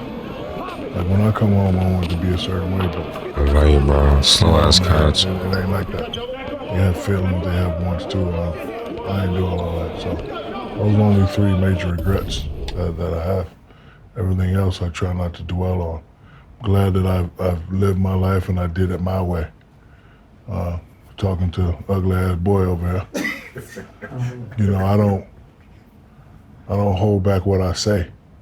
I'm not gonna disrespect you, but you're not gonna make me believe what you want me to believe. 50 years old. My way has been working, so I'm gonna continue to do it my way. And if I happen very desperate to grasp hold of fake narratives because they know if they have to tell the truth about me that they have nothing to attack me with, right? So it doesn't matter. I could donate $1 million a day to female charities for the next 30 days. I could give away $30 million. There's still going to be someone on the internet saying I'm a misogynist no matter what, right? Of course. I was effectively swatted when my house was raided by the Romanian authorities. Yeah, you were swatted too, right? I was swatted too. Yeah, when my house was raided by the Romanian authorities, someone made a fake phone call and said that I had people here kidnapped, and I was swatted. And I was completely innocent, and I wasn't charged, and I was released within 45 minutes, and it was all over with. But people are going to sit there and still say he's under investigation, he's a human trafficker, he's a rapist, because they want to purport the false narrative. They don't want to tell the truth, because they tell the truth, then they realize, oh shit, we have nothing to attack Tate with. Oh, so let's just keep pushing this lie, which doesn't really bother me. on any. I understand the internet. I understand that your haters are always going to find some reason to make up some hate, right? But this is why, like I said, I believe in God and I know the truth of my heart. And I also know the truth of the universe. And truthfully, the reason I've managed to get so far in life from such a low place, because I started at the very, very bottom, and now I'm the most Googled man on the planet with hundreds of millions of dollars. The reason my life's been so fantastic is because I understand that the universe has balance, and I've always been a good person. I haven't been out here robbing anybody. I haven't been out here stealing from anybody. I haven't hurt any grandmas. I haven't gone to jail. I've done none of these bad things. And the universe rewards. And anyone who's out there who's pushing a lie that they know to be a lie to get some clicks, they're going to be punished in other ways in their life, because I believe that God understands how the truth is important to the overall narrative of life, right? I don't think you can go through life lying on repeat and God not take notice of that. So I think everybody who really understands the story understands what's happening here. I very much understand what's happening here. I have faith in due process, and I have faith also in the Instagram executives to understand the truth of what's happening. And I'm a happy guy, bro. It's just another day inside the matrix, just doing what we got to do. It's no big deal. I mean, I don't know where I'm going to post the receipt for the charity money is. Now I've nowhere to post it now. So imagine what kind of good positive press that could have been, showing that how I'm dedicating money to the female charities, etc. Imagine how that would have affected the young boys in school. Like, there's so much positive I could give to the world, but if they just ban me everywhere, then I can't do it. So do you have the receipt with you? The receipt, no, it's tomorrow morning is when I end it, because I said per like is $1, Gotcha, right? Gotcha. Tomorrow morning was the end and the receipt and the post, but they banned me just before, so I don't even know how many likes I had on it. 550,000, something like that. So we'll see what happens. Okay. So yeah, it's an interesting time, but also, and I want to make this very, very clear. This is kind of like my worldview. My worldview is that I really, truly enjoy the experience of life, and the experience of life is not. It can't always be a happy, positive, uphill experience. You have to learn to sing in the rain to be a truly contented individual. And that's who I am. Like, if someone crashes into my car, I don't get angry. I'm like, a new episode, a new level to the game now. Like, something new is happening, you know? So even if something bad happens to me, like if people are sitting here and they're gloating, thinking something bad happened to me, it's all part of the beautiful tapestry. It's all part of the experience. I love all of it. It doesn't matter if I try and get it back. It doesn't matter if I never get it again. It doesn't matter none of it matters to me, right? It's all just life that we're living out. I enjoy all of it, and I enjoy all of its vectors.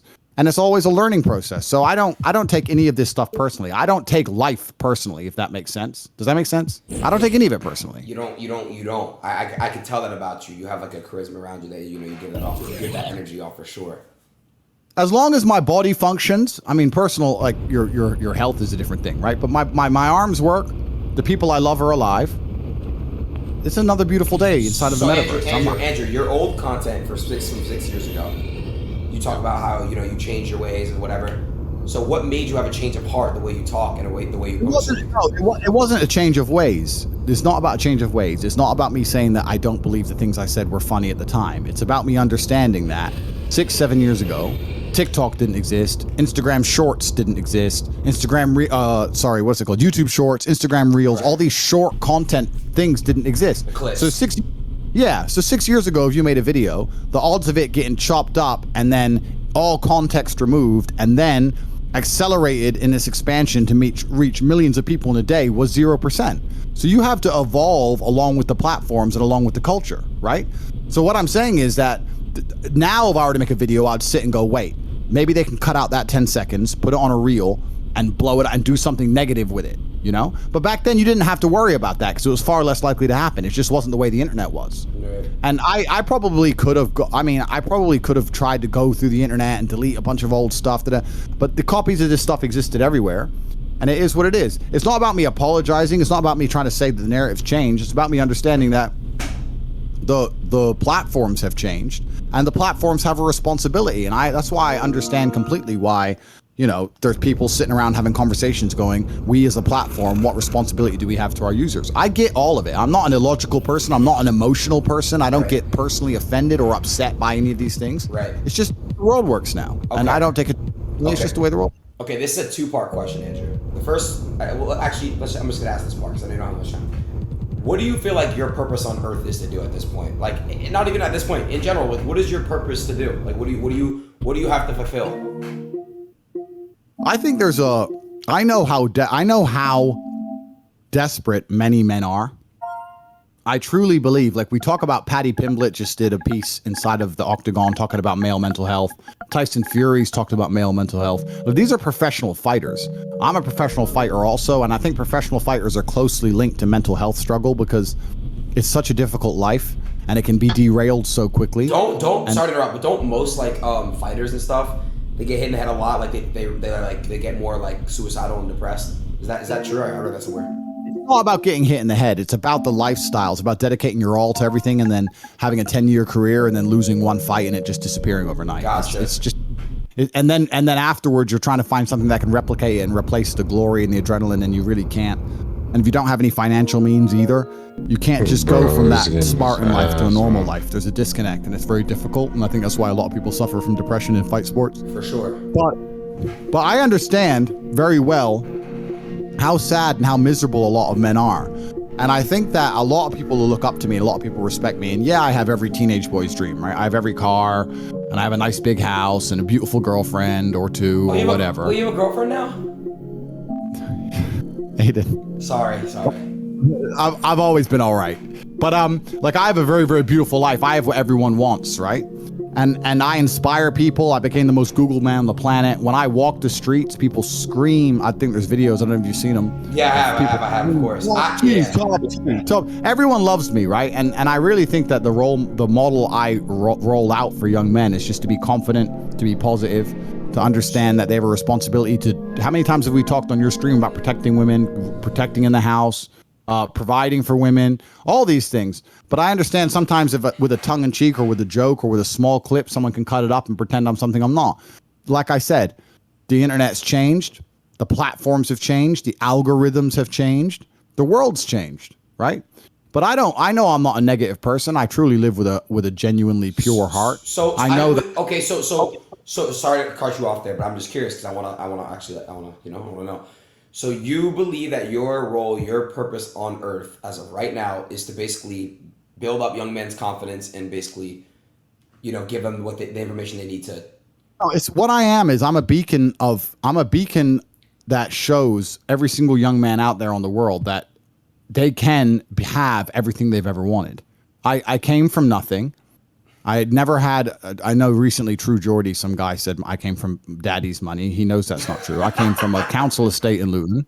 I'm poor and I've done everything myself. I managed to become strong and rich and smart, all these things by myself. And I'm a role model for men to sit and go, look, well, if Tate can have everything he wants, then maybe I can have what I want. Whatever that is, you want to be a tennis player or a scientist or whatever, and to bring some confidence back. Because I think inside of men today, the biggest reason that they're struggling with mental health is because a lot of men, there's something that's hard to explain because I try and explain it to my girlfriend. I try and explain it to her and she doesn't understand.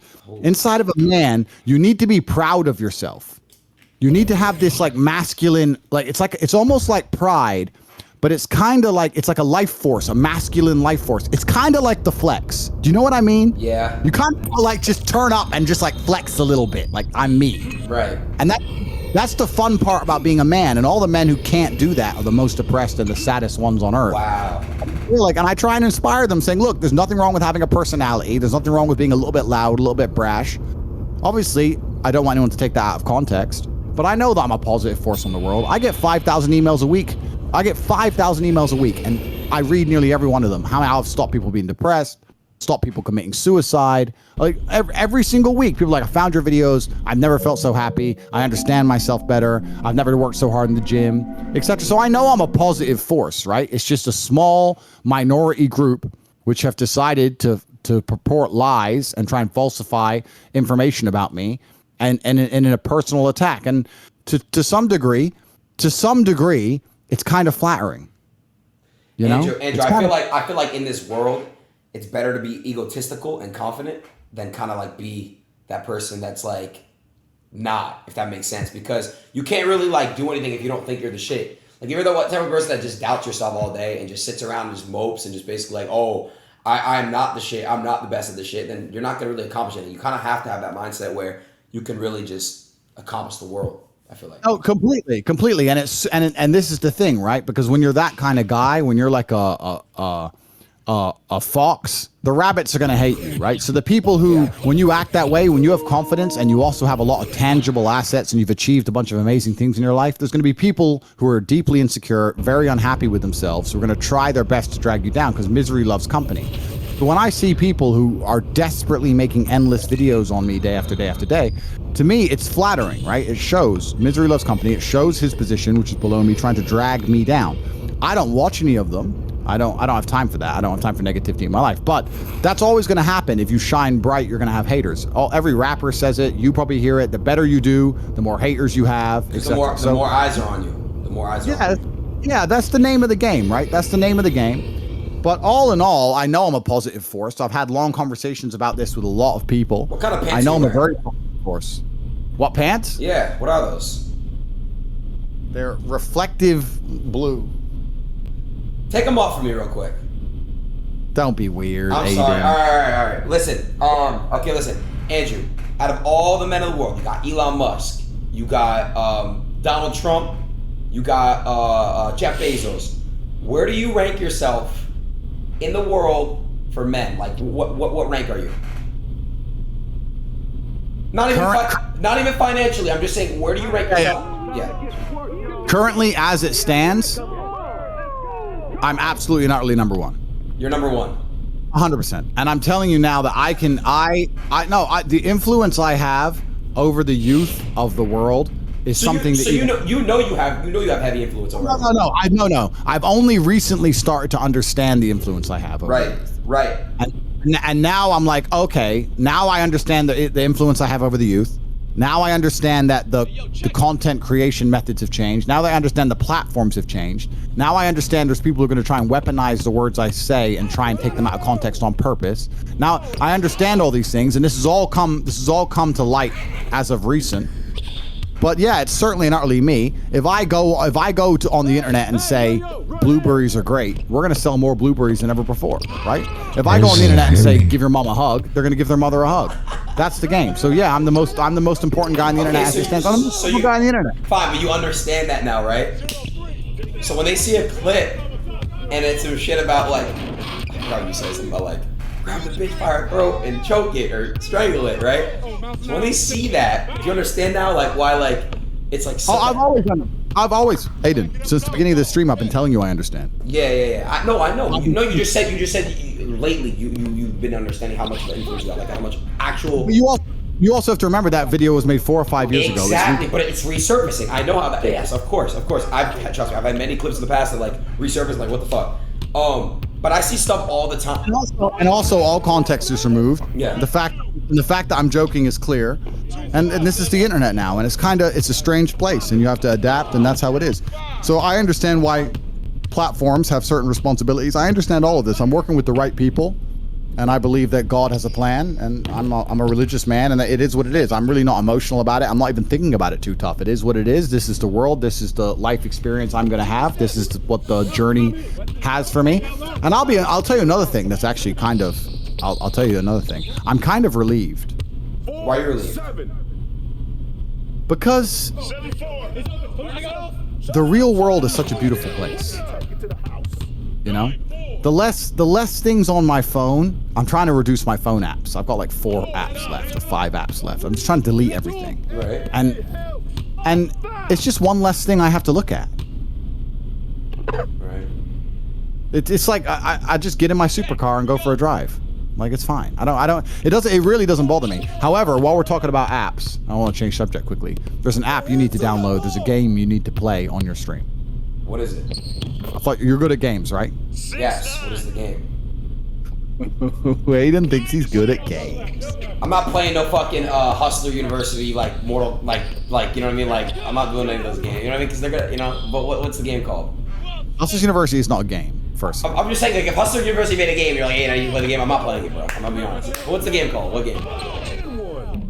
Top G. See, like, bro, like, what do you mean? What's that? It's an app. It's called. What do you mean? Go to the App Store and download the Top G game, and you get to be me. I thought you were good at games. Go see if you can be the Top G. Right now, I'm not playing. Go get it right now. Really, bro? Like, are you serious right now? Go to the App Store. Top G game. Here. The Top G game. It's not loaded. Here it is. Top G game. Pow. Mr. Bugatti. Click start. Download it. And you're already on the stream. Just be honest. Did you do this? Did you get on the stream?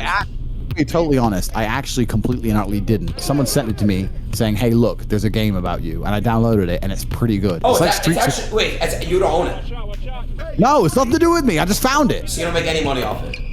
0. All right. Well, in that case, I played the game. I already played the Top G game on the App Store, and it's completely dog shit. Nobody downloaded it. Why are you lying? You never played that game. What happens? You get in the Bugatti and you fucking smack girls wrong. around and shit. Wrong. Hey, listen. Download this game and play it. Maybe I'll play it later. I don't know. Listen, I want to actually ask you another question. So, you know, what's next for you? Like, what do you planning on doing next? Like, what's another goal? I mean, you kind of conquered the fucking social media world. Yeah, it's on pause right now. You know, not really, but kind of. But what's next for you? Like, what do you? Yeah. I mean, I've conquered the entire internet.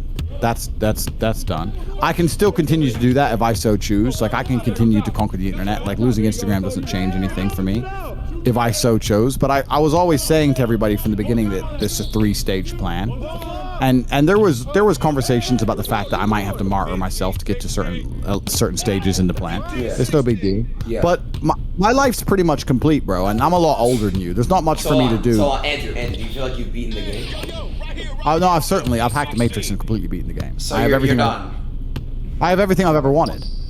So yeah, I've completely just beaten the game. I have everything I've ever wanted, and now the only thing left for me to do is just make lots and lots of beautiful children, and and raise them to have the same ideals I have. That's what's left for me. I mean, you're a bit younger than me, but at my age, you just have a bunch of children, you teach them the things you know, and you create a future generation. So there's future Andrew Tates. That's all there is for me to do. I don't need any more cars. 2 questions. First of all, would you adopt me? What? That's I don't know if exactly you what I want to be my saw. son, Aiden. Why? What is the son? Because it'd be a hard life for you. Why? Because you're lazy and I wouldn't accept it. Fine. Okay. When you get married, can I come to the wedding? Who pushed you out of bounds? I want you there. Really, bro? You're hesitating? What the fuck? I don't know. Are you gonna do anything like good in any way, or are you just gonna be like an annoying? Yes, I'll give you a nice speech. What will you say at my wedding? Let's try the speech. Let's go. I'd raise a glass of sparkling water, and this is sparkling water. Nice. Start. I like that. And I would just say, hey man, this bald guy over here, he changed my life, and you're in good hands, whoever the girl is. And then I go, cheers. You can do better than that. Well, I have to really think about some shit, but that was just off the brain, you know, off the dome. Yeah. I don't know if I'll let you come to my wedding. The fuck? But I'm just, yeah, I don't know if I'll let you. But there's nothing for me to do but have a bunch of children. That's all I have to do, and then drive my cars around. There's life. There ain't really What? much. Yo, why is my nigga running in slow motion? Well, how slow? How you came up? Do you believe life is hard? Yes. Oh my God. How do you raise your children when you have everything? Like, what I'm saying is this, right? I've seen good, no dick suck shit. I already know the chat's gonna be like, I'm a dick sucker. But obviously, you know, I'm friends with Bronny. He's LeBron's Why'd you son. take that, bro? I love Bronny. It's like a really This idiot, bro. I'm taking up on 2 people. He was raised like a I don't get the bull, bro. Raised a really, really good person, a really genuine person. So obviously he was raised. Man. Oh my God, that bro getting blocked, bro. You know. Yeah, you have to keep them away from the money. That's the first thing that's important. Because I was raised very poor, but now I have a lot of money, so I have to make sure my children are raised and they still feel poor. Because it teaches you gratitude, it teaches you work ethic, and it teaches you the realities of the world. So that's the first thing that has to happen, and there's lots of ways that could happen. But I know that, I mean, raising children, I don't think it's really that I know this, everyone's gonna go nuts. It's not as difficult as people pretend it is. I'm a good role model for my children, so they'll want to replicate me and want to imitate me. So by that, I just need to keep them alive and make sure that they're okay. I'm not going to spoil them in any regard. I don't believe that them having money is a good thing. I think having money is a bad thing as a child. I don't want them to grow up to be, you know, like a lazy gamer who just sits on Twitch all day. I'd hate that. Oh, really? You would? Yeah, that would really offend me if my child was just some lazy gamer. Well, drinking, sitting around Miami. Fair enough. And if if I ever have some children, I wouldn't want them to be a bald, I'm gonna be careful. Keep going. Let's go. Keep going. I'm not gonna do it, bro. I'm not. Come on, I'm ready.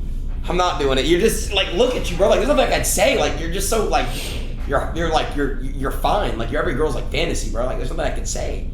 Fuck.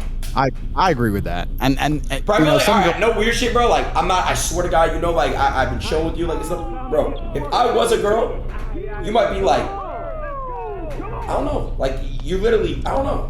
You could do anything you want to me. I do hear a lot of compliments from girls, and some of them are very unique and interesting. I had a girl say to me last week, "I'm the closest thing to God she's ever seen." I've had that. All right, that's dick suck to me. Yeah, that's crazy. I ain't gonna lie, that's crazy. I was like, "But why?" And she goes, "I don't know. It's just the way you talk and the way you move and the influence you have over closest thing to people and the way you God. articulate What yourself the and how you're fuck always that? professional and you know exactly what to do. And I don't know. You're the closest thing to God I've ever seen." That's what she said. Wow, Which- that's crazy. That was pretty cool. Yeah, that's pretty cool. That's crazy. I hear that a lot. I hear that, like, I hear the, normal stuff that a lot of men, a lot of men don't hear, but you'll be surprised. A lot of girls are complaining there's no real men left. I hear that all the time. You're the last real guy. You're the last real man, blah, blah, blah. I hear that all the time. I got a message from a girl. Let me see if I can get it up. Doesn't have that many to send it again. That's talking about, one second. If I can find this, it's really good. Let me find it. Don't forget the clock. It's because it's talking about infidelity and like me being loyal or not. And she sent me a long message about it, and it was really, really good. All right, I have a good question. It's a very good question. What would you do? 2 questions. What would you do? Okay. What would you do if you have a child and you have a daughter? I'd love to have a daughter. Why would I not want to have a daughter? Okay. How would you raise your daughter? That is a good question. No, like, you're not gonna be good at 2023. Bro. I only feel not gonna be qualified good to at talk about 2023. how to be as successful as possible as a man, because I am one, and I've lived a life as a man. Bro, I think whichever he's woman gonna I be trust to trash have a in daughter with, 2023, I would that. trust her to be in That charge. Steezo dribbling, that shit is over. So I'd say, obviously, I respect you nah. because I chose to have a kid with you, wife, or whoever you are. Then I want our daughter to be like you. So what will make her like you? And I think the woman would be more in charge of that because she understands how to guide a female mind better than I perhaps would. Okay. Another question. You don't come up as homophobic, but I'm just curious. If you have a son, and he tells you that he's gay, how would you react to this?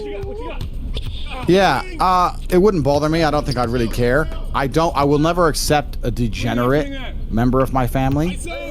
So I don't want any kind of, it doesn't matter if he's straight, doesn't matter if he's gay, as long as he's got his head screwed on and he's working hard and he's living a good life and he's doing good things, then that's fine. If they're gonna say, no, I take drugs now and I only do this and I run around, I don't care about anything else, that's fine. But I don't think that's anything to do with sexual orientation. As long as they're not degenerate, as long as their head's screwed on and they're a respectable member of society, then I don't really care what they do too much. Right.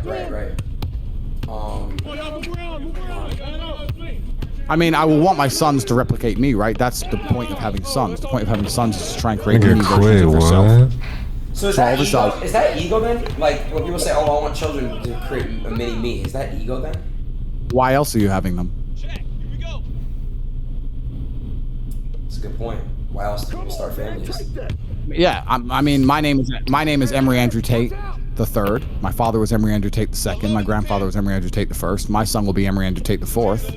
Obviously, we're going to want to have some kind of similar thinking to some degree. If you have 3 sons, you're going to name them all Emery Tate? No. What do you do? We're going to name one Emery, you're going to name one Tristan.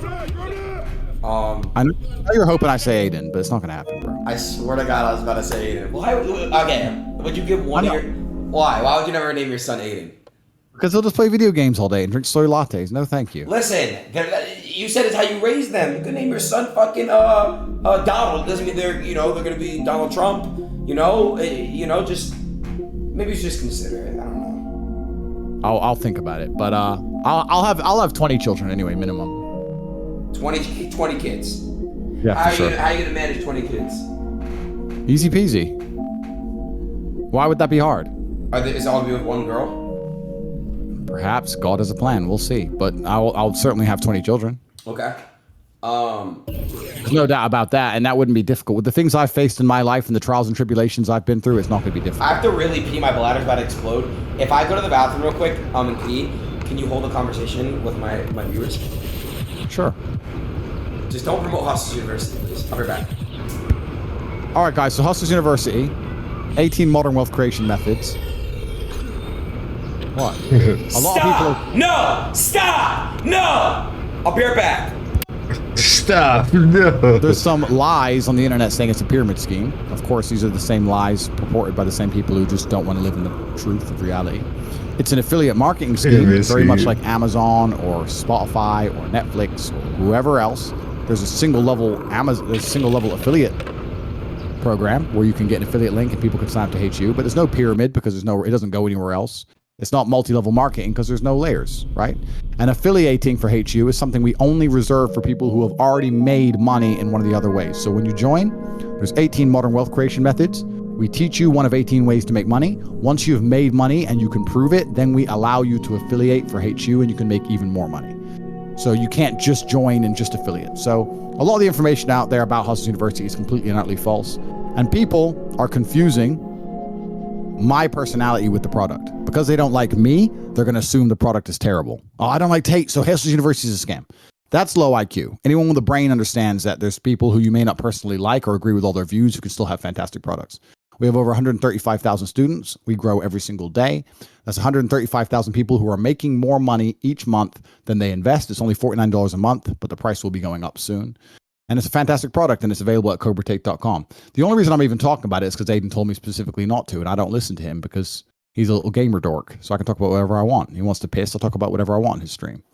So, yeah, Hustlers University is... Stop. No, you're not talking about that. Listen, I just got word. Hassan Abi, you remember Hassan? He just told me, Aiden, stand up for yourself. You're not lazy. Don't let him call you lazy. Hassan Abi told me I'm not lazy. Fuck you, Andrew. I'm not fucking lazy. Who told you you're not lazy? Hassan Abi. Hassan Abi? Yes, he told me I'm not lazy. Who's Hassan Abi?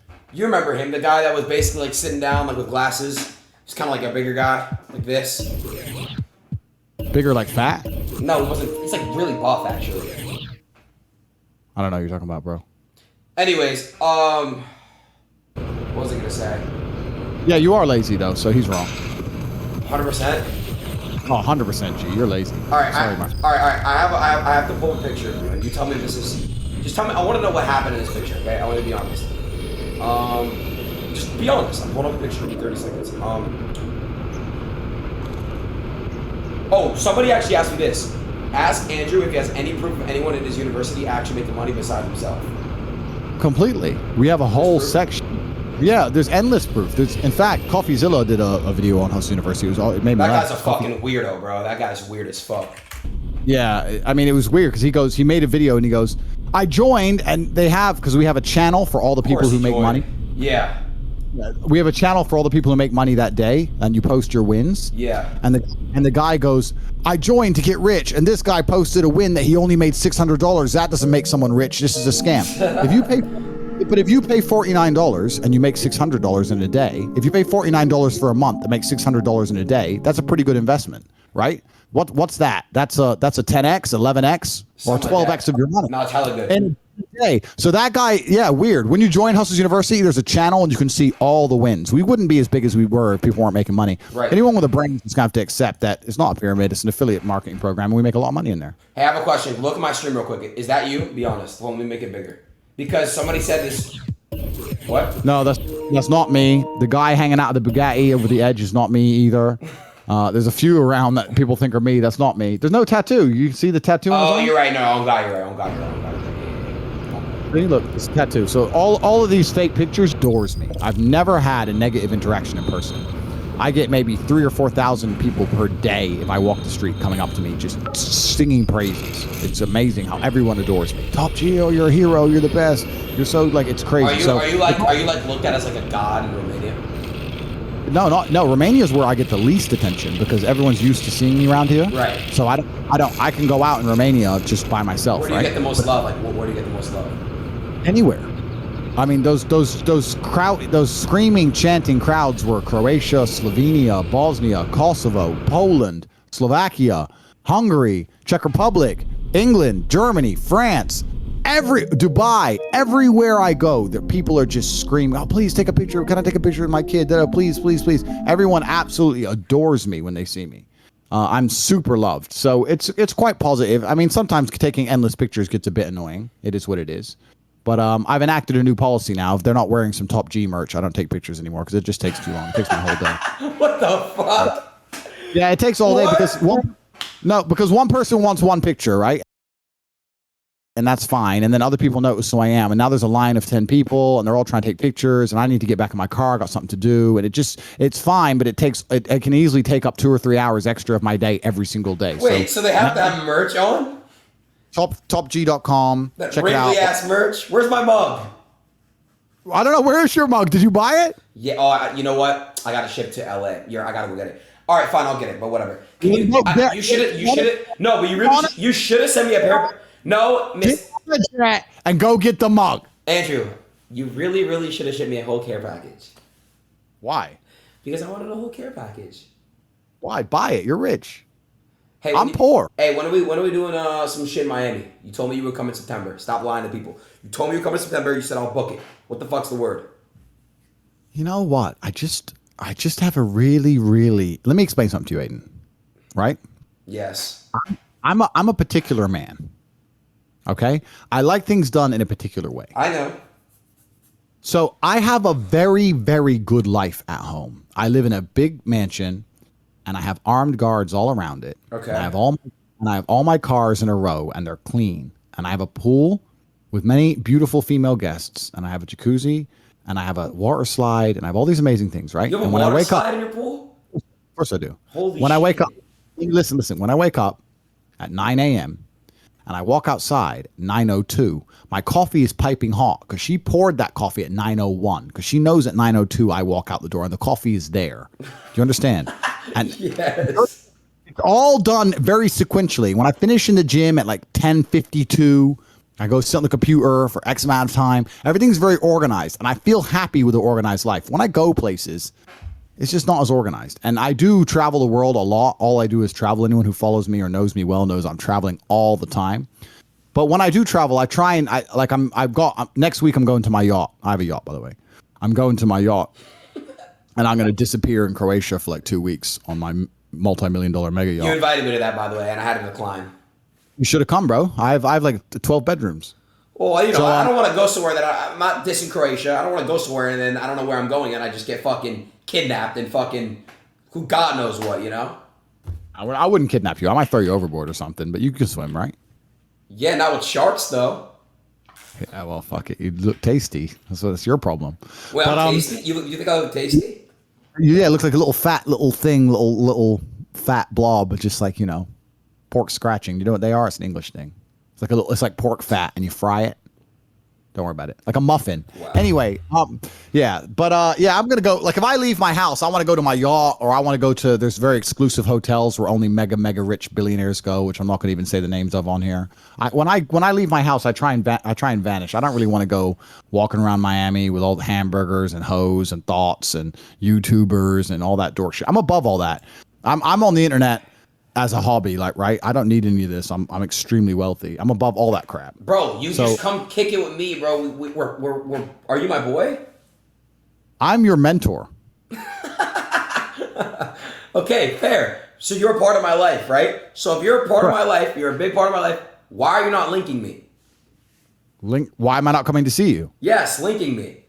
Why are you not coming to see me? You come see me the first time, and then I'll come see you after that. Here we go. What? Europe's the spot in the summer. Like America and Europe have this disconnect, but in the summer, Europe's the spot to be. Fuck America. Like Europe's off the chain. So much better here. It's classier. It's just the people are better. People dress nicer. The food's better. The vibe is better. It's like old world and like castles, and it's just gorgeous. It's amazing over here. Why would I want to go stand around Miami with and do what? Go to the club? Boring. There ain't nothing to do in Miami. What am I gonna do in Miami? Sit in your penthouse, make fun of you on the stream, go to the club every once in a while. That's it. Maybe get a boat and get some hoes on it. That's it. What about your girlfriend? You can bring her and have a little vacation. Let me read to you this message because it's here. 1 second. Let me just check on this. Okay. Big Daddy T-A-T to the E. Big Daddy T-A-T to the E. She's saying the nice things girls say to me. This is not the girl who said I was God. This is a different girl. So this was after I streamed. I don't know if it was a Twitch or a YouTube or one of my podcasts where I talked about having more than one girlfriend. And obviously she watched it. So she was a bit upset about me having more than one girlfriend. But it's kind of amazing, like, and this is what I'm trying to teach the men at home, that if you're truly, truly a man of excellence, if you're not some bitter internet hater or some dork or some loser, if you're actually a man who's been brave and can stand up in the face of gunfire and do the right thing, and you're admirable, when women truly respect you, the world's different. So let me read it out. My love, I want you to know that I see the truth of your destiny. You were never put on this earth to follow the ideals of lesser men. You are the greatest man I have ever known, and the world is more blessed to have you in it. The fact you exist means there's still hope for us. You're the last real-life hero we have on Earth, the top G.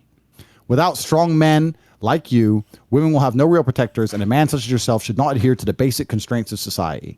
You need to stay strong, to radiate freedom and knowledge for all of us. Don't let anyone try and cage you. You are entitled to live out your fantasies because the world is yours. Wow. That's the beginning. Heroes have always been rewarded with riches and women since the dawn of time. I want my man to be adorned as God wills it. You should enjoy the spoils of war, my love, and one day our sons will too. I would not dare to go against the will of God and even attempt to control you. This would be an insult to you, the cause, and the Almighty God himself. I'm grateful for you and would never disrespect God's chosen protector for us all. I am a tool God has gifted you to support you, to help you, not to hinder you, but to adore you as he adores you. You have sacrificed and you have bled. I've witnessed it. You have impacted the world so greatly already, my love, achieved so much good, and I am enormously proud of you. Other men are pathetic and pale in comparison. They have to stay faithful because they have no other options, or bravery to take what God wishes to give them. Unhappy women in society beat them down to submission, loneliness, and despair, and ultimately take their free will away because they are not brave like you. You are already loyal to me because you are loyal to the cause. Freedom of humanity, expression of self. I don't care what girls you are with. Just come home to me. You deserve everything you desire. Do not let our enemies prevail. What the fuck, bro? And she's hot. And she has a way with words. So that, yeah. So like, it's amazing the reality that you can create when you're truly about it. This is what I try and explain to men. All right, hold 1 second. I have a question. I've been wanting to ask you this question actually for a very long time. It just came to my mind because I knew I forgot it. Name one thing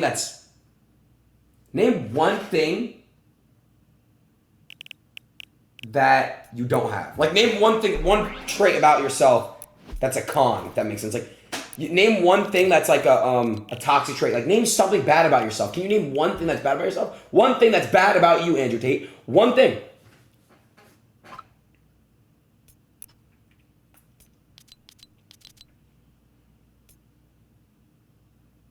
None. You have no fucking hair. How about that? You can't say one bad thing. One bad thing. You're literally fucking bald. You're bald. Say something. You're literally fucking bald. Okay, well, first things first. I'm bald by choice. I shave my head twice a week. I could have as much hair as you, as I used to have in my older pictures. I can grow my hair back for you if you want, Aiden. If you send me 100 grand in ETH, I will grow my hair back for you. I mean, so I'm not bald. I just cut my hair. Fine. So that's the first thing. And the second thing is that no, all of my bad habits or bad qualities have been curated out by purposeful will. I don't allow myself to do things I know I shouldn't be doing. I'm a hero. I'm a superhero. Did you not hear what she said? I'm the last superhero of Earth.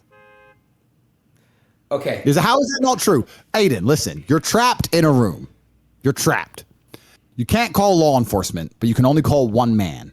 And that man has to come and try and save you. Who do you call? Andrew Tate. You're trapped, right? You're trapped, and they give you there's a phone, and you get one call to call one guy. Can't call the police, that's a police force, but you get one individual man. Do you call your dad, your friend, that guy you know from school, or do you call the top G? Who do you call? The top Tell G. the truth. The top G. The top G. Of course you call me, bro. You want to get out? I'm your last hope. It's top G, please. Top G, come, please. And you know that if I turn up, I get you out as well. That's why, because I'm ultimately and utterly completely competent. So of course you would choose me. Of course you would choose me, bro. So how am I not a superhero? I'm the last superhero of Earth. And it's amazing. Like, you think as the last superhero of Earth, I don't have completely gorgeous, doting females who adore me? Where are they gonna go besides me? With who? You? Okay. No. Okay. So nowhere else. Hold on. I'm not twisting words. You said you believe in God, right? Right. So God Himself says no man is perfect. Okay. So if you're saying you're perfect, are you admitting to be God? No, God said we're built in His image. But let me tell you a secret about God. Let me tell you about God, because you're probably a little atheist anyway, a little video game player. Let me tell you about God. No, I'm not. I believe in a higher power. But go ahead. I'm not a little fucking atheist because I'm a video game player. What kind of shit is that? Go ahead. You're just sitting there like a muffin, a little atheist muffin. Listen up. God rewards the men who make the best of themselves. God hates the lazy. God wants to see His creations be their absolute peak possible form. When God creates a man, if you truly try the very, very best you could possibly try, you'll be rewarded and be infinitesimally lucky. You'll be very, very lucky all of the time. Because God loves people who work hard. Yeah, God loves me. I'm one of God's favorites. Hard work, I'm not God, dedication. but I'm certainly one of His favorite ones. What the fuck? God doesn't have favorites. God loves all of His children. What are you talking about? He loves all of you. He loves all of us. But He does have favorites, because His favorites are the ones that worked harder than the others and were braver than the others and went through the trials and tribulations to show the true power of masculinity. Of course, let me ask you a question, Aiden. You go ahead, bro. If you planted 3 seeds and one plant grew, one plant kind of half grew, and one plant did nothing, but one plant grew into a beautiful flower, which is going to be your favorite seed? The one that grew. The top G. Correct. I am one of God's favorites. I'm the most famous man on the internet. I'm also a 4-time kickboxing world champion. I'm also extremely smart and sexy and funny and interesting. I have everything that every man has ever wanted. I am favorite. Real quick. Okay. You are the seed in the middle. Okay, I'll take that. You could have been something great, but you're just like a little flimsy little thing sitting there, and just thinking that because I shave my head and don't grow my hair, somehow you being a little muffin. Bro, stop calling me a fucking bro. They're already calling me that, bro. Chill. That's not. No, we're not doing that. I'm not a fucking muffin, bro. I'm a grown ass man. God is disappointed in you. What the fuck? Listen. You need to. Listen, bro. I still have a lot to prove. Okay, I still have a lot to prove. I'm not muffin. People call me muffin boy. Eat a dick. Listen, bro. I'm gonna just tell you straight up, bro. All right. If you, fuck, I had a question for you, dude. What are you talking about? Oh, you're talking about I have everything man wants. I have God. Yes, God loves me. Okay, hold on. You're talking about God. I'm God's favorite. Okay. 118. I was gonna ask you. That's a shame. I'm sure it was very interesting. It actually really was. Come on then, Mr. Smarty Pants. Oh, I know what I was gonna ask you. You said no. You said you're a 4-time kickboxing champion. Are you gonna step in the ring with Jake or Logan Paul? Wait, what? Wait. Are you going to fight Jake or Logan Paul? Sorry, I was reading my phone. Am I gonna fight Jake or Logan Paul? Yes. We can talk about Jake and Logan Paul. So, I made a video calling out Jake Paul 3 years ago when he first called out Conor McGregor. I don't know if you remember that. It was a long time ago. And then, because I thought he was being disrespectful to fighters, and now he's taking his boxing career more seriously, etc., etc., etc. Yes, Jake is actually killing it in boxing, believe it or not. No, I'm sure he trains very, very hard. He's taking it seriously. Yeah. I've had conversations with the right people, and there's conversations with and there's many possibilities. I have nothing against the brothers. I know they've made some videos insulting me. I'm kind of surprised by how deep in the matrix they are. I thought they'd be a little bit more, their views would be a little bit more truth, true to what they actually think. But I understand they're very, very scared of being canceled, and I think they're still owned. So when they're on camera, they have to say what they're supposed to. I'm gonna step in right there because I've seen Jake Paul do a lot of edgy shit. That's Jake, Logan has done stuff too. So I don't know. They've been. And in the video, the response video they made to me, they certainly towed the line of the Matrix agenda. So they were very, very afraid to say anything outside of it. But that's fine. That's the only thing that surprised me about the video. I thought they'd be a bit more free thinking. I'm sure in private they are, but I think they're still owned to a degree, and that's fine. I have nothing against either of them. The time will come we meet, and God has a plan. We'll see what happens. Okay, so if you were to pick which Paul brother to fight, who would it be? Makes absolutely zero difference to me. If someone gives me an opponent to destroy, as a professional, I will destroy that opponent. So no matter, so you fight Logan or Jake, it doesn't matter. You're gonna beat them, is what you're saying. Of course, it doesn't matter who. It's not even about Logan or Jake. It's about any human on the planet. If I am contractually obliged to destroy a human being, so you could beat Javante Davis 10. No, I'm not saying. Listen, firstly, he's very small. Oh, this is a big girl. Person like that, mate. So no, he's a G. He's about it. He's like that, mate. I'm not. You're misunderstanding me. I'm saying that you asked me who would I rather fight. Yes, I did ask that. And I'm all right. So, and now you're saying that me beating Tank. It's not about beating. It's about who would I rather fight. And I'm telling you, if I'm contractually obliged no way. to This shit attempt just to destroy crashed, him, bro. It doesn't matter who you fight. Oh my! As a professional, God. I will complete the contract. I will destroy said individual. That is my job, and I will do it to the best of my ability. And unfortunately for my opponent, the best of my ability is extremely formidable. It's extremely formidable. Do you know who KSI is? I do know who KSI is. Yeah. Okay. Would you ever fight KSI? Listen, like I said, these I don't people are know not why my the family. Shikiaxis They're not can't my play family. Fortnite, So bro. if someone were to come along with the right number of money and say 50 million, whatever, do you think I'm going to sit and go, no, I can't fight him? Why would I not fight KSI? Like, why would I not? I don't care. Well, why would I not punch him in the face for money? It's a genuine question. No. I don't watch his videos. I'm not a fan of him. I don't really know what he says. I don't know. I know who he is, but I have nothing that's going to prevent me from fighting that man. I'll fight anybody. I've fought my whole life. Outside of about 3 or 4 men on the planet who I really respect and I consider family, when the payday's there. Who are your people that you respect and that you consider family? I have a very close network of individuals who I hang around with, who I love very, very much, and we work together. That's different. There's no amount of money that would make me turn on a brother. But if there's some guy I don't know and people want to offer me money, Where do you rank? Am I on your list of friends? No, you're not. I would fight you for money. What the fuck? You actually? Whoa! Really, bro? I get what you're doing now, bro. Is it because I got stabbed before? Is that what you're doing? I'm cutting a cigar. You weren't even stabbed. You stabbed with a pen. No, I was stabbed with a fucking knife, okay? It wasn't this. No, was it? Okay, duh. It was a fucking steak knife. Listen. So full of it. Okay, listen though. So, first of all, you would never hit me. Come on, stop. You would never fight me. If I was offered a contract to box you, I would, and the money was right, then I would fight you. I mean, what if I didn't want to do it? What if someone was like, all right, I'm gonna give you 50 mil to beat the shit out of Ada Ross and film it and put on? You would do it. No, that's a felony and that's assault. That's different. Okay. All right. I'm not talking about that. I'm talking about contractual obligation to destroy an individual. It doesn't matter if it's Logan Paul, Jake Paul, you, KSI. Give a shit. If you're going to pay me money to fight somebody and I agree to that said sum, I will turn up on the time and the date and I will destroy that individual. I very, very rarely fail. I have had 86 professional kickboxing matches with a very, very formidable record, 78 wins. I've been in there enough times to know what it takes to win.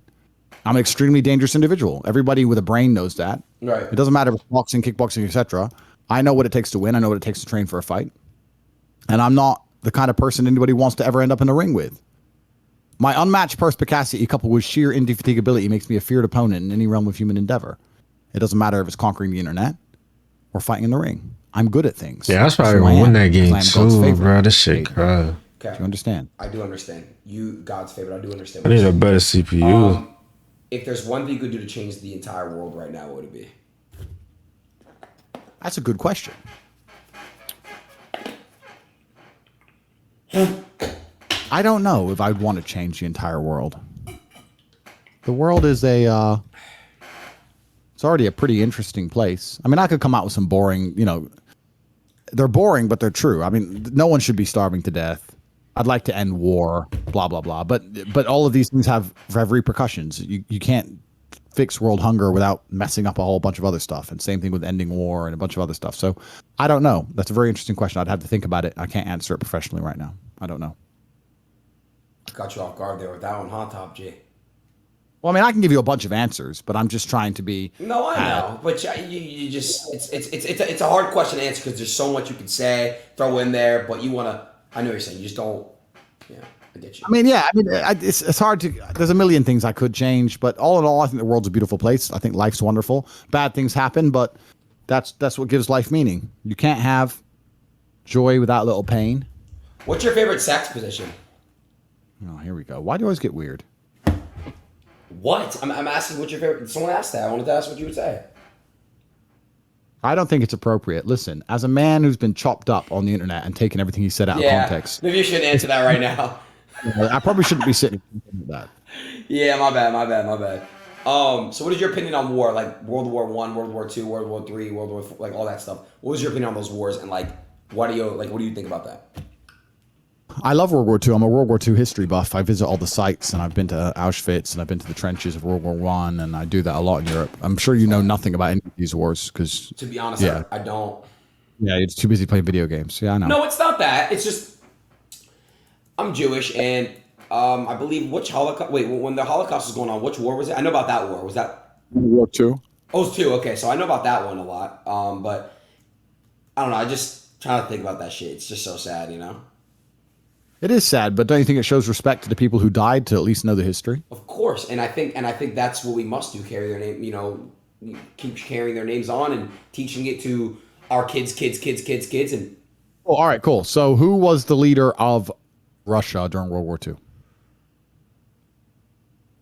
I'm gonna take a strong guess. Putin's dad, maybe his grandfather. Completely wrong. Who was the leader of Germany during World War II? Hitler. Correct. Who was the leader of England during World War II? Queen Elizabeth. Wrong. Who was the leader of France during World War II? Bruh. Pass.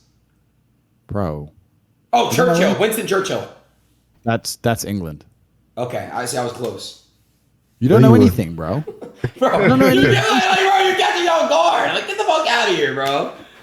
How can you not know about World War II? All these people died for your freedom, and you just sit there. Don't do that now. Oh, come on, man. They died in a ditch. I know. And you're just sitting here going, "Oh, I don't care about them dying in a ditch. I do care about that." Listen. You just want to sit there being a fat muffin and just doing nothing. You're twisting my fucking words like they're doing to you right now, and that's why you got fucking banned. Go get your get back. I'm kidding. I'm sorry. I'm sorry. That was actually pretty good. That was pretty funny. Bald and banned. Bald and banned, huh? Make a shirt. I want 80% profits on that. All right, Bald and Banned merch is coming to topg.com. Everyone, go to topg.com. That actually be a good ass shirt. Actually, I want to say something while I'm on the stream. With topg.com, we're gonna launch a free NFT with every single product. Oh, really? Yes, we are. Because people were saying they want to buy all the t-shirts and keep them forever, but the t-shirt won't last forever, but the NFT will. So even if you buy now, you're going to be retrospectively allocated an NFT. So anyone who gets Top G merch will get an NFT, and then the next bull run, we're going to make $1 trillion. All right, so I'm not accountable for when the NFT goes to fucking zero. Guys, Bro, listen, let me tell you something. You're talking about going to zero. Let me explain something. I have been the subject of the largest media spin attempt hit piece in history, and Hustlers University has grown every single day. None of my stuff goes to zero. Like if HU and me, with the amount of negative press we've had, and still people join and realize there's good quality in there and good value and stay, our numbers still go up every single day. Nothing associated with me ever goes to zero. So hold on. All right, that's fair. Let me ask. Have you noticed? Okay, that's a good question I want to ask. Have you noticed? I didn't mean to cut you off. Finish what you're going to say. Go ahead.